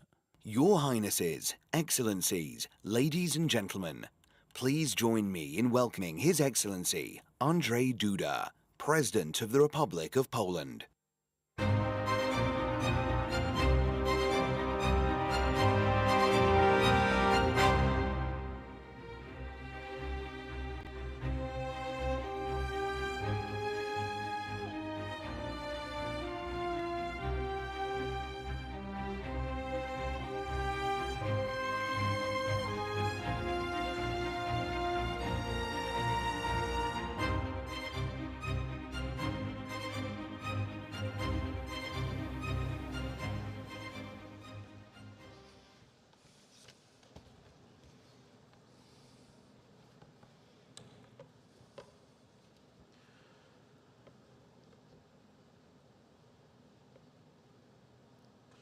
Your Highness, Excellencies, distinguished ladies and gentlemen, I'm very pleased to address you at the World Government Summit.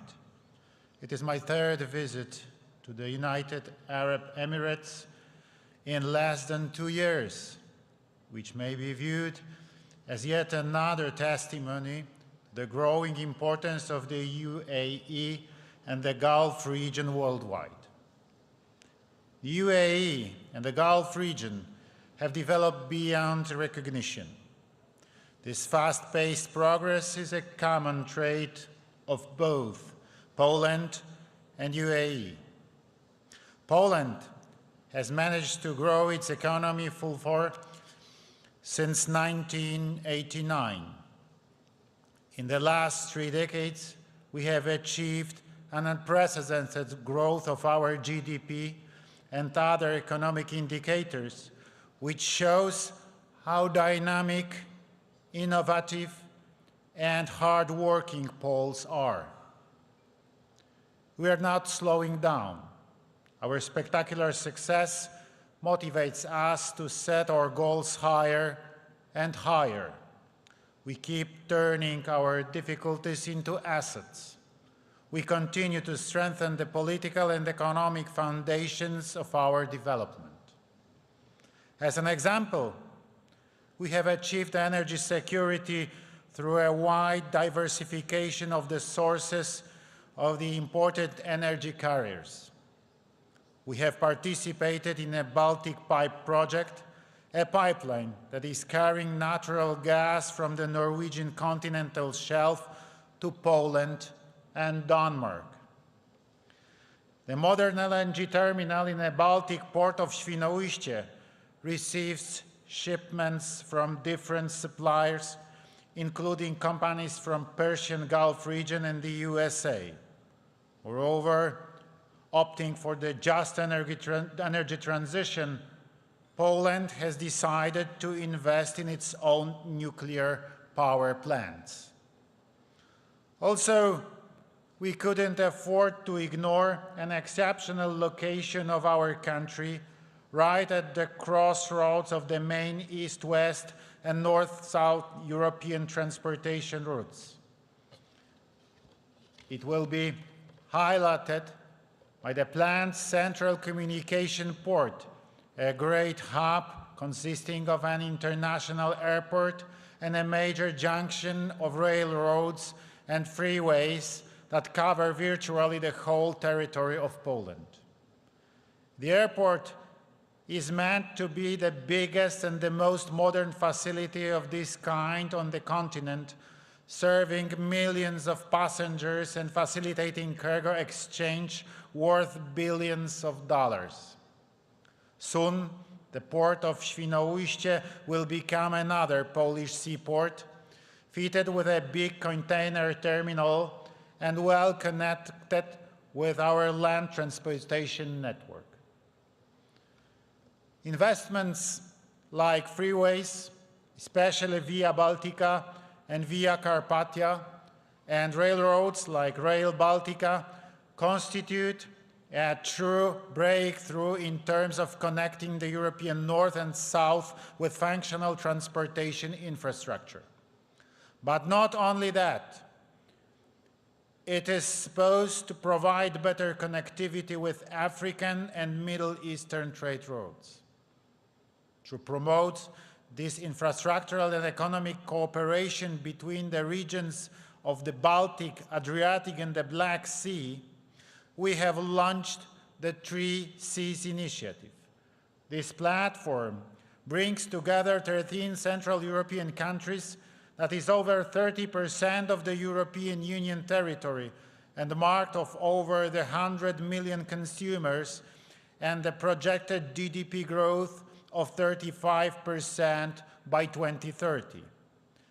The 10th summit of the initiative will be held in Warsaw this year, with representatives of the USA, Japan, and other non-European countries attending. I dare say that Poland and the United Arab Emirates, but also in broader terms, our regions, Central Europe and the Gulf, have been busy in the last decades redefending themselves, implementing reforms and changes, but also facing many challenges. It has made us more resilient and more open to new possibilities and new avenues of development. Today, Poland and our region of Europe is looking for ways to enhance its cooperations with the UAE and the Gulf.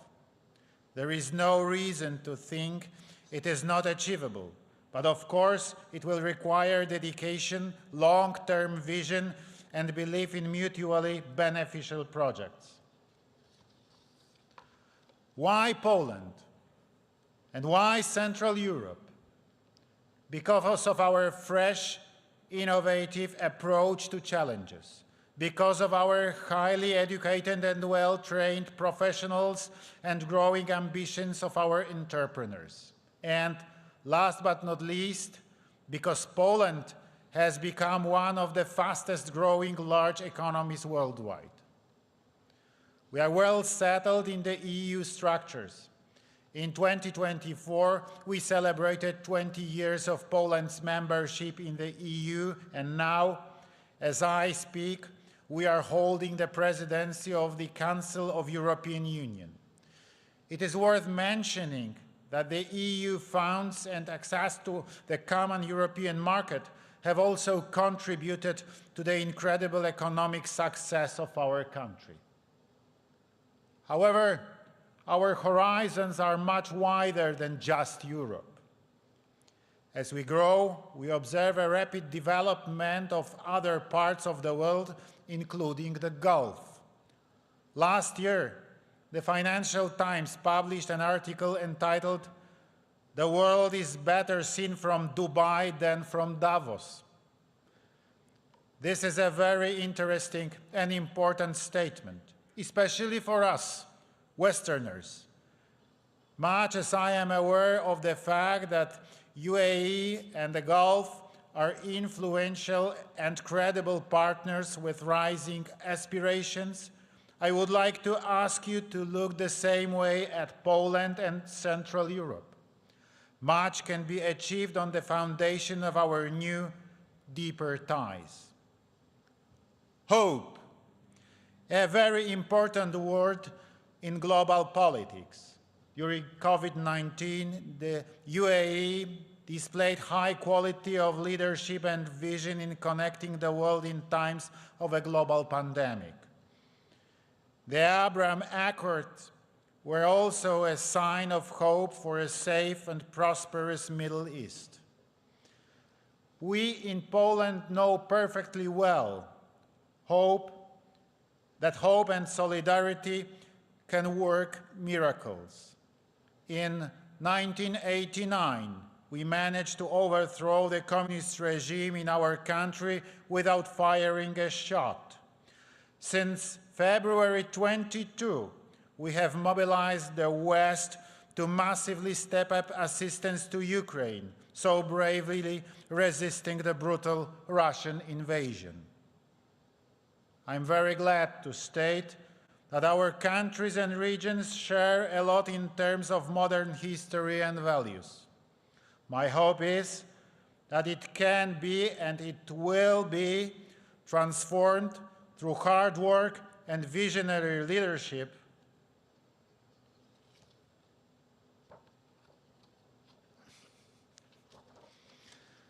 into tangible business results that will benefit both sides, because only then can we call it a success. Ladies and gentlemen, one of the Arabic proverbs says, "A tree begins with a seed." I'm sure our meetings and talks during the World Government Summit here in Dubai will see many seeds being sown, seeds that will grow into future important agreements and fruitful common projects. Thank you.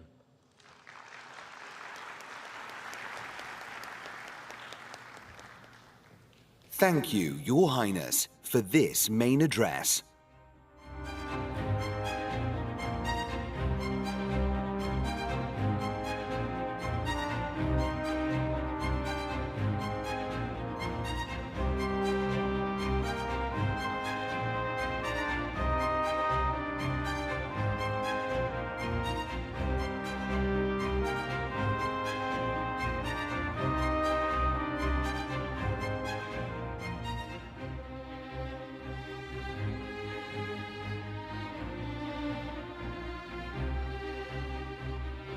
أصحاب السمو والمعالي، الحضور الكريم، نستمع الآن لكلمة رئيسية لسمو الشيخ أحمد عبد الله الأحمد الصباح، رئيس وزراء دولة الكويت.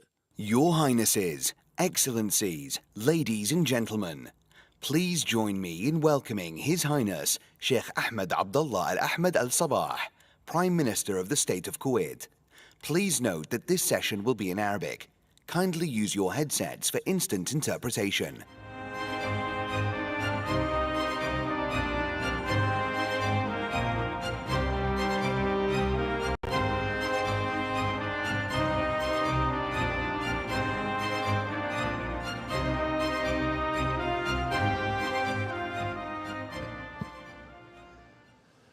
Good evening, ladies and gentlemen. So easy to speak in English, but I prefer to speak in my mother tongue, which is Arabic, which are very proud of it. طبعا قبل شوي احنا استمتعنا بالحلقة الحوارية بين ريتشارد وكريستينا عن IMF وين توجه الاقتصاد العالمي، وذكروا خطورة الذكاء الاصطناعي وأثره على العالم. لكن في شيء واحد لازم نتذكره ولازم ننتبه له، وهو اللي راح يأثر ويوجه الاقتصاد العالمي الجاي، وهو الأثر مال البريزيدنت ترامب وتوجهه المستقبلي. وأنا فعلا لازم نكون منتبهين لهذه النقطة، لأنه فعلا قاعد ياخذ قرارات تخدم مصلحته، وإنما إحنا قاعد نطالع الاقتصاد العالمي لابد أن يكون هناك ردة فعل، وبدأت هذه ردة الفعل على هذا، وراح يأثر على الاقتصاديات العالمية. وقبل ما أتكلم كلمتي أحب بس أذكر طرفة حصلت لي من عدة سنوات. كنت واقف أقدم كلمة، لكن لاحظت في عنصر نسائي يتكلم كثير، فعاوز أجي، وكنا قاعد أتكلم عن المشاكل الإدارية وما شابه ذلك وأثر على الاقتصاد. وأنا يعني شفت أن الوضع مش طبيعي، فقلت وراء كل رجل عظيم امرأة، ولكن في ذات الوقت وراء كل مشكلة امرأة. هنا بدأ الصوت يخف وينتبهون. والامرأة غير متزوجة عزبة، هنا بدأ قلت لها لا وأخواتها غير متزوجين. شنو ايش قاعد تتكلم؟ قلت لهم مشكلتنا كانت مس مانجمنت، هي السبب في كل مشاكلنا، وتتبعها مس انفورميشن الى اخره، كله مس، ما في مسز ولا مستر، كله يتعلق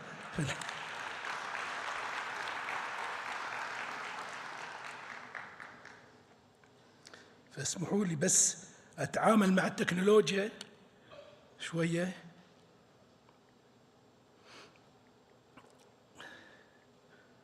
ان شاء الله ما تخذلنا ان شاء الله.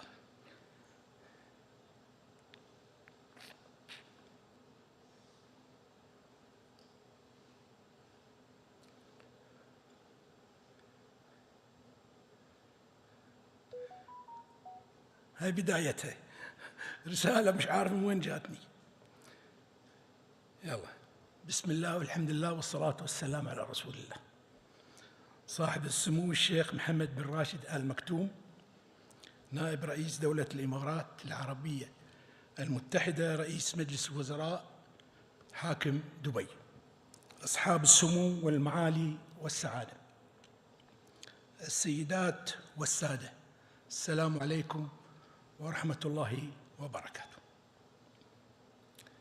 يسرني بداية أن أتقدم بخالص الشكر والتقدير لصاحب السمو الشيخ محمد بن راشد آل مكتوم، نائب رئيس دولة الإمارات العربية المتحدة، رئيس مجلس الوزراء، حاكم دبي، على الدعوة الكريمة للمشاركة في القمة العالمية للحكومات، مقدراً حفاوة الاستقبال وكرم الضيافة والإعداد المميز لهذه القمة التي تشكل منصة فكرية عالمية ومنبراً للحوار الهادف البناء، وفخراً دولياً وقراءة حكيمة من لدن القيادة السياسية في دولة الإمارات العربية المتحدة، وذلك لما تمثله من فرصة سانحة لتوحيد جهود الدول نحو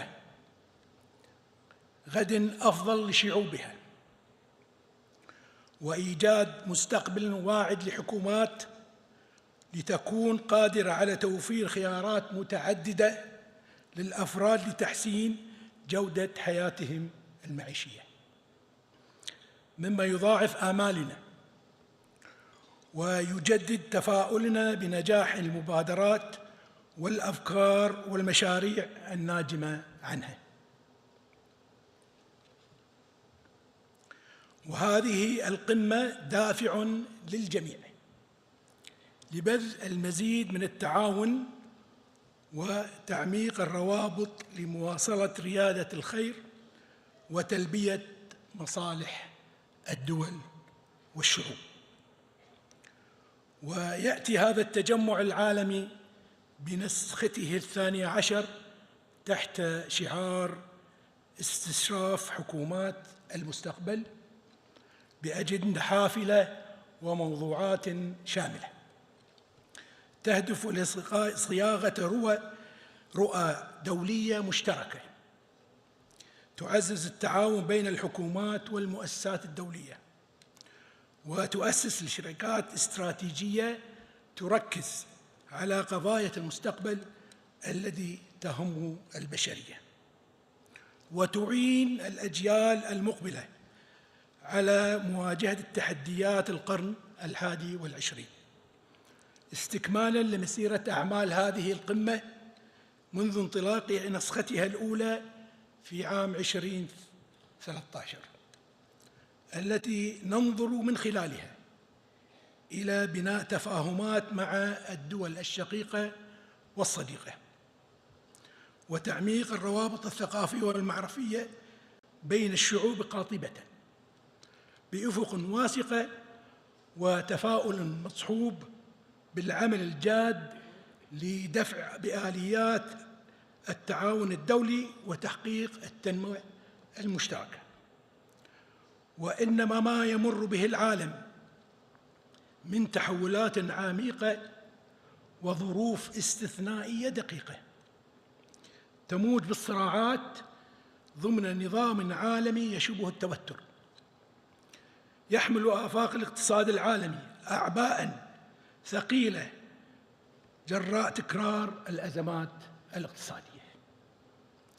وازدادت هذه الأعباء جسامة مع ما يواجهه القرن الحادي من تحديات، على رأسها التغير المناخي وندرة المياه وتنامي معدلات الفقر وانتشار الأمراض وضعف أنظمة الرعاية الصحية، في واقع يضع حكومات العالم أمام مسؤولياتها ويفرض عليها تطوير شراكات دولية وتبني سياسات فعالة قادرة على التصدي للأزمات بكفاءة تكفل الاستقرار والازدهار للجميع.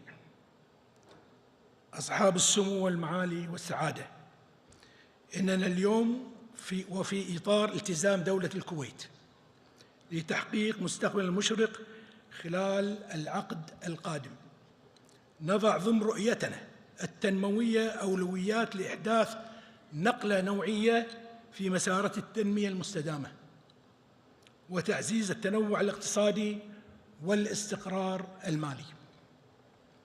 نستند في ذلك إلى خطط استراتيجية طموحة قابلة للتطبيق تهدف إلى تنويع مصادر الدخل الوطني وإشراك القطاع الخاص المحلي والعالمي في مشاريع الدولة الكبرى وتطوير البنية التحتية بما يتسق مع رؤية الكويت 2035.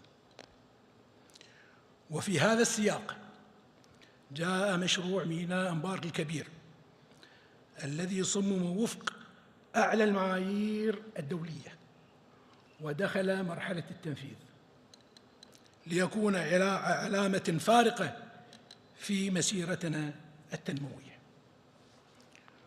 وفي ضوء خططنا للتنمية الاقتصادية، فقد تم التباحث مع الشركات الكبرى في الاقتصاد العالمي التي تساهم فيها دولة الكويت وحثها على تفعيل دوره بشكل أكبر في إحداث النهضة الاقتصادية المنشودة من خلال فتح فروع لها في دولة الكويت وخلق الفرص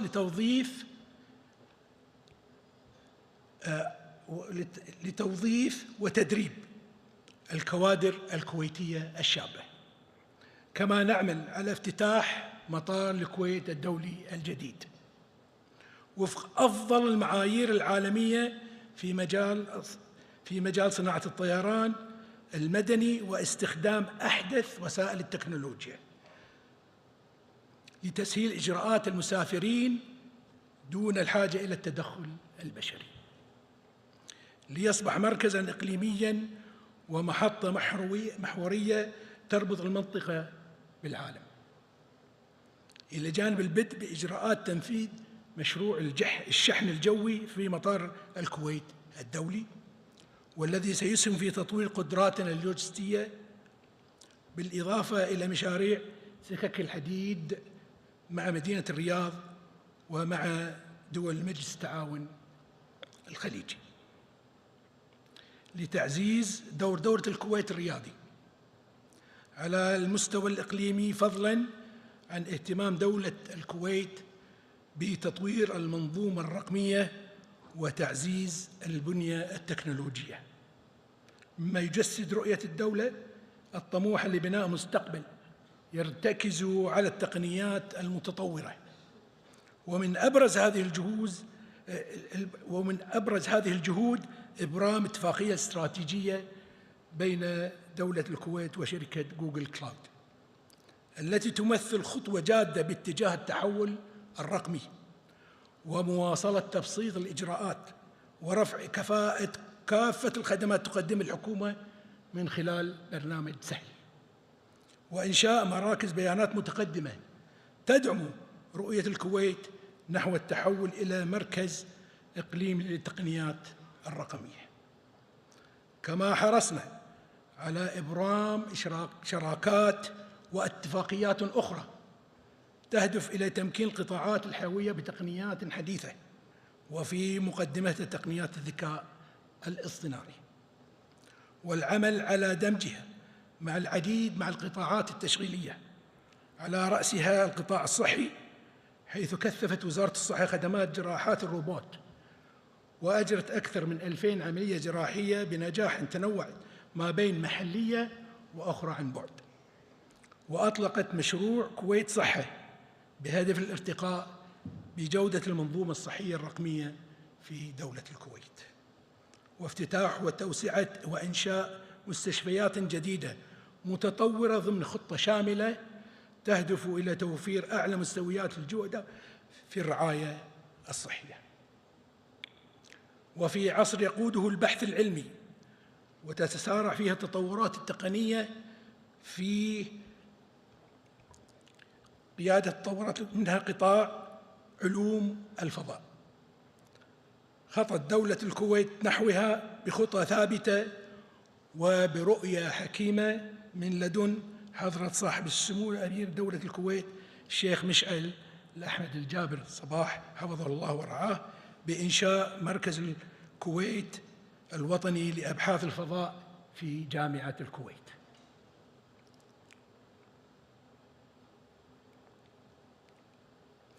بالتعاون مع مؤسسة الكويت للتقدم العلمي لإبراز إمكانات العلوم والتكنولوجيا والابتكار، ورفض الجهود لتعزيز القدرة التنافسية للكفاءات الوطنية المتخصصة، ومعالجة القضايا التي تحتل أهمية عالمية وأولوية وعربية ووطنية في مجالات الأمن الغذائي والمائي والدوائي،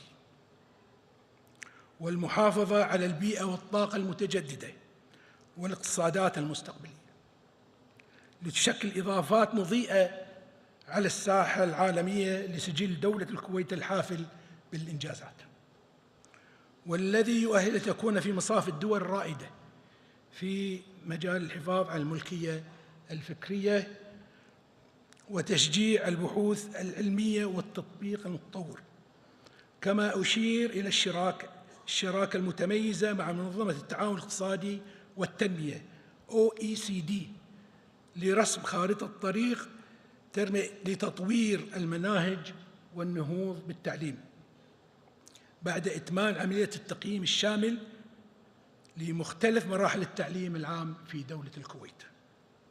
وفي الوقت ذاته ننظر إلى تحديات التغيير المناخي بعناية شديدة، منطلقين من التزام دولة الكويت بالقرارات الصادرة عن اتفاقيات الأمم المتحدة الإطارية لتقرير المناخ واتفاق باريس، والتنفيذ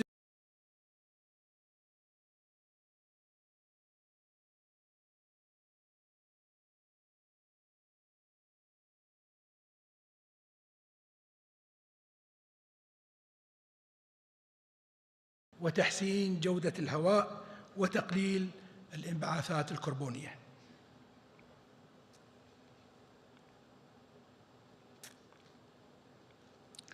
ومن خلال إعداد استراتيجية الوطنية طويلة الأمد لتنمية منخفض الكرفور بهذا الوصول إلى الحياد الكربوني في عام 2060، ورسم خارطة طريق لتنفيذ استراتيجية التحول في قطاع الطاقة بحلول عام 2050، وتنفيذ عدد من المشروعات النفطية التي تهدف إلى خفض الانبعاثات الكربونية وتعزيز كفاءة استخدام الطاقة والتحول إلى الوقود النظيف والطاقة المتجددة. وفي هذا الصدد فقد انضمت دولة الكويت إلى تعديد كيغالي سنة 2016 لبروتوكول مونتريال بشأن المواد المستنفذة لطبقة الأوزون، والذي يهدف لخفض إنتاج مركبات الهيدروفلوروكربون HFCs وخفض استهلاكها بما يفوق 80% على مدى 30 سنة قادمة. كما تتضافر الجهود لإضافة ما يفوق 5000 ميجا وات من الطاقة من مصادر متجددة في مشروعي الشقاية والعبدلي، وفتح المجال أمام المستثمرين للاستفادة من آلية شراء الطاقة التي تبناها وزارة الكهرباء والماء والطاقة المتجددة. وفي مجال التعاون الدولي، فقد شاركت دولة الكويت خلال العام الماضي في عدد من العضويات والشراكات الدولية في الاتحاد والمنظمات العالمية، وعقدت اتفاقيات ثنائية خليجياً وعالمياً بغية تفعيل التعاون المشترك في شتى المجالات الاقتصادية وتبادل المعلومات وتحرير التجارة في الخدمات ومكافحة الإرهاب وغسيل الأموال والتعاون الرقمي، بالإضافة إلى التبادل التجاري وتجنب الازدواج الضريبي. وقد زامن ذلك كله المحافظة على الهوية الوطنية وإطلاق منظومة لإدارة الأداء الحكومي في دولة الكويت تهدف إلى تطبيق مبادئ الحوكمة الفعالة وتطوير آلية الحوافز والمحاسبة وتقييم والتدابير الرامية لمكافحة الفساد وتعزيز الشفافية، بهدف تحسين الأداء الحكومي وتنظيم العمل التطوعي والمساعدات المركزية محلياً وعالمياً، بالإضافة إلى تعديل قانون المرافعات المدنية والتجارية وتعديل قانون الجزاء بما يحفظ حقوق الموظف العام، وإنشاء دائرة في المحكمة الكلية للنظر في المساعدات في المنازعات الإدارية، وانطلاقاً من حرص دولة الكويت على تحسين بيئة الأعمال وجودة الخدمات، سنة تشريعات نوعية تعنى بالسماح لغير الكويتيين بتملك العقار في الدولة، وإطالة مدة إقامة المستثمرين الخاضعين لأحكام القانون رقم 116 لسنة 2013 في شأن تشجيع الاستثمار المباشر لما يزيد على 15 عاماً، فضلاً عن إدخال التعديلات اللازمة على قانون الشركات وقانون إيجار العقارات وتبسيط التعاملات الحكومية وتقليص إجراءات التقاضي. أصحاب السمو والمعالي والسعادة، ونحن إذ نستقبل الربع الثاني من القرن الحالي، فإن العالم يقف على أعتاب تحولات غير مسبوقة في مختلف المجالات، فالتقدم المتسارع في التقنيات الحديثة مثل الذكاء الاصطناعي والأمن السيبراني والواقع الافتراضي virtual reality والبيانات الضخمة big data، إلى جانب التغييرات الديموغرافية المضطردة والتحولات البيئية المتسارعة، قد أوجدت واقعاً جديداً يعيد تشكيل نمط حياة الشعوب، يحمل في كنفه فرصاً وتحديات، آمالاً ومخاوف، تستدعي تبني رؤية واقعية مشتركة بين حكومات العالم، بأمل واعد يبعث على التفاؤل نحو آفاق مستقبلية يتحقق فيه الأمن والأمان والاستقرار لشعوبنا والعالم أجمع. وفي الختام لا يسعني إلا أن أكرر الشكر لكم، متمنياً لأعمال القمة كل التوفيق والنجاح لتحقيق الآمال المرجوة التي تتطلع إليها حكومات وشعوب العالم. وآخر دعوانا الحمد لله والسلام عليكم ورحمة الله وبركاته.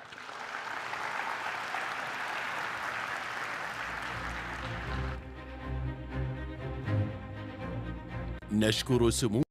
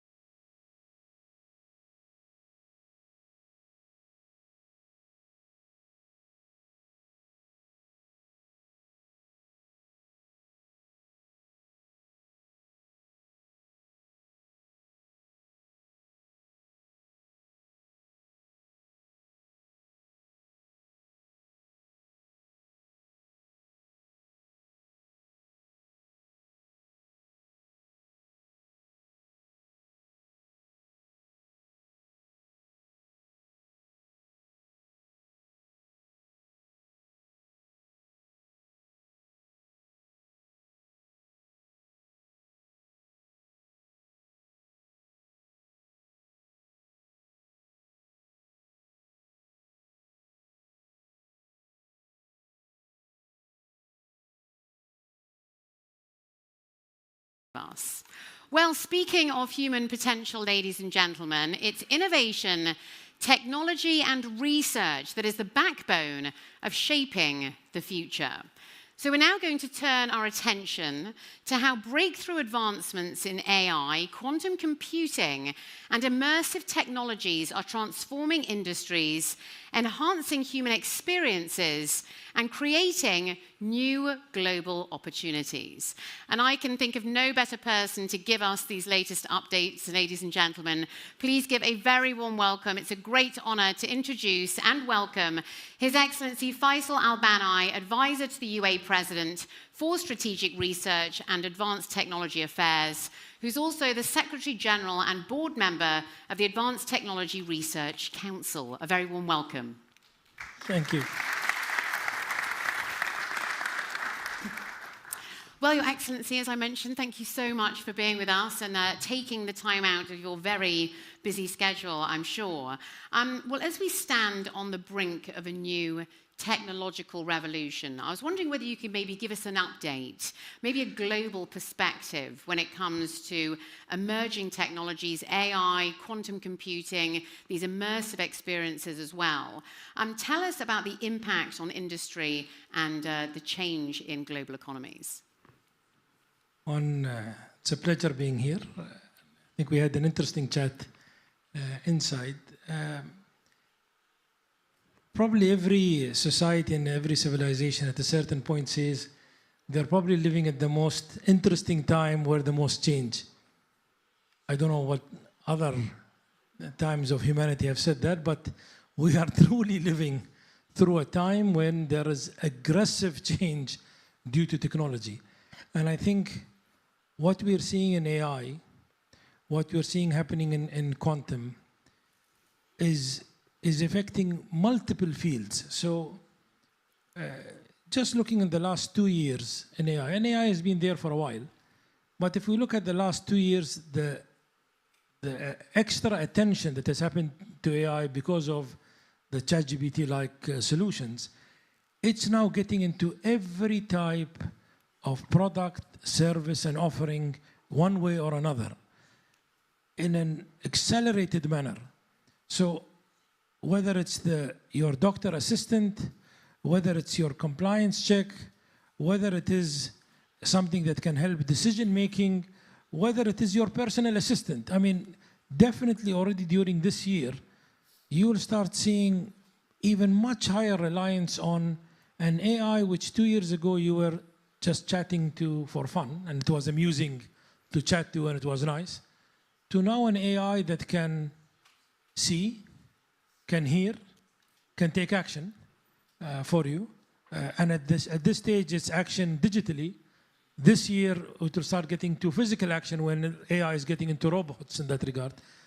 We have not gone through this kind of an accelerated change when such technologies can affect us at a personal level or a corporate level or a country level. So AI is doing some change, and we're seeing a big drive over there. Quantum technologies, although like AI is not new, but in the last 3 years, there has been definitely a climb on the gradual maturity of where quantum technology is. And quantum technology, whether it's computers, whether it's sensors, but if I say computers, now when is that inflection point, like the ChatGPT moment for quantum? Is it 3 years from now? Is it 5 years from now? But definitely it is on an upside hill. When that happens, whatever you are going to do and you are able to do in 3 years, 5 years of computing, you're able to do in a few seconds. That changes everything. So it's affecting us at a personal level. It's affecting how we can progress in medicine and transport and other areas. So I think there is few large technology changes that are happening that are making profound changes for us in the years to come. So bringing this back to the UAE, I mean, there are great strides that are being made here, of course. For those that aren't overly aware, maybe you could give us an update on that and how very much this is cementing your position as well when it comes to global trade, for example. And what would you say is maybe the ultimate game changer for the UAE? So I think the UAE has gone, like many countries, through different stages of its growth, of its maturity. I would say probably in the early years of this country, there was a lot invested in building basic foundation, basic stuff, roads, hospitals, basic needs. Later on, I think it was building certain sectors and services, and whether it's the trade sector or a number of other government services, and really maturing services and maybe specific sectors. Today, we have an amazing foundation. We have an amazing ecosystem of services and enablers and other things in the country. And the country in the last, let's say 5 years, plus and minus, have been putting a lot of attention on technology innovation, and truly pushing for this knowledge economy. As the President said, is to be ready for the last barrel of oil to be sold. And I think that amount of attention in the last few years in technology, you're seeing the emergence of large mega companies in the UAE when it comes to technology. You're seeing an emergence of a lot of small to medium players coming in over here. And if we look at maybe examples of stuff we're doing, is if we look at the Advanced Technology Research Council, which was set up in May, it would be 5 years. Today we have 10 research centers. We have over nearly 1,300, 1,400 researchers. They are from 80 countries. We have over 100 plus universities globally that we are in touch with, that are on our payroll, working with us on our research. This is already becoming a country that is bringing in talent from all over the place, coming here to the UAE to build technology that really makes a difference.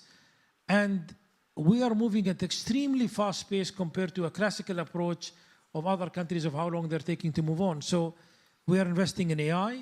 We've done a lot of things over there with Falcon and other areas. We are investing in quantum technologies, a very promising technology for all of us. We are investing in autonomous. I mean, we are living in a time when we are now at the inflection point where, yes, you were driving your car, but very soon you had some car assistance, and now very soon you don't need to drive your car. Your car is really driving itself. But that's the same with the car, that's the same with the plane, that's the same with other things. So we are investing in all of these technologies, and we are making pretty large bets in these areas in this regard. I mean, there's so much coming into force, and it's amazing how you seize these opportunities as they come in as well. It's very impressive. I wanted to go back to AI for a moment, as it's it's still very much in its infancy. We're only 2 years in, 24 months. So it's pretty much anyone's game at the moment, if you think about it. However, DeepSeek, for example, has come in and very much sort of shaken up the market a little bit, very much underscoring China's AI resilience as well, despite export controls as well. So do you think that this does challenge the assumption that AI development is predominantly sort of Western-led? What's your thought on that? I think if there is one thing we learned in the last 2 years, since the launch of ChatGPT, is this game is still at its beginning. And I was having a chat with someone when the internet launched. Some were not born at that time, but at least we were there. When the internet happened, there were a number of large companies at that time where everyone said, yeah, XYZ company, AOL, blah, blah, these are the dominant companies that will lead the industries in the years to come. These companies are not the companies today leading that game. Although at that time, people felt it's a default. These are the 3-4 large companies in the internet space. For sure, they will dominate everything. They are nowhere to be seen. The other companies really have emerged later on. And I think a good example of what we saw in the last 24 months when it comes to AI is proprietary AI, open source AI. I mean, us even as a country or as a research institute, in 23 when we launched our model, people said, who on earth are these guys? I mean, normally people got used to models coming out of the US or models coming out of even China or Europe. UAE launching the Falcon model and scoring the highest performing open source model globally, wow, beating every other player, was new. Frankly, was also new for us. So I think since that time, you started seeing blips of different players, ending with what DeepSeek did in terms of their approach, that really proves this game is still at its beginning. This game still has a lot to be tuned, as shown with different players coming in and saying, well, there is always a better way of doing it. There is always a more optimized way of doing it. And what took you 1 year or took you $1 billion, I will do it for 10 million. Suddenly, the game changes. So I think that's changing on one side. But I think the more interesting part that is changing when we say what's changing with this internet, all of us have mobile phones. Today, there are dominant players because they have the real estate on your mobile phone, which is, I am the app that does your booking of airline. I am the app that does your food. I am the app that does... And today there are large companies and small companies, and in reality some of them are large because they became the recognized brand name. They have the highest distribution, meaning most downloaded. So even if you have a new app player that provides a service, I'm not referring to social media apps, sometimes it's very hard now to break in because someone already has 50% market share. In the age of AI, when your agent, your virtual AI agent, and you tell him, go and do an online airline booking for me or hotel booking, AI agent doesn't care whether he's connecting to the API of the top 3 most famous apps. The AI agent will connect to whichever API provides the best connection, provides the best turnaround time, and you're on. Actually, 50% of the apps on your phones might disappear because your agent is the one connecting to the back end of all of these guys. So suddenly you thought you were the largest hotel booking company. In a few years, a small guy that has a better API connection, that has a better turnaround time, that has other things, your AI agent doesn't care about the brand name, cares about the execution. So many things will change with this. And that's what keeps it exciting, I suppose, because it's anyone's game. You don't know what's going to happen. It could go any which way at the end of the day as well. Sadly, we are running out of time, and I really wanted to get into a little bit more of the work, the incredible work that's being done over at the Advanced Technology Research Council. Tell us the main focus areas that you're looking at right now, especially when it comes to healthcare, the environment, and transport as well. What are the sort of main focal points for you? And then within that as well, I know you very much prioritize collaboration. So I wanted you to maybe give us an idea of, some good collaboration methods and why collaboration is so important, especially to get innovation over the line. So if we start with the collaboration part, and then we'll end with, what are some of the exciting projects we're doing. Today, as I mentioned, we have over 1,400 researchers. They're coming from 80 countries. So you're getting people from all over the place. And as I mentioned, probably we're still looking for the guy from Mars or the moon, but the rest of the guys, we got them here in the UAE. So we're getting a lot of talent from all over the place.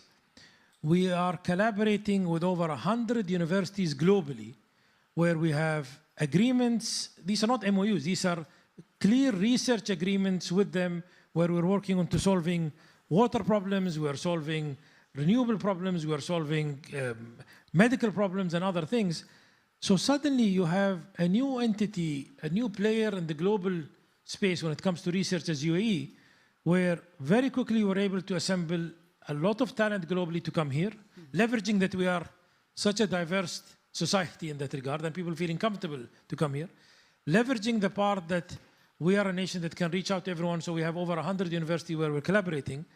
All of these things is enabling us what someone else might take 5 years to do, we can take a year to do because we are connected with everyone, we are collaborating with everyone. And the comment you just mentioned is, how do you compete and collaborate at the same time? And I think the best way of doing that is there are stuff that you would do for your competitive edge.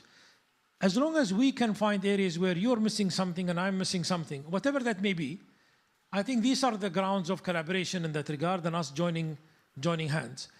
And to end with what are the areas that we are most excited about, I think the area of AI and the area of robotics. In the same way how we made announcements in the last 2 years of what we did in AI, you will hear this year, somewhere towards the latter part of this year, we will make serious announcements when it comes to robotics in that regard. So robotics will be a major area for us across the board. I think there is a lot of work we're doing in quantum, whether quantum communication, whether quantum computing, and that's an area that we think will be very promising for us as a country, although it has a little bit of a longer tail. And we are doing a lot of stuff when it comes to renewable, stuff related to water, stuff related to farming and other areas. And last but not least, autonomous transport. I think autonomous transport, whether air, land, or sea, is changing dramatically, already changing, not going to change.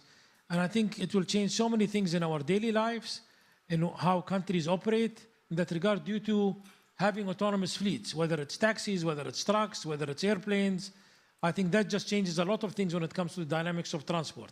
Yeah, definitely. And there was an incredible showcase actually over in Abu Dhabi. I think it was just last year, DriftX, and they had all the different sort of robotics on display and autonomous vehicles. We had our Formula 1 cars, or Formula-like 1 cars in Yas circuit that was racing fully autonomously on the track, driving over 200 kilometers an hour, fully autonomous on that track. Wow, yeah, that's incredible. If there's one sort of key message you could leave our audience with, what would it be today? I think looking at what is happening in the UAE today when it comes to its interest in technologies, its interest in attracting talent to come over here, I think there is a lot happening when it comes to research and development when it comes to technology. If there is a time to be in the UAE, either to come in the UAE or someone that's in the UAE that needs to focus on a sector, this is the time to really focus when it comes to technology, research and development, because all the way from leadership and down, the attention and time spent now on helping to grow the technology ecosystem is like no other time in that regard. So if there is a time to be in the sector, this is the time to be in the sector in this regard. And frankly, I think UAE can be in an extremely strong position in the years to come when it comes to tech space. Very exciting time ahead, and very well said, by the way. So, ladies and gentlemen, please put your hands together for His Excellency Faisal Al-Banai. Thank you so much. Thank you so much. Thank you for your time.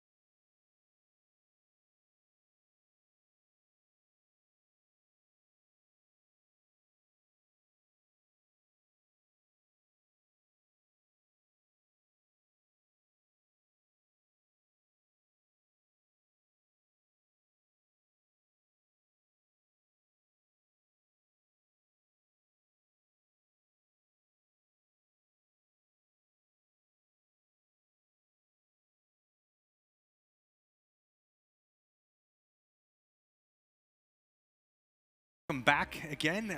Next, we're going to talk about the future of moving things around. People, goods, how we move, and what we move in. And we have two great panelists coming up. Francesco Lacamera, who is the Director General of IRENA, the International Renewable Energy Association, and Wouter van Wersch, who is the Executive Vice President at Airbus. Please come on stage.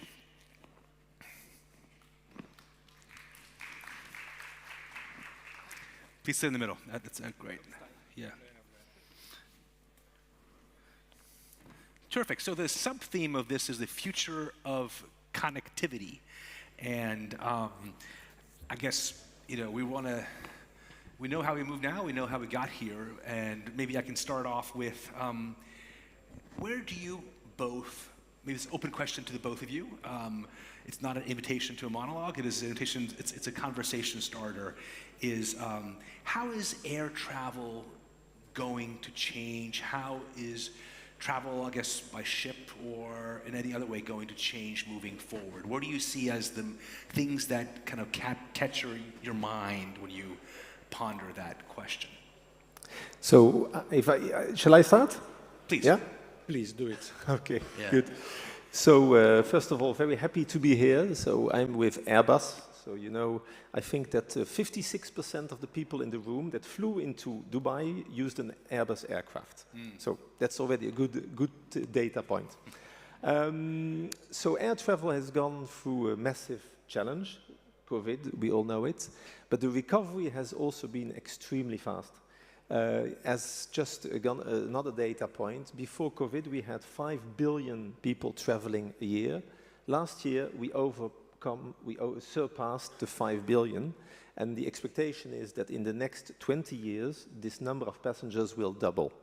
So you can imagine this means a lot of need of new aircraft, but also a lot of infrastructure needed on the airport side, and of course also a lot of more traffic in terms of cargo. So the market is very active, very dynamic, and I'm sure we'll discuss about it in the coming half an hour. This also brings a lot of things to be done on innovation, sustainability, energy, so a vast topic. Can I just pull a string here, since a lot of people who travel a lot are airplane nerds, and I would count myself as one of them, is if we're going to double the number of people traveling, what's going to happen with the planes we're flying? And I would say that I flew on an A380 for the first time on the upper deck, and it was fantastic. Yeah. But you clearly have discontinued this plane on the assumption that the hub and spoke model won't be as appealing anymore. People will expect more direct travel. What sort of planes are we looking at? How many planes are we looking at? So if you want just a couple of figures, so today we have about 24,000 aircraft flying, commercial aircraft. And our estimation is that in the next 20 years, we will need to build 42,000 additional planes, which is, of course, a large part is replacing the older generation aircraft. What is flying today, 34% is new generation, so that means there's 66% that can be improved by bringing new generation. But there's also a lot of capacity growth. If we look at the Middle East, clearly there's a growth which is faster than around the world. And there are pockets of Asia, for example, is growing strongly. The US and Europe is more stable. But in terms of a market, there is really growth. And as a company, we have to deliver the aircraft. We have to do this, of course, safely. And we have to work on the future evolutions in terms of innovation, next generation, in order to answer to the customer's demand. And all this in a sustainable way. That's a good segue, Francesco. When you think about doubling number of passengers, doubling number of aircraft, and given the debates, some of them were held in this country, during COP a couple years ago, of how we're going to do this, how we're going to have more people moving, more people polluting. It doesn't seem sustainable, so to speak, to continue on the same model of travel, transport that we were, let's say, the 20th century one. what is the 21st, what is the ideal 21st century model of transport going to look like, or should look like? So, first of all, I think that we have to put this in a more general context. No? That felt pretty general to me. Because, you know, here is not only the question to move people, but also to move commodities and to move also electrons, to move molecules, everything that is needed to make this transition happening at a speed and scale that is consistent with the achievement of the Paris Agreement goal. We are trying to make clear that the first structural barrier to speed up and scale up the energy transition is just the infrastructure. So we don't have grids that are interconnected. We have not grids that are really flexible, balanced.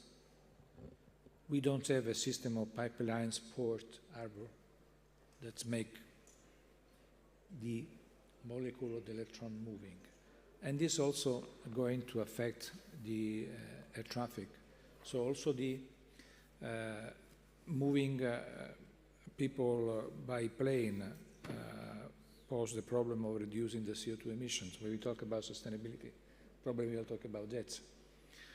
And this means that how we can green the aviation. And we think that also this year, with the COP30 going to be hosted in Brazil, by the bioenergy, the biofuel will become one of the elements that will be discussed, that will be more in focus. Possible COP30 may come also with the targets concerning biofuel. So we think that on moving plane, I think that the biofuel could be one of the most suitable solutions where we are going to. What's the timetable for that? Sorry? What is the timetable for that? The timetable is already now, no?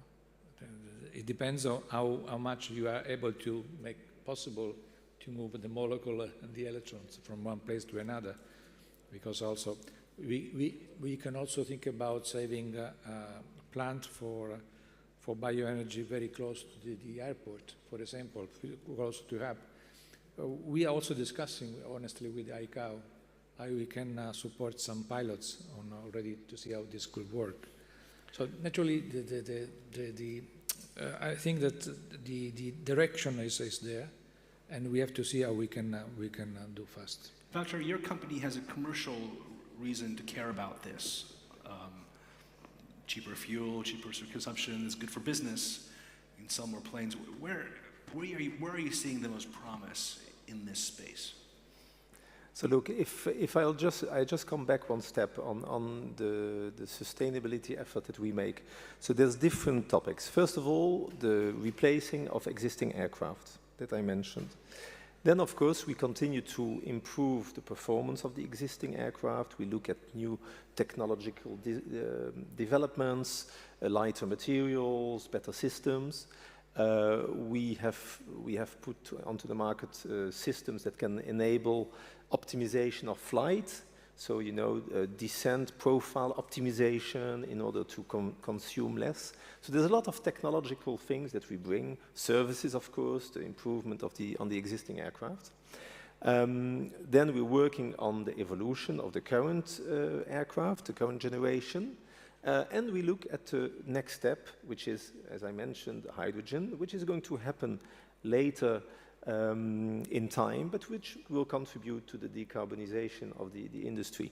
Then, to come to your point, the fuel is very important. Today, the biggest impact can be done if we substantially increase the availability of SAF, you know, sustainable aviation fuel.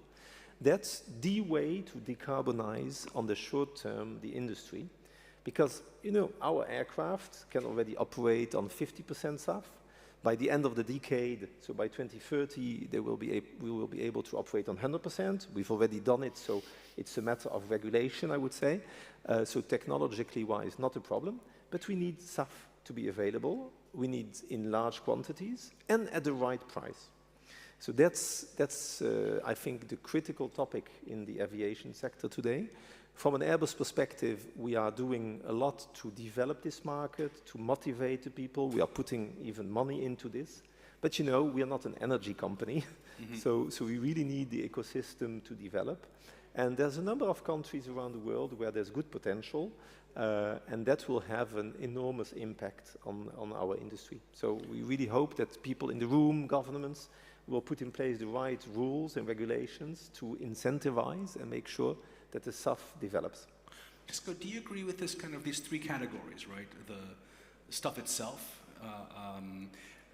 is there enough of it? Where do you get it? Two, the technology that is going to continue to evolve to sort of make it possible to use it. And three, the infrastructure. Which of those should be the easiest? Which is the hardest nut to crack? Assuming you agree with that. First of all, schema. I think that we are almost on the same line. I think there is no, I don't see differences in the approach. So we think SAF, the sustainable aviation fuel, is the solution. Also, when we talk about hydrogen, I think for the plane, biofuel could be much easier. I will fly more comfortable in a plane with biofuel than others, honestly, to be frank. And actually, we need to have the capacity now. I think the problem linked to the conflict between bioenergy and food is not anymore there with the new technologies. This could be solved. It's solved currently. The problem is how to move the fuel from one place to another when you produce a reasonable cost, naturally, because we cannot make the cost going up and up. And in this context, as for the hydrogen, for a different hand, we need that the policies are in place, because it could be still possible that in the very short term there is a lack of competitiveness in going for biofuel or hydrogen. But it's just, say, a few years, as it was for renewables, 10, 15 years ago, they were not competitive. Now it's the most competitive way to produce electricity, Yeah. This means that, and the path for bioenergy and hydrogen could be faster than has been for renewables. You may have more of a cross-sectoral view of this when you think about, ship transport, rail, obviously cars. Is that conversation the same as when you're talking about air travel and transport? Are there other things happening in those areas that? Concerning shipping, I think that there is not yet full clarity on the way to follow, in the sense that they've not been able to elect the best solution for shipping. So they are moving from the hybrid, hydrogen, biofuel. There is not yet a clear indication. So we need an assessment where the policy at a certain moment will be able to fix the right mix. When we talk about, again, transport, look at Dubai, the port of Dubai.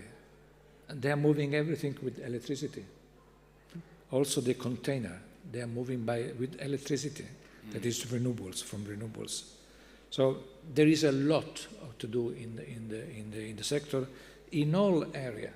So not only aviation, and there is also another element that should be considered when you talk about train and others. That's what we thought was not possible to reach with electrification is coming more and more possible. So this is another trend that we have to take into account when we are looking for the right mix of different sources for the transport sector as such. Yeah. Maybe if you allow me just to, so hydrogen definitely is a solution for the shipping or for the road transportation, and also longer term for aviation. But it's all down to physics. You know, the energy density of hydrogen is what it is. So if you would like to do a hydrogen flight from Dubai to New York with a hydrogen plane, you would need to fill the full plane with hydrogen. And no passengers, no cargo. So hydrogen on the shorter distances, 2,000. Also because the passengers will not go up the plane, will stay for. So yes, it's touching different industries, and it's a longer-term solution. But the ecosystem needs to be there. Like for ships, you need to have the hydrogen at the right place to fill them. So no panel in this building can take place without the mention of AI. How is AI going to potentially come up with solutions to these problems? I mean, you could be specific in your answer, even though the question was not. But I think that the artificial intelligence should be say an instrument that we may apply to many different realities, industrial processes, managing of the grids, managing of the transports. So it will be a way, a possible way to make many aspects of our life to be more economical and more effective. Is there an example you can think of, either you now, where it is being applied and wow, they just figured out how to reduce traffic on the Abu Dhabi-Dubai highway by 30%. For example, it's a wish fantasy, not true, by the way. One example is that we are starting to think, we have initiated the discussion with Google. They have a project called Tapestry, how we can apply artificial intelligence for design the strengthening of the infrastructure in some part of Africa. This is one example that I can just present to you today. So I actually came from Paris. You know, there was a big AI summit yesterday. Of course, and I think it's fascinating. I mean, it's great opportunities, but also great challenges to manage AI.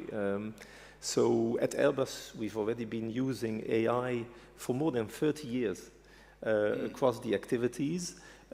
We use it internally, of course, to improve the way our teams work, like you know, with the specific computer-aided vision. We use it in the development. So we are using it a lot to improve and increase the safety of our operations, but of course also of our products. But all this needs to be done also in an ethical way. It has a consequence on people. So we have embraced it very strongly, but it needs to be done in a very cautious way also. Does it design planes right now? Sorry? Does it design planes? Not yet, no. This is our engineers doing it. But it helps, of course, because, you know, you can calculate, you can simulate very much faster than in the past. Yeah. You know, certain pieces that in the past you need to forge to see how it really functions in reality. Now it can be done with a lot of models, AI, and we win a lot of time in terms of the development of new products. Yeah. Also, as for our modeling, our outlook, we are considering how to use artificial intelligence for making them more precise, more, let's say, giving more elements. So we will see that naturally there is lots of attention, enthusiasm. Naturally, we also have to be prudent. I think rules and regulations should be put in place for making the sector work in the right way. I mean, people talk a lot about seamlessness. That's what they desire most in their travel experience, in obviously moving goods around. It seems to me that is also where AI could be quite, I mean, even improving the airport experience, for example, you know, the getting on and off the plane. I think, you know, actually everything can be looked at and potentially, I think, improved with AI. The movements in the airport, not only the goods, the passengers, the whole flow, the passenger experience. So not only the technical side, it touches everything. Huh? Yeah. Super. Well, thank you to both of you. This has been a really great conversation, and really appreciate it. Thank you. Thank you. Okay. Thanks so much. Great. It's great.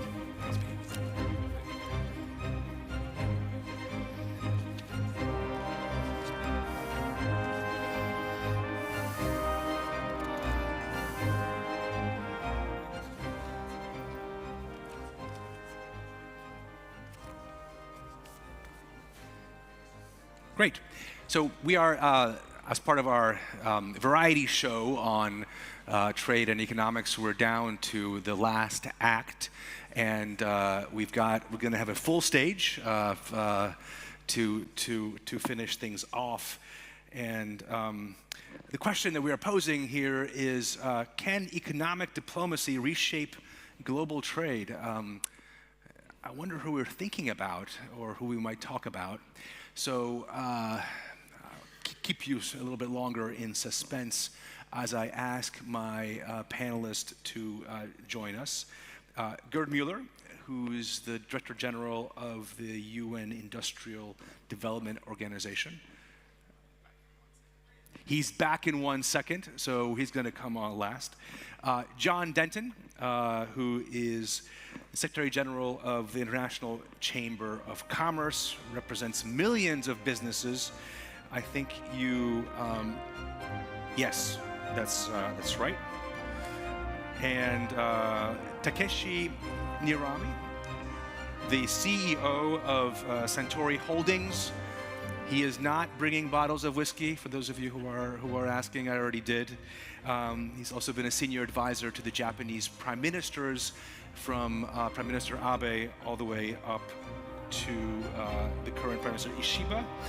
And His Excellency Luigi Di Maio, who is the EU Special Representative for the Middle East, and who I got to know when I was in Brussels when he was the Italian Foreign Minister. And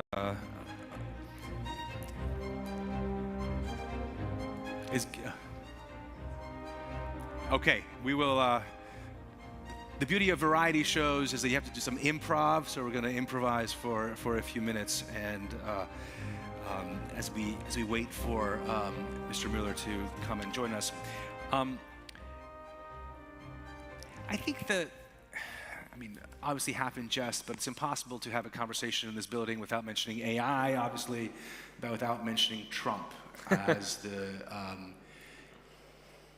Mr. Müller, excellent. This is quite an entry. Please come join us.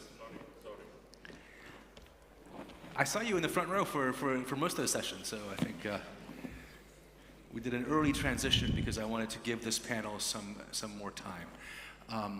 It's impossible to have a conversation really anywhere in the world without talking about the new American president, as we have a panel that spans the globe, Germany, Australia, Italy, and Japan.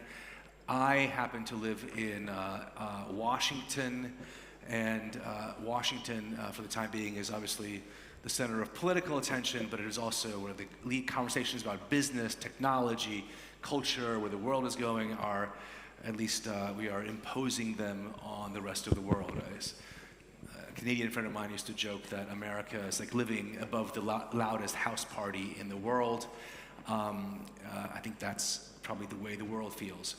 And today we want to really kind of grapple with the impact on the global economy, on global trade, of what is coming out of Washington, and try and maybe separate between the noise and the reality. And maybe I want to start with John Denton, because you obviously represent business across the planet, and there was a interesting piece in my alma mater, the Wall Street Journal, this morning, looking at American business and a bit of the sense of whiplash. Since the election, everyone I meet in finance, technology, and business or regulations that animal spirits will be unleashed, and you have a very pro-business president. At the same time, they're quite nervous because of the moves on tariffs, the unpredictability, the limits on immigration. And when you talk to your members, and this was describing the situation in the US, I wonder to what degree that might describe the kind of global business community and how they are kind of digesting the new dispensation in America. What a great question.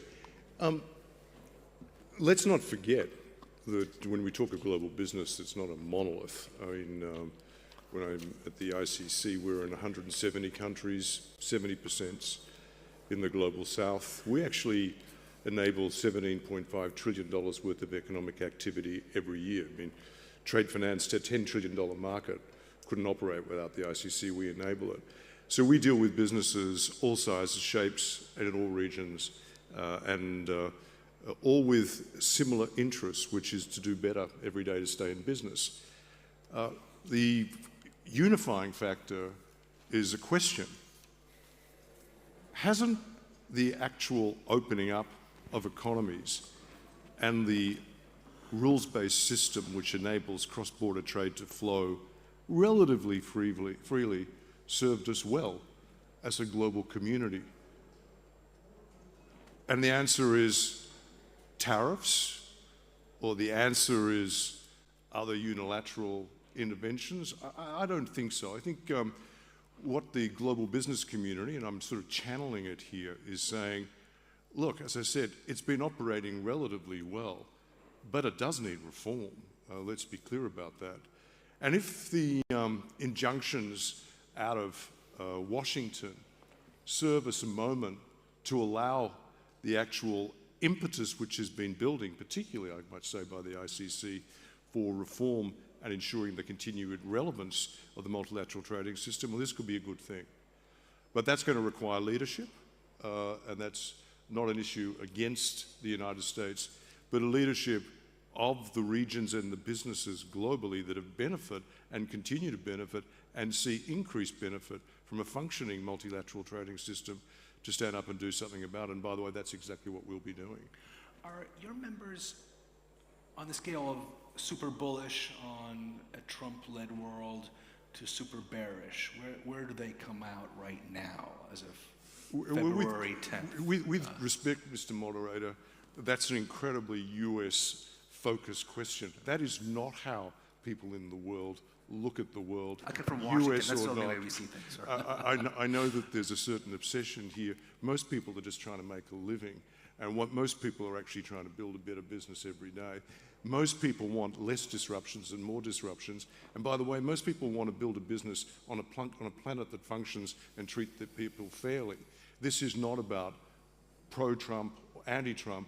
This is actually about how we have a pro-business-based or business-functioning global economy that can support prosperity and achievement for individual businesses and their communities. It's not about and only about the US.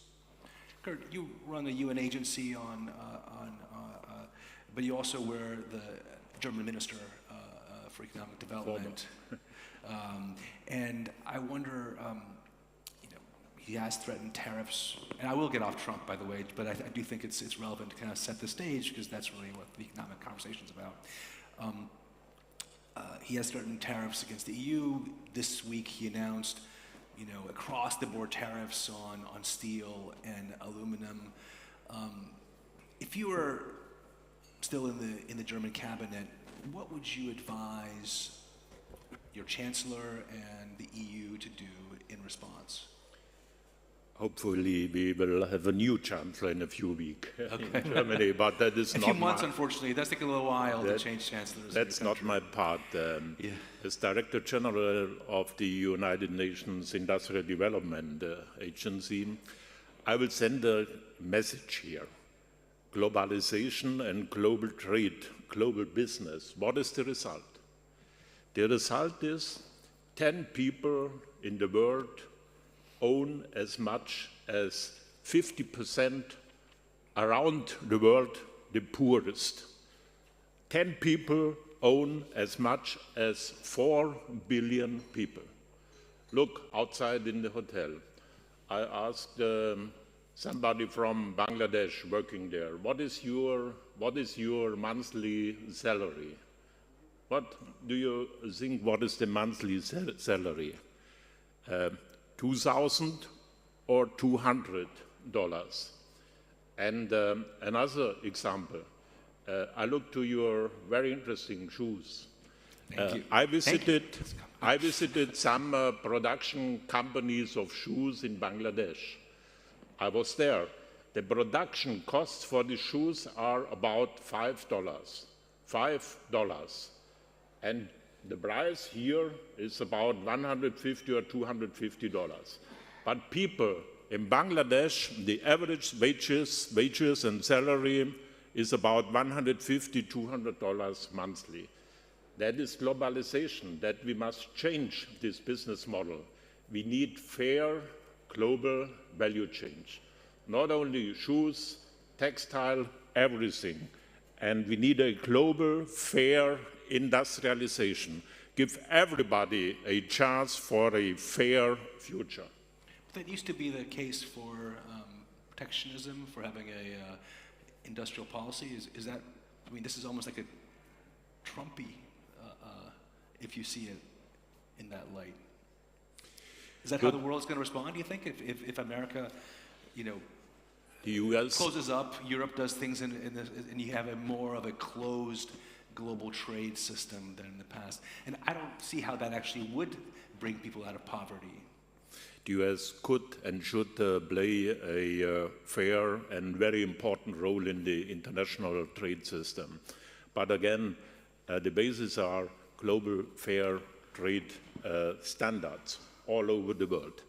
And then we can talk about fair trade and fair globalization with fair results for everybody.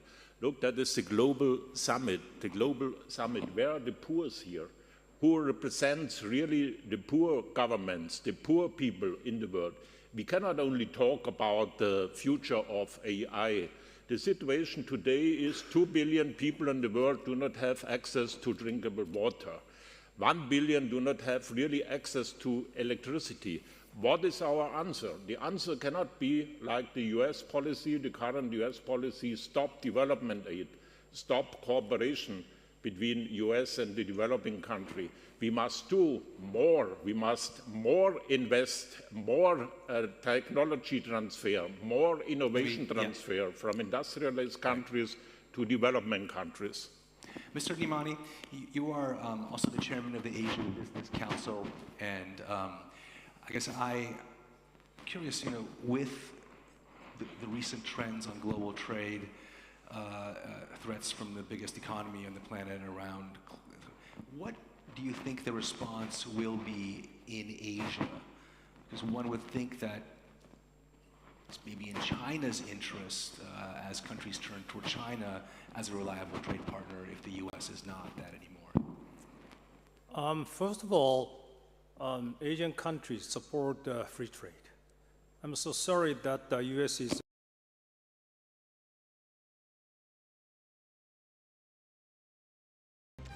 Hello, and welcome again, everybody. Welcome to the afternoon session of the plenary. Really looking forward to leading this conversation with Mr. Diop. There's a lot to talk about, but I'm just going to start with the macro landscape and how you see things right now, because so many conversations that I've had with people about the shape of the global economy, people seem to have been referencing this tepid global growth environment for a couple of years now. And I wonder how you see the opportunity as it pertains to emerging markets, because of course the very role of the IFC is to help mobilize private capital into emerging market economies. So how does it look purely from a growth standpoint right now? Thank you very much, Jumana. We have seen a rebound of the growth in emerging countries, 4%, which is higher than in the more advanced economy, and it offers an opportunity to really have more investment in those countries. As we can see, the fiscal constraints are still high in the number of developing countries, and therefore the space for public investment is reduced. There is a need now to attract more private investment. We have seen in some part of the world some positive trend, and we are seeing more and more opportunity to invest in infrastructure, in energy, in logistics, in sectors which are important for increasing the productivity of firms in developing countries, and therefore create jobs which are so much needed in this part of the world. Do you think that investors are being drawn to emerging market economies in an environment where advanced economies seem to be slowing down, the relative opportunity becomes a lot more attractive? I see more and more interest, particularly investing in infrastructure. We are just give an example in part of the world which is the less advanced. in Africa. We have seen recently a big conference that was held 2 weeks ago in Dar es Salaam, aiming at connecting 300 million Africans to the grid. Out of the 600 million Africans who don't have access to electricity. And it was clear that we need to have the private sector. The governments are committed to close to, the development financial institution committed up to 48 billion CFA, billion dollars of CFA. And we understand that the private sector needs to be present in those investments. So that's a good way to show that today there is a renewed interest in investing in infrastructure, particularly in energy. When you look at what is happening today, a couple of days in Paris with the AI conference, it's clear that we need more electricity to feed this data center and all this investment in AI, which is transforming. Actually, a lot of people consider that AI is a general purpose technology. It means that it will change fundamentally the way people are producing. And if the less advanced country don't have electricity, they will not be able to be part of this transformation which is happening right now. Yeah, do you see it as an opportunity for those countries to catch up, or does it present a challenge in that if that energy security is not provided, many of these countries will actually be left behind with the AI advances? It's clear that if you don't have investment in the fundamental which are energy, you will not be able to take advantage of it. I see already a lot of application of AI happening in more less advanced countries, in agriculture. We have also in health. We have also in activities such as maintenance. You will be surprised that AI is used a lot to identify the leakages in network or things like that, in optimizing the use of resources. That's why at IFC we have increased significantly our portfolio in startup working on AI. We have been talking actually with companies here in the UAE about what we can do to attack those sectors. And we're investing a lot in a data center. Just to give a sense, last year we were the largest investor in infrastructure, infrastructure related to the digital economy in Africa, by helping financing fiber optic, data centers, access to electricity for those. So we have an opportunity here to leapfrog, but it will require a few things. First, to continue investing in education, because we need to have the labor force needed to be able to use these instruments. Secondly, you will need to have a condition so that we can accelerate the production of electricity at scale. And I want to emphasize that we are considering that today gas to power is an important transition source of energy for developing countries when they couple it with a use of renewable energy. So we are pushing in that direction.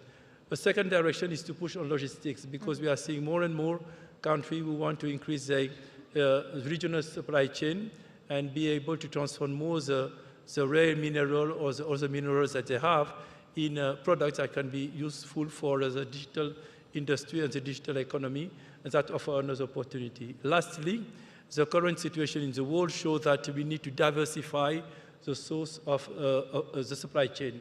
And an over-concentration of the supply chain in some products create a risk from a part of the world, because whenever there is a shock in that part of the world, the rest of the world is affected disproportionately. So it's important to diversify today the supply chain that we have. Yeah. And I would say that I would like just to take that opportunity to thank very much UAE for the role they're playing. Actually, the largest company investing in Africa in renewable energy is a UAE company. We are working with them also in Central Europe. We are working with them in Central Asia, in countries like Uzbekistan and others. And we are seeing there that investment coming from UAE to the south have been increasing significantly. It's interesting because I wanted to pick up on that theme of the emergence or the pickup in south-to-south lending. So countries from the global south lending, channeling FDI into other countries in the global south. Is that a phenomenon that you think is going to continue to pick up speed? Absolutely. We've been increasing basically tenfold the flow between UAE and developing countries in the last 3 years. That's just the UAE and the UAE. It was around $200 million, which is not a lot. Today we are around 2.5 billion of investment. So it's in renewable energy, it's in infrastructure in general. So we are discussing now expanding the scope of investment coming from UAE. We are looking at different verticals, particularly the water sector. We are looking at continue developing on energy. Logistics is a very important part.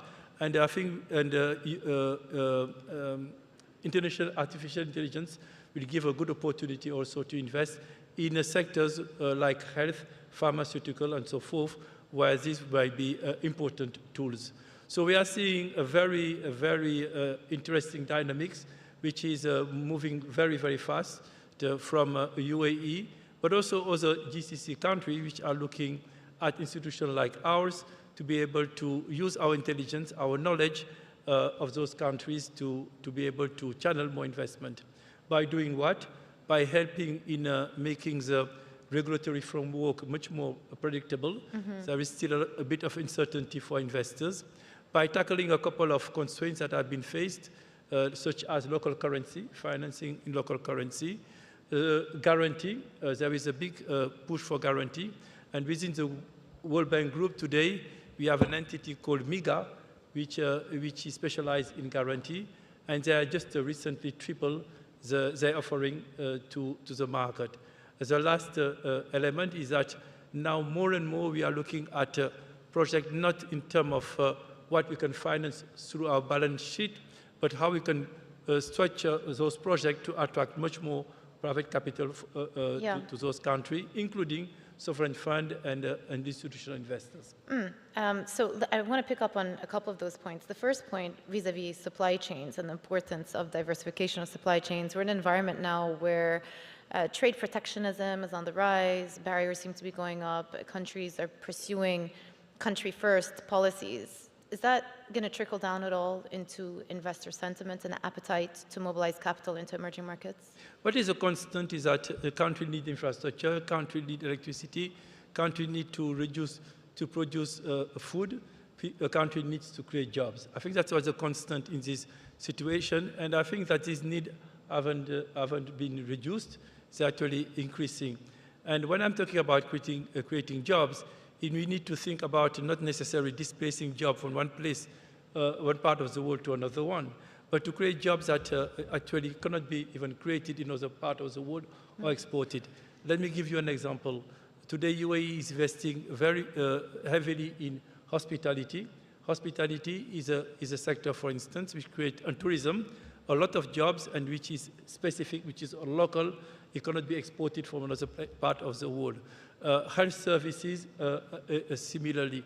And we have a certain number of agriculture production, similarly. So there are a lot of activities where you will be having a win-win solution by creating jobs in part of the world, by creating conditions that will reduce the pressure on migration, and that will also be able to create much more demand and growth in those countries, which will be also able to import for countries which are producing goods in places where they have a comparative advantage. So I think that overall, let's look at what needs to be done in these current circumstances, and there is so much to be done in terms of investing in logistics, in basic infrastructure in those countries, that if you keep our focus on that, we will be able to deliver for those countries and show that the solution, what is happening there, is helpful to the rest of the world as well. Yeah.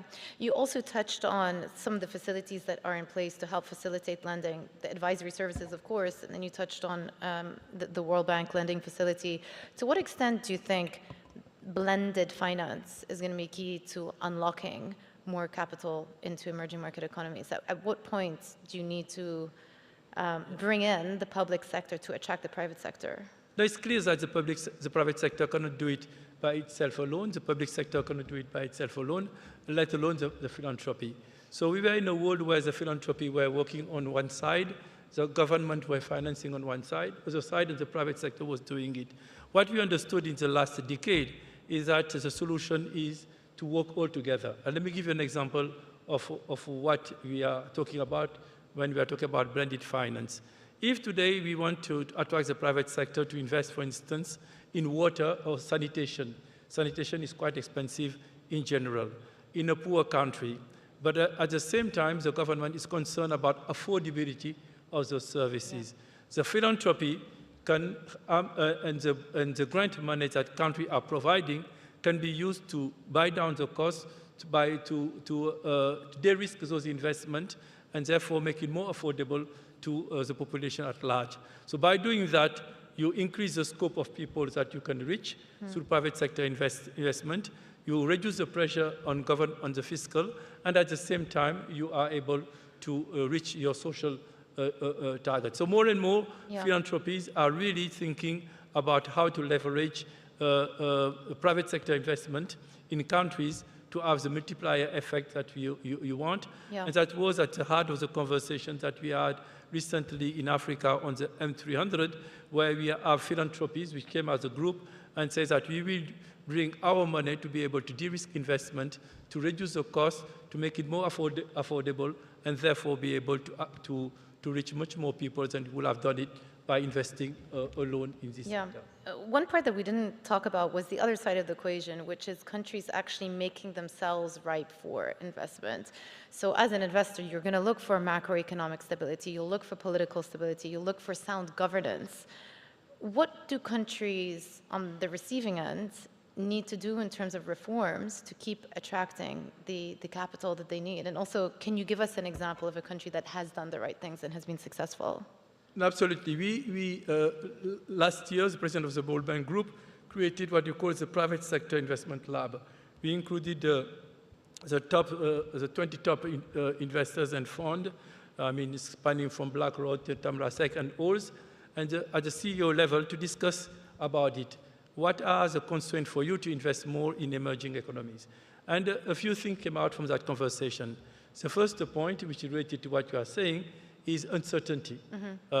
People want to make investment and decisions which are spanning over a long period of time, need to have much more certainty on these investments. Second one is that because of this lack of certainty, you need to have more guarantees. So they wanted to have more guarantee. The third was local currency that they want, because often investment are facing that tension of having expenditure in dollars and revenue in local currency. So this currency mismatch is creating a pressure for investors. The fourth one is how can we use an institution like the World Bank Group with a footprint in all countries to be able to originate projects and bring them to the market and build a platform. So what has been done in this area to reduce the uncertainty of investors is to use the public side of the World Bank Group to really, in the dialogue with the government, to take all the reforms that are needed, spanning from capital market development to regulation to using the information that we are available. And let me tell you the type of information that we have. We have the GEMS, which has been a recent database on the ratio and the credit failure that you have in some countries. And that now is made available to the public at large and investors so that they can better appreciate the risk that they are facing. We have our doing business data, which are useful also, and provided to investors to have a better understanding of the risk. This reform coupled with the guarantee, will lower the level of risk that investors are facing, and therefore reduce the risk premium and make it much more attractive for long-term investors in those countries. Mukhtar, that's a great place to leave it. Thank you so much. Thank you for the conversation. Thank you so much, Thank you.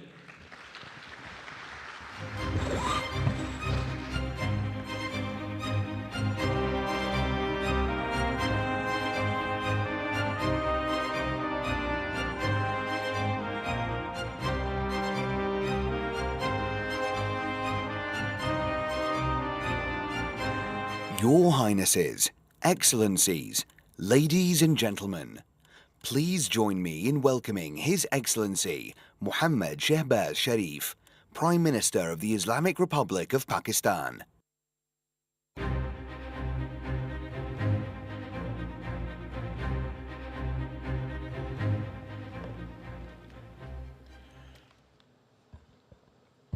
Bismillahir Rahmanir Rahim. distinguished leaders, excellencies, ladies and gentlemen, Assalamu alaikum and a very good afternoon. I would like to begin my submissions by expressing my deep admiration to the leadership of His Highness Sheikh Mohammed bin Zayed Al Nahyan and His Highness Sheikh Mohammed bin Rashid Al Maktoum for bringing together like minds to exchange ideas, forge partnerships, and collectively navigate the challenges and opportunities for a better future for mankind. It is indeed a great pleasure to be back in Dubai, a place where I've spent my youthful years back in early 70s when I was part of a project. My late father was establishing a steel plant here in Rashidia, Dubai. And today again, standing here in Dubai for this summit, Dubai has become a city where the future meets the present, a hub of global economy, commerce, and technology. And it is absolutely amazing to go around and see the most innovative interventions Dubai has introduced over the last many years. Ladies and gentlemen, this gathering could not have come at a more opportune time as the region begins to recover from the tumultuous aftershocks of the tragic conflict in Gaza, which has claimed over 50,000 innocent Palestinians. It is now our hope that the genocidal operation will be followed by lasting peace. However, Pakistan believes that durable and just peace is only possible through a two-state solution in accordance with the relevant UN resolutions. That is, the creation of an independent state of Palestine with pre-1967 boundaries and Al-Quds as its capital. Ladies and gentlemen, today I address this august gathering of visionaries, policymakers, and global leaders as the Prime Minister of Pakistan, a nation that over the past 7 decades has navigated immense challenges while remaining steadfast in its commitment to progress, resilience, and international cooperation. Ladies and gentlemen, despite huge challenges, placing our economy on a firm footing has been a central plank of what we have achieved in Pakistan in the last 1 year. And as I speak today, Pakistan stands at a defining moment of economic transformation. Headline inflation has dropped to 2.4% in January this year, the lowest in 9 years, with the interest rate capped at 12%, a major stimulus for private sector credit. Excellencies, economic stability is a means and not an end. Our 5 E's National Economic Transformation Plan, Udan Pakistan, is driving this change, focusing on exports, e-Pakistan, environment and climate change, energy and infrastructure, equity and empowerment. At the core of this agenda is energy security and sustainability, not just as an economic necessity, but as a national priority. Pakistan is committed to achieving a 60% clean energy mix by 2030 and transitioning 30% of all vehicles to electric mobility. We are rapidly scaling up solar, wind, hydropower, and nuclear energy. Our southern regions hold 50,000 megawatts of untapped wind energy potential. Our northern hydropower projects will add 13,000 megawatts of clean energy capacity. Solar energy adoption is being accelerated through policy reforms, tax exemptions, investment incentives, net metering, and waiving of custom duties on solar panels and other equipment. Excellencies, Pakistan offers one of the most dynamic investment landscapes in Asia, with 70% of its dynamic, young, and tech-savvy population under the age of 30. A strategic location that Pakistan is, bridges South and Central Asia and an emerging middle class. Our economy presents promising opportunities. We are simplifying business regulations, enhancing legal protections, and streamlining investment approvals to make Pakistan a leading destination for global capital. To drive investment in key sectors, the Special Investment Facilitation Council has been established, focusing on renewable energy and resilient infrastructure, technology and digital economy, minerals and industrial development, and agricultural and food security. Ladies and gentlemen, Pakistan is embracing eco-friendly agricultural innovations under the umbrella of the Adaptation Policy 2023 to enhance productivity, ensure food security, and strengthen our rural economy.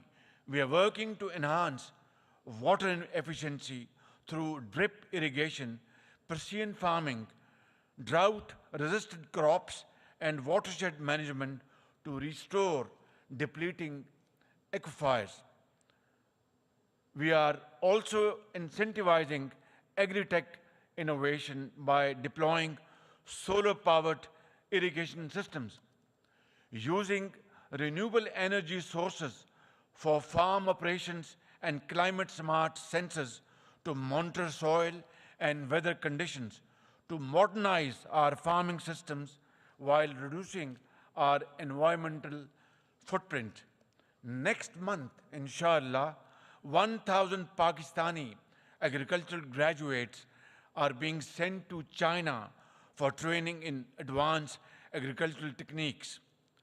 Ladies and gentlemen, while we pursue growth targets, the underlying priorities remain centered around uplifting communities, creating equitable opportunities, and building a prosperous future for our people.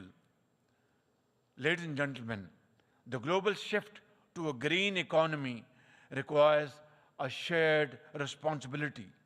While we are fully committed to mobilizing domestic resources and policy reforms, international partnerships and financial support remain critical to achieving this goal. Pakistan's energy transition alone demands $100 billion in investment. Therefore, we call upon governments to strengthen climate financing and technology sharing, private investors to explore Pakistan's clean energy and infrastructure opportunities, multilateral institutions to support emerging economies like Pakistan in achieving sustainable growth. Distinguished delegates, Pakistan stands at the threshold of a new era, one that prioritizes infrastructural advancements, economic diversification, and human development. The future is not something we passively inherit. Rather, it is something we actively shape. Let this summit herald the dawn of a global peace and sustainable prosperous future for all of us. Thank you. Thank you very much. God bless you.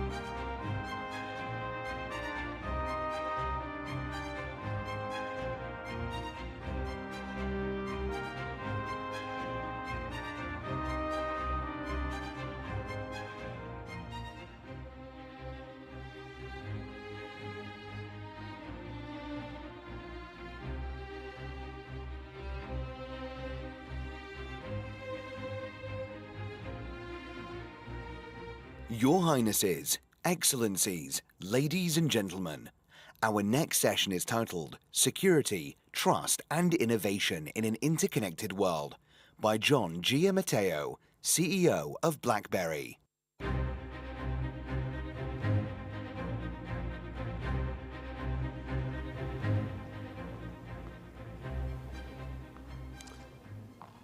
Well, good afternoon. My name's John Giammatteo, and as CEO of BlackBerry, I'd like to thank you for having me here today. You know, when people hear the name BlackBerry, one common question always seems to come to mind. BlackBerry, are you still around? We get that a lot. I will tell you, we get that a lot. And since joining the company, and particularly since stepping into the CEO role last year, this is a question I'm asked frequently. And it's one that I'm proud to answer.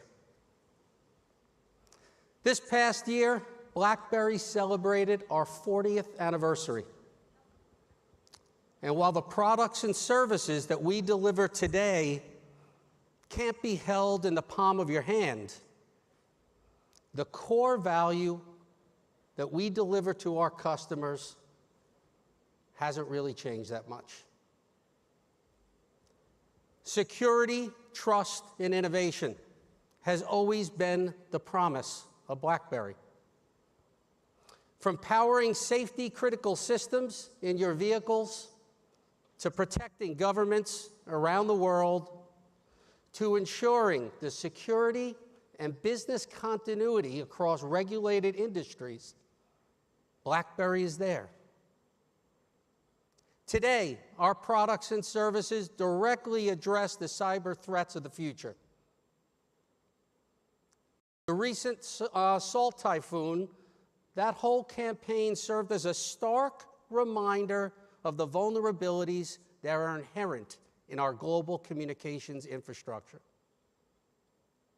These attacks exposed how easily bad actors could infiltrate systems, creating hidden backdoors to spy on the communications of politicians military personnel, executives, and private citizens. Cyber attacks of all kinds are on the rise. The United States Department of Health and Human Services reported a 278% increase in data breaches via ransomware across their hospital networks. In Canada, more than 70% of Canadians have experienced a cybersecurity incident in the past year. As our employees blend their business and their personal lives on their devices, vulnerabilities and exploitations are on the rise through free messaging applications that are now over 3 billion users around the world. As we face these trends, the challenges that these governments and enterprises that are struggling to secure their operations in an adversarial world. And without the core systems of even the strongest security measures that could unravel and jeopardize operational resilience and national defense. I'm proud to say that we work with all G7 governments, the majority of the G20, 8 out of the 10 largest banks around the world to secure and deliver their most critical and sensitive communications. Your government or bank likely relies on BlackBerry to safeguard your most sensitive data and communications. Or it could be the mobility apps that securely enhance your productivity at work. Your business may deploy our industry-leading critical events management software that provides safety to your colleagues during a crisis. Across it all, BlackBerry is there. And while BlackBerry may look a little bit different than we did from years ago, we're still here, powering the world around us and ready for the next 40 years. So for those of you that ask me, hey, BlackBerry, are you still around? I'm proud to say, you better believe it, we never went away. Thank you for the time this morning.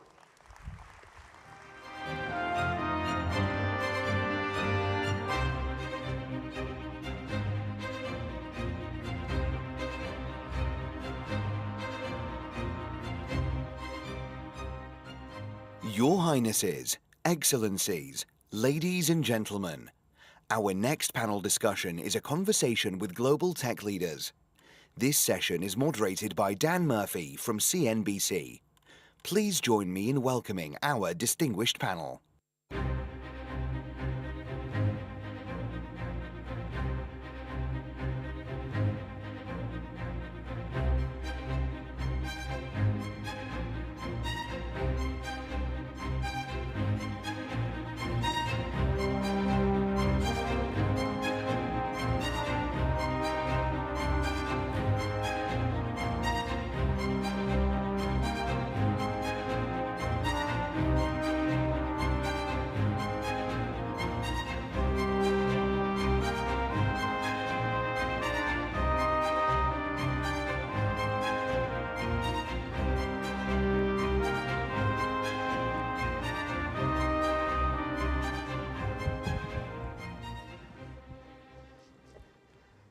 Thank you again, ladies and gentlemen. Dan Murphy with you from CNBC, Your Excellencies, and ladies and gents, thank you so much for sticking around for this next conversation. I also want to say thanks so much, John, for that presentation as well. That was marvelous, and we're going to unpack some of the key trends and themes that you were just talking about as well.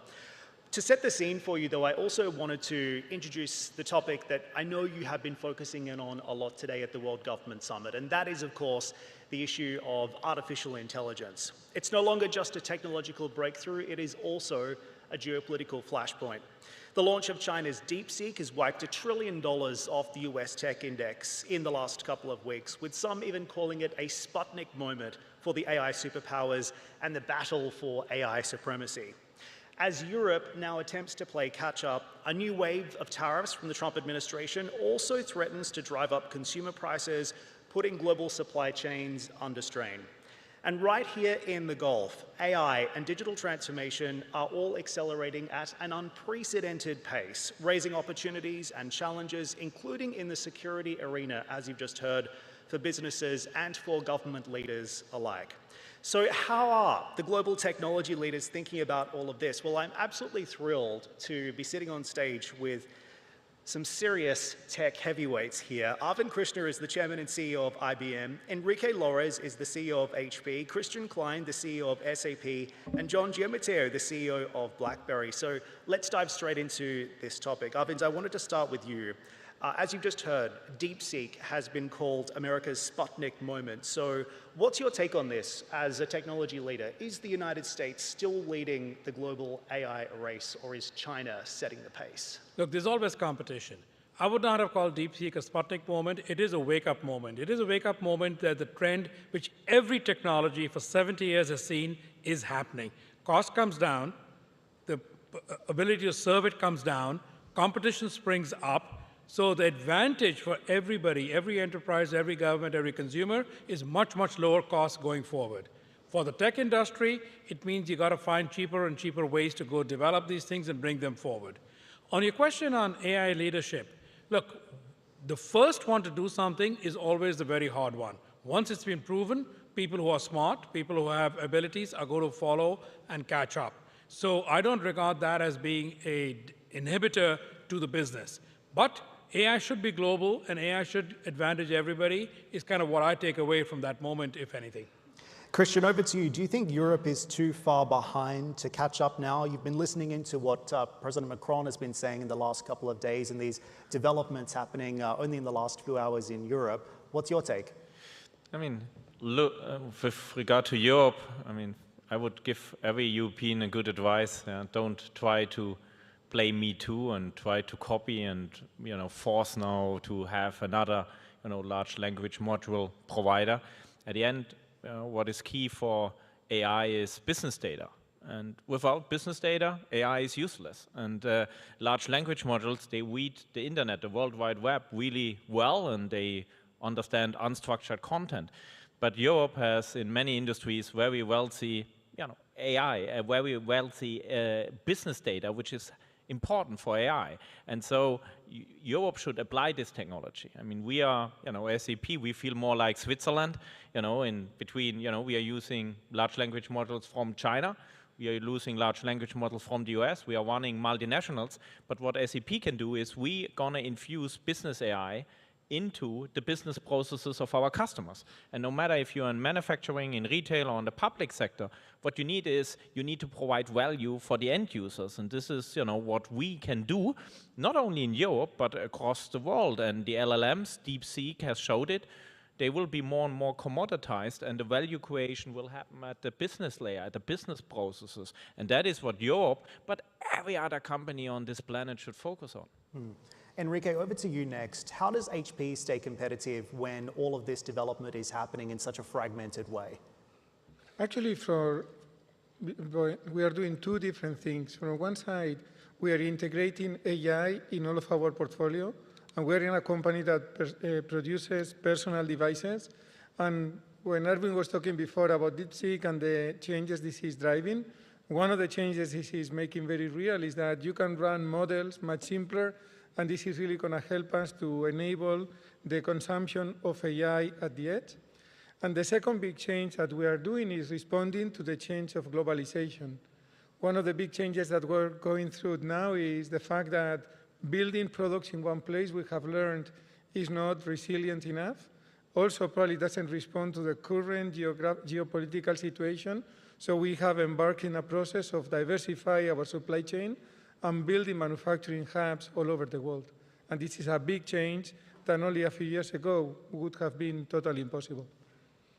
John, weigh in on this as well, because BlackBerry, as you've just explained very well, has pivoted to cybersecurity and IoT. How do you see this AI race reshaping digital security risks? And Are we prepared for the threats ahead as we see this development taking place and as we see what could potentially be a decoupling in technology between the United States and China?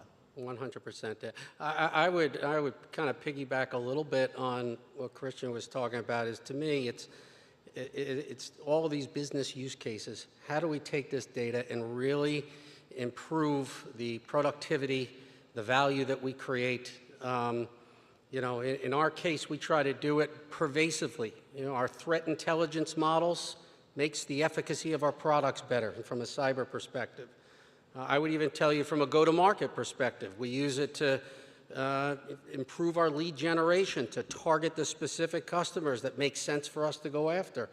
So those different use cases, customer service and support, using it as a tool to have self-help capabilities where our customers can answer their questions so much more effectively than they did if they called us in the old models of a call center.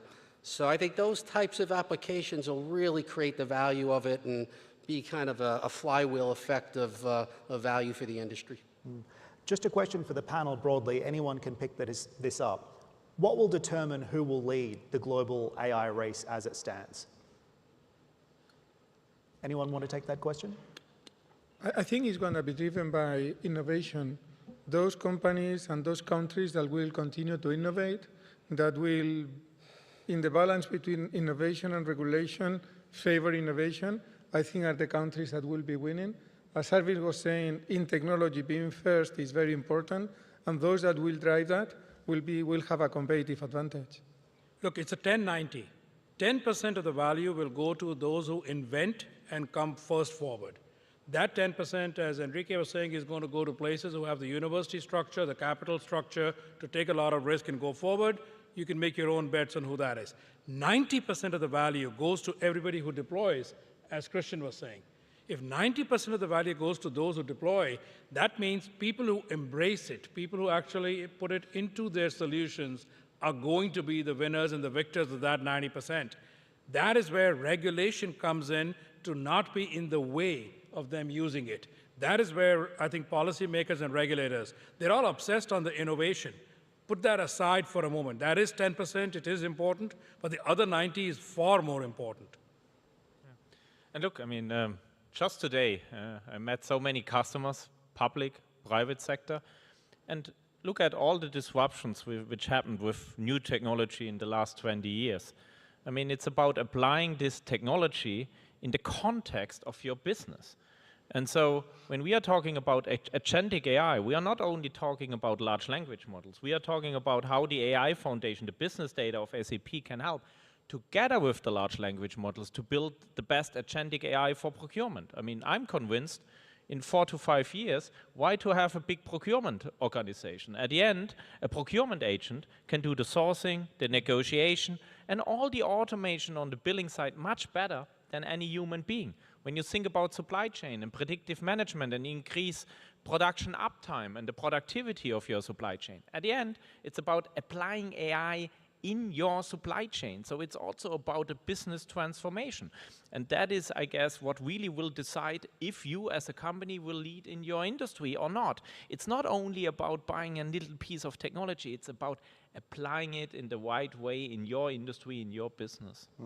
John, did you want to speak to that as well before we move on? Yeah, you know, really, to make it, I think, come to life, what we try to do is immerse the technology in our day-to-day activities at the company. We literally encourage our employees to use it as aggressively as they can because they're the ones that are going to find the interesting use cases and the value and creating that kind of ecosystem and that kind of environment where the technology is great, but it's only as good as the people that use it and generate the value out of it and create the use cases that I think will really drive the industry. So I think the approach from a company standpoint and the tone from the top of driving that through the organization, I think is going to make a huge difference in this thing really taking off. I wanted to focus in on what's happening here in the UAE and in the Gulf, because there has been so much development in the AI space in particular. This country had an AI minister long before anyone knew what ChatGPT actually was. So Christian, first to you on this. SAP has been deeply involved in the regional digital transformation story. What's the biggest opportunity for AI transformation in the UAE and in the Gulf? I mean, first of all, kudos for this event, the World Government Summit. I mean, it's great to get new insights, to get new ideas, but also to network. And it also shows how this region here is really leading in digital transformation. I can remember when I was here for my first time 9 years ago, I mean, all the companies were already embracing, no matter if it's public or private sector. When in Europe, we are still discussing is the technology secure enough? Can we apply it? Here, it's already happening. And also now, when we talk about inventory, asset management, about saving billions of dollars, by getting smarter on run your supply chain, here, actually, we find the use cases by the customers giving us the feedback. We have our experience, we have our lab here in the region, and then we, of course, globally develop that technology at scale. But what is very important, to innovate at the customer side and to take this feedback and bring it back into your solutions and then embed it into the business of our customers. And here, in this part of the world, it works extremely well. And I mean, we are further investing. And also with regard to sovereign cloud, maybe one last piece. It's also very important to talk about responsible AI. I mean, the customer's asking rightfully, what is happening with my data? Is it staying in the country? Who is touching the data? And so that is also very, very important when you run mission-critical workloads. And you have to absolutely adhere to these requirements to really, exploit this new powerful technology.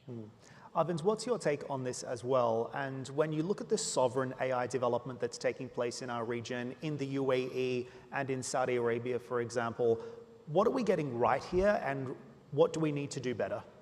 Well, first I'll begin with, I think you're getting a lot right over here. And kudos to both the sheikhs, Mohammed bin Rahman and Mohammed bin Zayed, for appointing Al-Alama as the Minister for AI.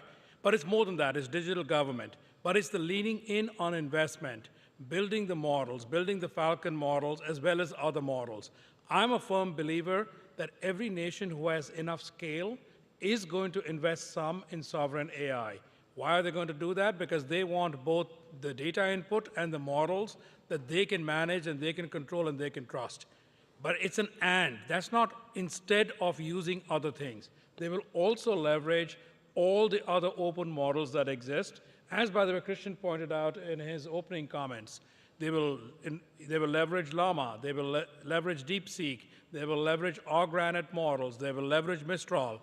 But I actually believe that for those who are at the scale point, and we can debate where's the scale point, you have to invest some so that you have some control over those for areas that may be really, really critical to the area. But at this point of first mover advantage, it actually just grows the ecosystem and grows the skills that are there.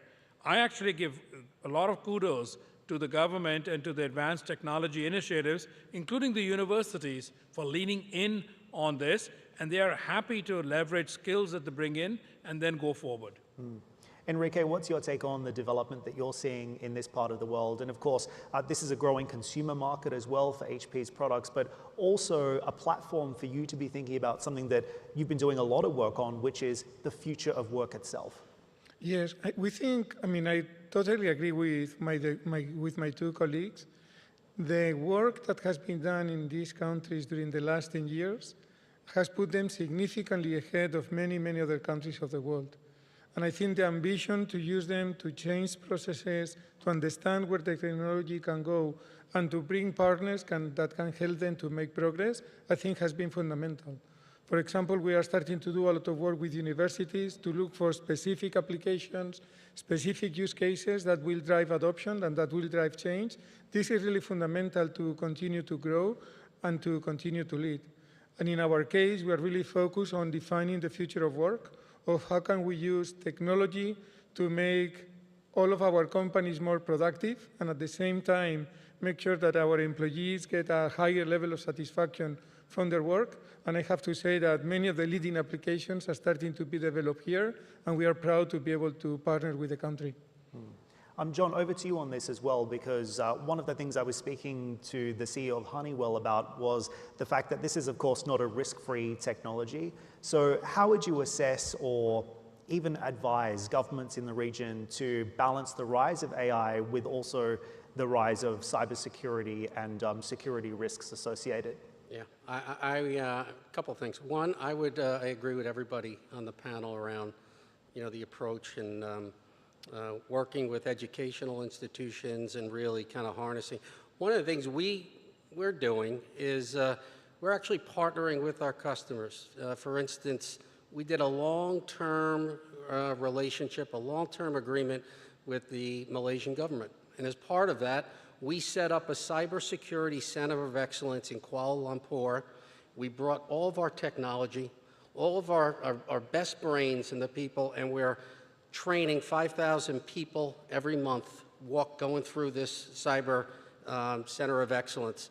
And I think, partnering with your customers as well as with, the educational institutions, I think can help us move the needle.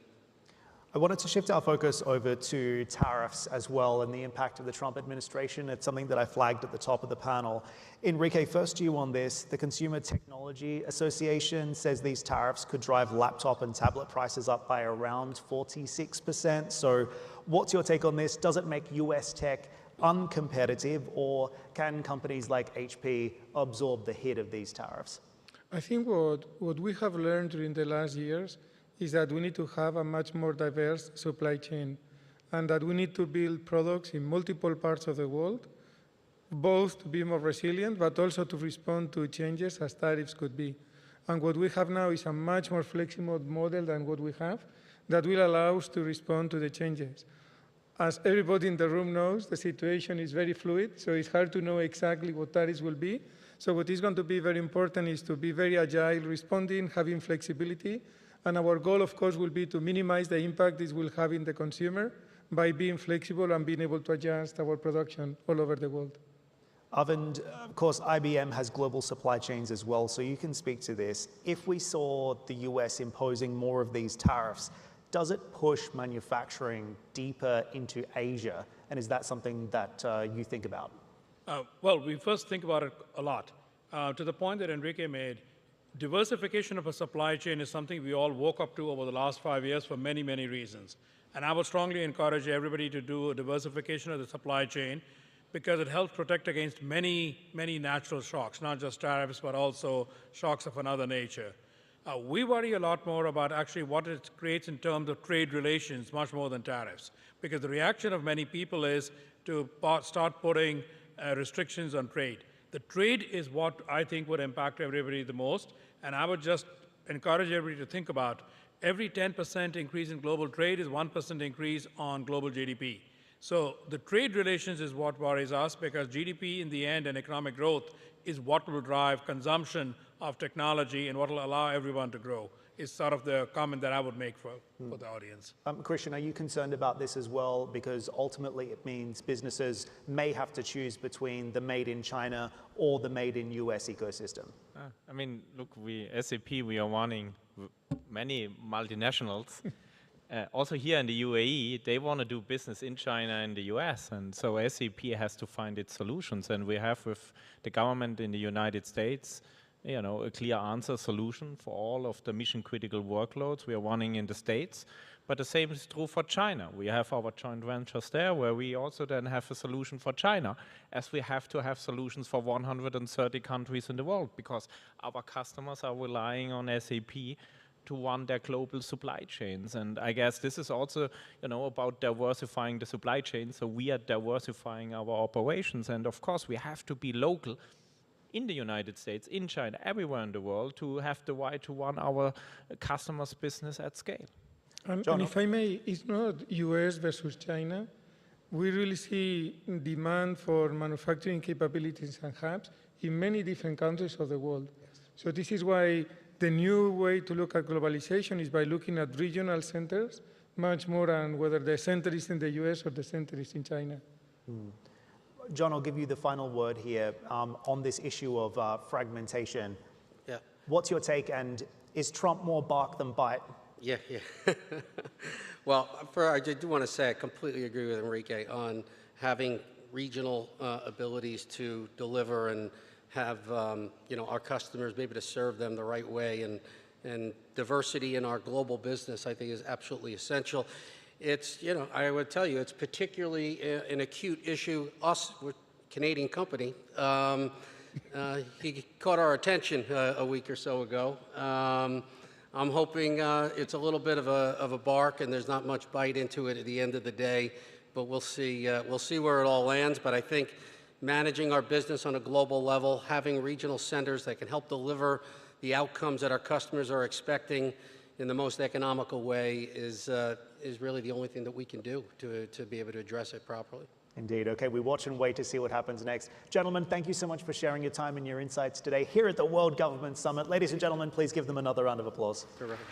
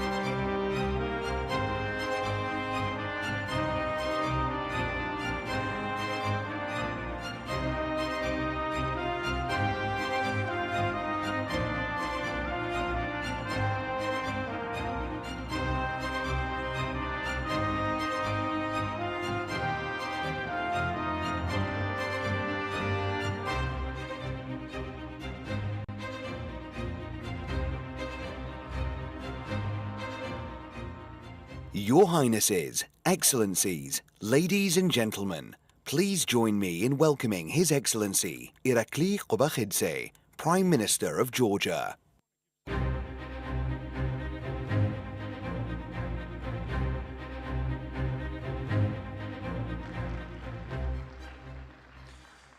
Your Highnesses, Your Excellencies, distinguished guests, it's a great honor to address you today. I extend my warmest greetings to His Highness, Sheikh Mohammed bin Zayed Al Nahyan, the President of the United Arab Emirates, His Highness, Sheikh Mohammed bin Rashid Al Maktoum, the Vice President and the Prime Minister of the United Arab Emirates and the ruler of Dubai, and the esteemed members of the UAE government. Your generous hospitality and unwavering commitment not only made this summit possible, but also elevated it into a truly impressive and impactful gathering. Only through open and continuous discussions, we can build mutual understanding and make informed decisions for the benefit of all.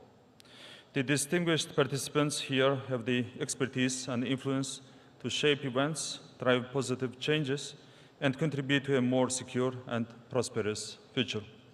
Despite the challenging geopolitical environment, our government has remained steadfast in upholding the principles of economic growth, social equality, security, and stability in Georgia. Our commitment to promoting a resilient and competitive economy has not only driven domestic growth, but also laid a strong foundation for expanding our international partnerships. One such remarkable partnership is with the United Arab Emirates, a country with which we share common interests and goals. Our aligned vision and mutual objectives provide the groundwork for a cooperation that strengthens our bilateral relations and contributes to global progress. Both Georgia and the UAE hold strategic positions as global crossroads. Georgia serves as a vital gateway between the East and the West, while the UAE plays a central role in connecting key global regions. This advantageous positioning has established both nations as crucial hubs for international trade, logistics, and global connectivity, driving the growth of our partnership and creating new opportunities for collaboration. A recent successful example of this partnership is the signing of a memorandum that envisions an unprecedented investment in Georgia, an investment of $6 billion. This investment will be implemented by Emar Group and Eagle Hills. Through effective governance and forward-looking policies, Georgia achieved remarkable economic growth with a 9.7% average growth rate in 2021-2023. According to preliminary estimates in 2024, economic growth reached 9.5% in Georgia. According to IMF projections, Georgia will ensure the fastest economic growth in the medium term among regional and European countries. Georgia's FDI to GDP ratio is one of the highest among peer countries and exceeds 6% on average in 2022-2024. The record figures were observed in the export of goods and international tourist receipts. In 2024, export of goods increased by 7.8% and amounted to $6.6 billion USD, while tourist revenues increased by 7.3% and amounted to a historic maximum of $4.4 billion USD. Additionally, Georgia has maintained one of the lowest inflation rates in the broader region, further showcasing its economic stability. The coexistence of low and stable inflation alongside robust economic growth could be attributed to improvements in productivity and potential GDP. Under our government, the country has made significant progress in creating a business-friendly environment and expanding economic opportunities. With a highly favorable trade framework, Georgia enables companies to access 2.3 billion consumers without facing customs or import tariffs. In the World Bank's Business Ready 2024, Georgia is in the top 3 among 50 countries, along with Singapore and Estonia. The purpose of the Be Ready rating is to quantitatively and qualitatively evaluate the business environment for the development of the private sector. According to the 2023 results of World Bank Enterprise Surveys, the business environment in Georgia is better in almost all aspects compared to both the world and Europe and Central Asia countries' average data. Additionally, Georgia remains the third least tax-burdened country globally, according to the World Bank, with a rate of 9.9%. According to the Fraser Institute Economic Freedom of the World 2024, Georgia ranked 21st globally.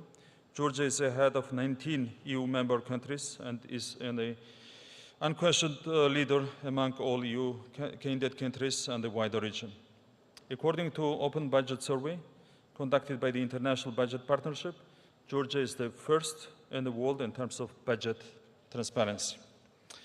Based on the investment policy assessment, Georgia was ranked for the first time in the FDI Regulatory Restrictiveness Index of OECD and additionally took the 8th position among the most open economies in the world in terms of attracting investments.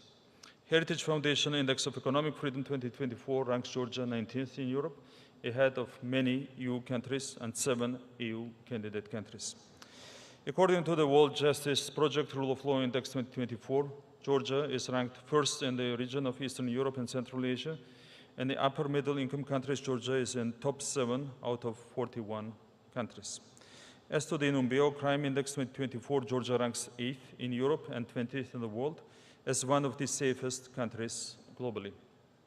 Georgia can serve as a natural bridge on the one hand between Europe, the Middle East, and South Asia, and on the other hand to Central and East Asia.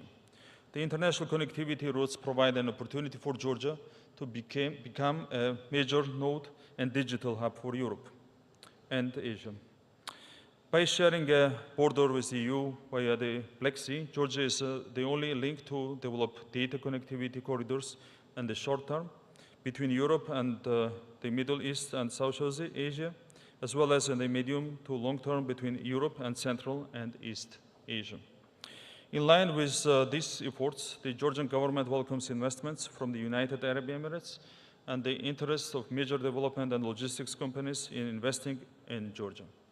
Abu Dhabi Ports Group has signed a memorandum of understanding partnering with Georgian stakeholders to develop a dry port in Tbilisi, leveraging its expertise in logistics and intermodal transportation. This initiative aims to transform Tbilisi into a strategic inland hub connecting Georgian ports on the Black Sea with broader regional trade networks. The peaceful and stable development of our country will continue, driven by our commitment to progress and resilience. The achievements outlined above highlight Georgia's potential to build a stronger, more dynamic, and forward-looking economy. The UAE stands as a remarkable example of economic success, a nation that has demonstrated innovation, resilience, and sustainable growth. Its progress serves as both an inspiration and a valuable model, reinforcing the idea that strategic vision and determination can drive lasting prosperity. Finally, I sincerely thank the organizers for making this summit possible. This is more than a gathering, it's a commitment to progress.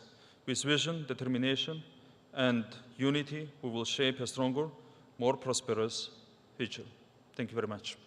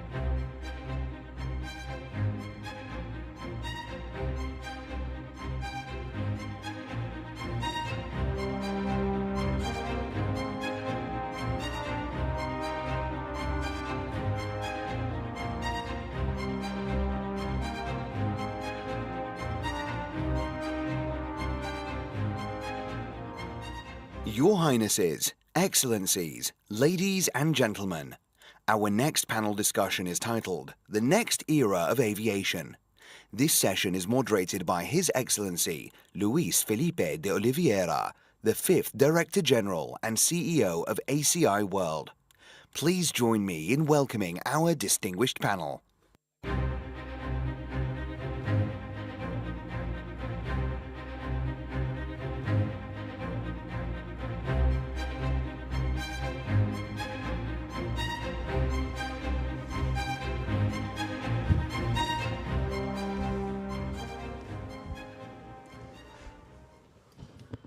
Ladies and gentlemen, good afternoon. It's a really pleasure to be back here in Dubai and, of course, to be back to the World Government Summit, especially because we have the opportunity here to talk about my passion, the aviation, and what is the next era for aviation. We came back from the worst crisis of the aviation sector in the world, and basically in 1 year, 2020, we lost 30 years of development of the industry. And I'm happy that in less than 4 years, we are able to recover and we are able to achieve the numbers of the passengers that surpass the numbers of 2019. And of course, we expect to double the size by 2042. Means the next year of aviation is very important for us. And I have an easy task today because I have 3 fantastic panelists with me. Mr. Salvatore Giacchitano, the president of ICAO Council. His Excellency is a great friend and great speaker as well, that you have a good opportunity to interact with him. Mr. Fred Lan, the chairman of Hong Kong International Airport, and Roberto Alvo, the CEO of LATAM Airlines.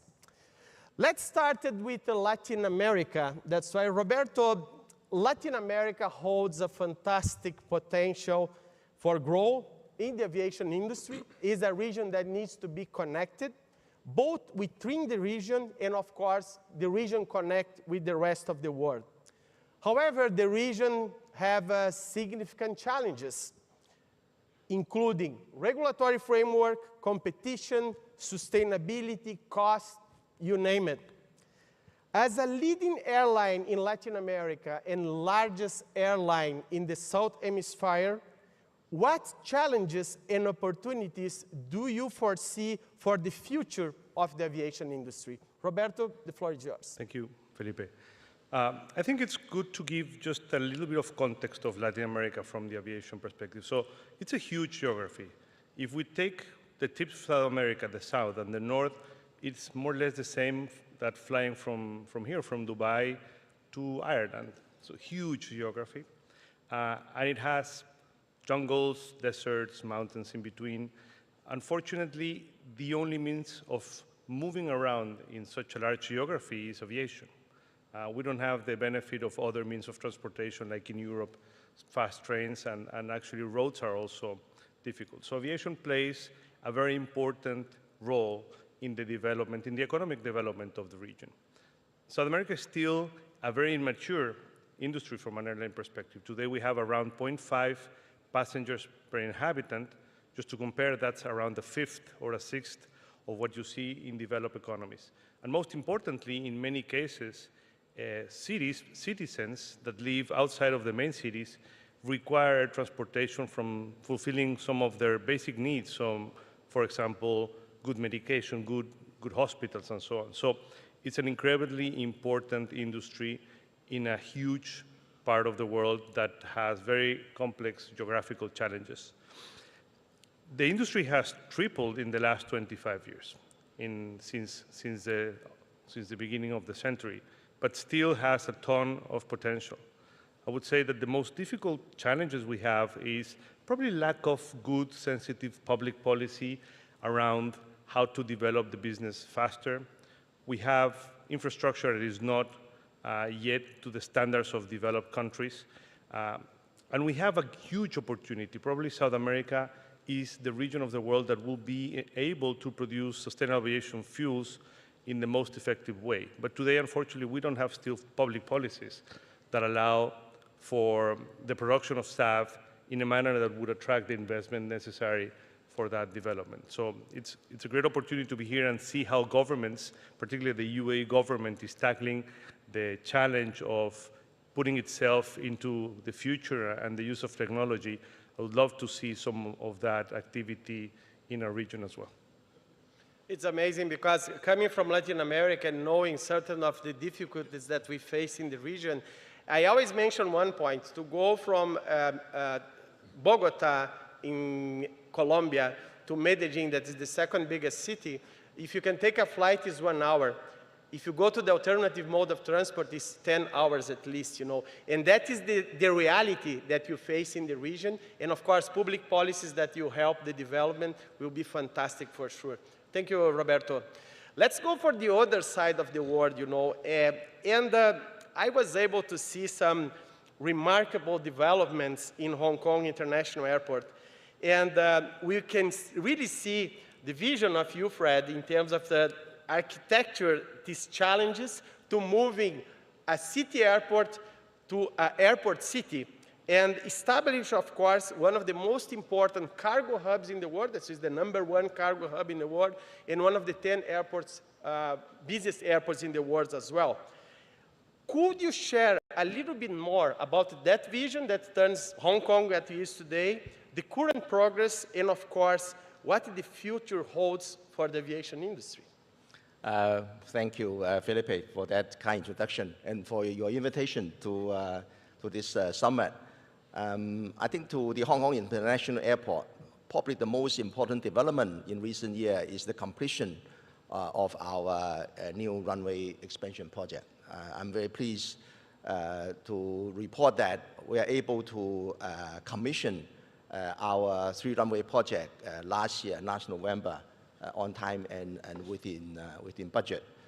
This really is a very significant milestone for our airport's development. With the only 2 runways, our capacity really could only reach to about 75 million passengers per year. Now with this expansion, we are now able to expand it by 50%. So we are expecting perhaps in 10 years' time, we should be able to handle around 120 million passengers per year, and on top of 10 million tons of cargo. Felipe mentioned that we have been the world's largest cargo airport for many years now. And the figures have not come out yet, but I'm pretty confident that last year we had a very good year for cargo, so we should be able to continue to be the largest air cargo airport in the world. But, you know, to us, you know, developing an efficient and also an airport that can serve not only airport, but only Hong Kong, but our region is important. But to me, that's probably not the ultimate goal. We believe airport, if we do it well, is not just a transportation hub. It could be a destination in its own right. So a few years ago, we started to develop ourselves with other surrounding areas with other ideas, such as one of the biggest shopping malls in Hong Kong. We are also going to build and expand our convention and exhibition facilities.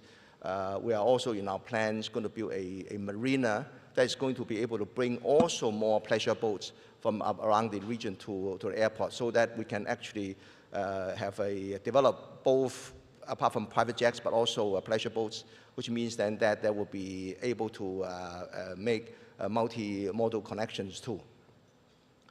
Actually, for our airport, although Hong Kong has a population only 7.4 million, but right next to us, we have a much larger hinterland of over 86 million passengers. This is actually potential passengers. That's actually one of the richest regions in China. And so our airport really is not just an airport for Hong Kong, but an airport for southern part of China. And you know, for us, the challenge is how we able to make sure then that people across the border of Hong Kong can actually use our airport just as efficiently as the people in Hong Kong itself. So we are building a lot of infrastructure to reach out to our catchment area with bridges, ferries, and also city terminals. We are building 30 city terminals all over the southern part of China to making sure then that passengers that want to use the Hong Kong airport would find it totally frictionless, and they can use it just as easily as any airport within southern part of China itself. So a lot of work you know, in the making, but I think we are very confident about the future of our business, our industry. As you just mentioned, Felipe, that we expect the air passenger to continue to grow in the world, and most of this growth is probably going to be in the Asia-Pacific region. So, you know, our expansion project would just be the right thing to capture the future business. And it's very interesting to see, like, I had the opportunity to be in the balcony of the office of Mr. Lam to see these developments, and every time I go there, you see the things are really getting through. And you know, the most important is see how is the aviation sector can connect with the city and bring the opportunity to bring economic and social development. That's why we are an ecosystem that are very important for the economies, and I think Hong Kong is a good example. Now we need to organize a deal that with Latam started to fly to Hong Kong if the aircrafts allow that, you know, That's that right. we can opportunity to make a deal here. And the next speaker is His Excellency Mr. Salvatore Ciacchitano, and you are going to the global perspective now. ICAO recently celebrated 80th anniversary, and under your leadership, the aviation sector has achieved the recovery and have a remarkable growth. Looking ahead to the future, that we anticipate will double the size in the next 20 years and go to 2.5 times in the next 30 years, what are the next steps for ICAO to continue support and advance the aviation industry? Oh, thank you. Thank you very much, Philippe. Good afternoon to everybody. You actually introduced what I was going to say, in the sense that the recovery from COVID-19 is already there. We have reached in 2024 approximately the same traffic in terms of passengers of 2019, 4.6 billion passengers. And we celebrated, as you mentioned, the 80th anniversary, celebrating in the past, but looking at the future. And with this celebration, we adopted the strategic plan, ICAO adopted the strategic plan 2026-2050, because we, as an international organization, but all the aviation community, must be prepared to face the challenges of the growth of next years. You mentioned already some data. We'll move from 4.6 billion passengers now to approximately 12.5 billion in 2050. The traffic, the increase of traffic will not be numeric. There will be also a shift of traffic in regions, already mentioned partially. Asia Pacific will grow with a double rate, for example, than Europe. Middle East will grow with a triple rate than Europe. This will characterize a shift that is relevant. In this context, ICAO has adopted the strategic plan in the context of a shift of the scenario of civil aviation in next years. First, safety and security will have to remain paramount, it's clear. But the efforts must increase. You have seen also recent accident. That means that we cannot take statistics as such, and we cannot be complacent with safety and security. We have an aspirational goal to reach 0 fatalities by 2030.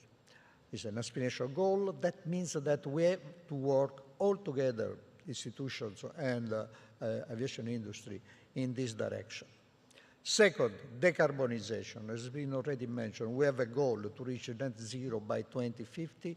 We have already adopted the global framework for SAF deployment with an intermediate goal or initial goal of 5% CO2 emission reduction by 2030, thanks to the deployment of sustainable aviation fuels. Actually, this is a global framework that is pushing member states to adopt their own national policies. As mentioned by Roberto, actually, we are still waiting for Latin American countries to adopt their national policies, but we have already many states that have adopted the national policies, but we can discuss it further. So the second objective is to reach net zero with this increase of traffic, with this shift of traffic by 2050. Third, traffic increasing means difficulties to accommodate traffic in the airports, in the airspace. So air transport must be seamless, effective, and reliable. That means that seamless means everything that will affect the passengers, from the experience in the airport, and the digitalization is one of the tools that already been introduced in many airports. Air navigation must be more efficient, using more and more satellites and new technologies mechanism. And the reliability is also related to accessibility. And accessibility means that we have not only increasing the number of passengers with reduced mobility, but we have more aged people traveling. And we have to accommodate those people that need to travel in a context of new opportunities for the aviation, but to give opportunity of accessibility.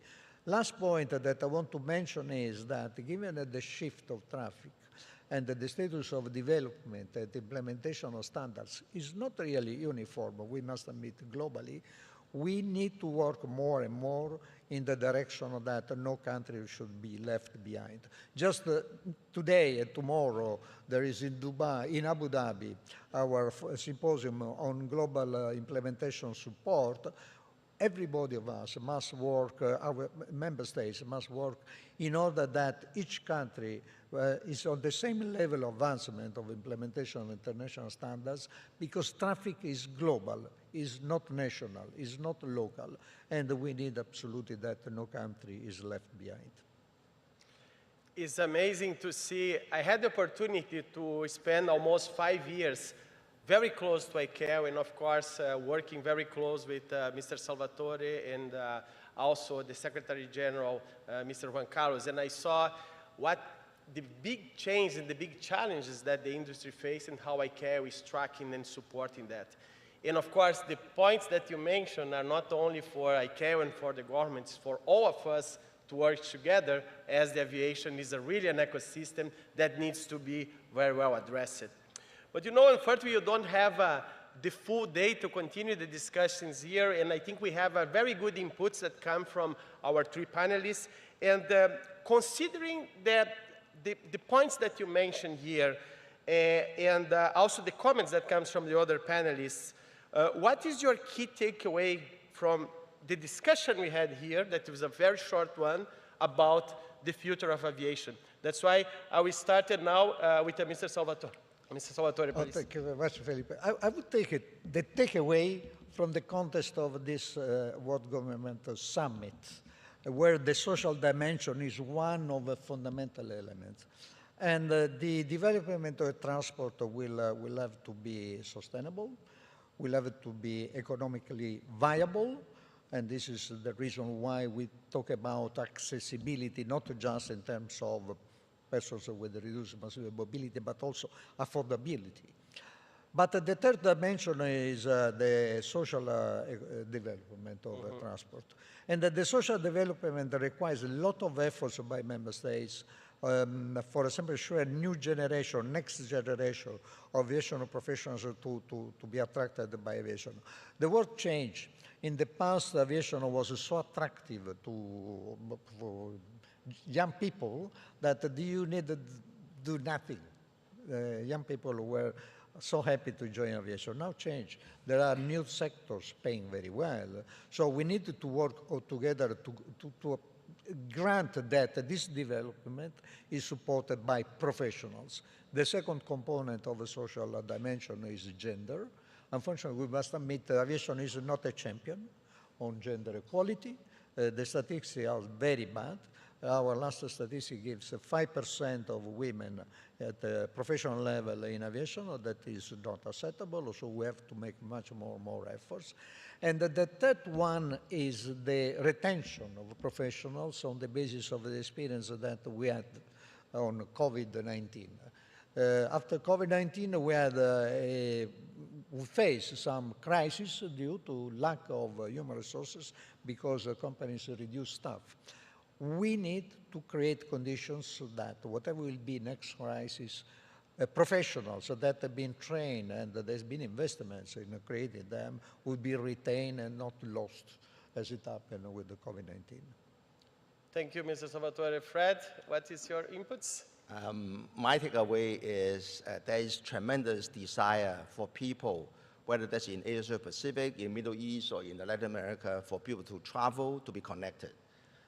Although I think probably the current geopolitics seems to be heading the other direction, but I think we should continue to promote openness, connectivity, and I think we should encourage governments to practice more open skies so that actually will make it easier for people in the different regions to be connected and to be able to make travel continue to be a pleasure for everyone.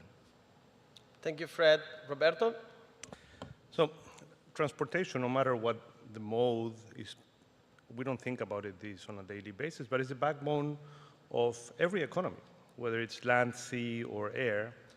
And in the case of air, I think that we have tremendous opportunities, but incredible challenges. This is the industry that has the most difficult task in abating CO2 emissions. And if you ask me, if you go to 2050 and you look back, and you say what was the biggest challenge of the industry in the first half of the century, it will not be COVID. It will be the decarbonization of the industry. But that requires public policy. And I think that the thing I've been most impressed with this whole conference is the willingness of the government of the UAE of pushing forward governments and trying to put government and the work of governments at the level is necessary for the speed the world is moving. We lack this in Latin America, and I think that we need to push forward. I think we all have an important task in making sure that we can make that industry that I think is so important and that has so many people willing to travel and dream and fulfill dreams in general, be able and be available. I think a lot about the challenges we have, because the elements of having the opportunity to move people around and having them either go for work or experience are already there. How are we going to be able to make sure that this industry is carbon neutral? How are we going to be able to make this industry be even safer? How are we going to manage air traffic control with the advent of eVTOLs and electric taxis? Is a challenge. I think we need to focus on the challenges, but most importantly on public policy that will allow for this industry actually to have another jump ahead. And if you see that we as an industry to grow, we need to grow as a sector.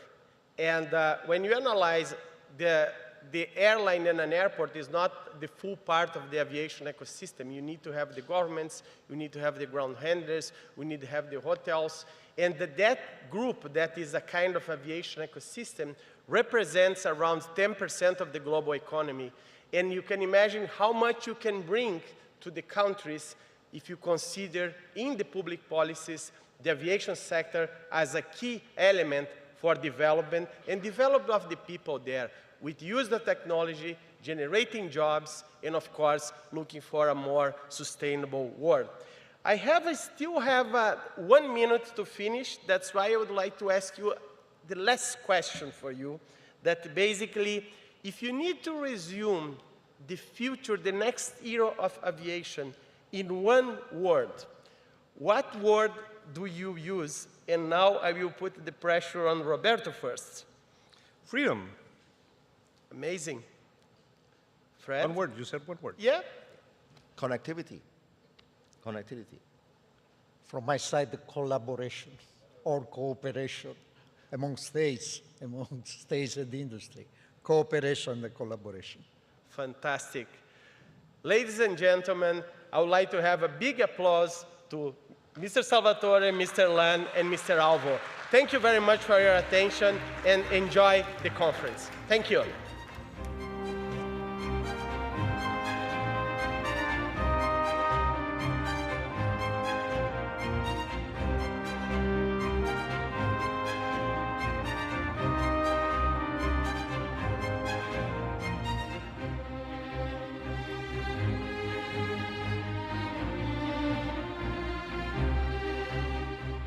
الحضور الكريم، كانت هذه آخر جلسة رئيسية لهذا اليوم. نشكركم على حضوركم القمة العالمية للحكومات 2025. سيتجدد لقاؤنا معكم غدا عند الساعة 9 صباحا. Distinguished guests, this was the last plenary session for today. We thank you for your attendance and look forward to welcoming you tomorrow at 9 a.m. for the second day of the World Government Summit 2025.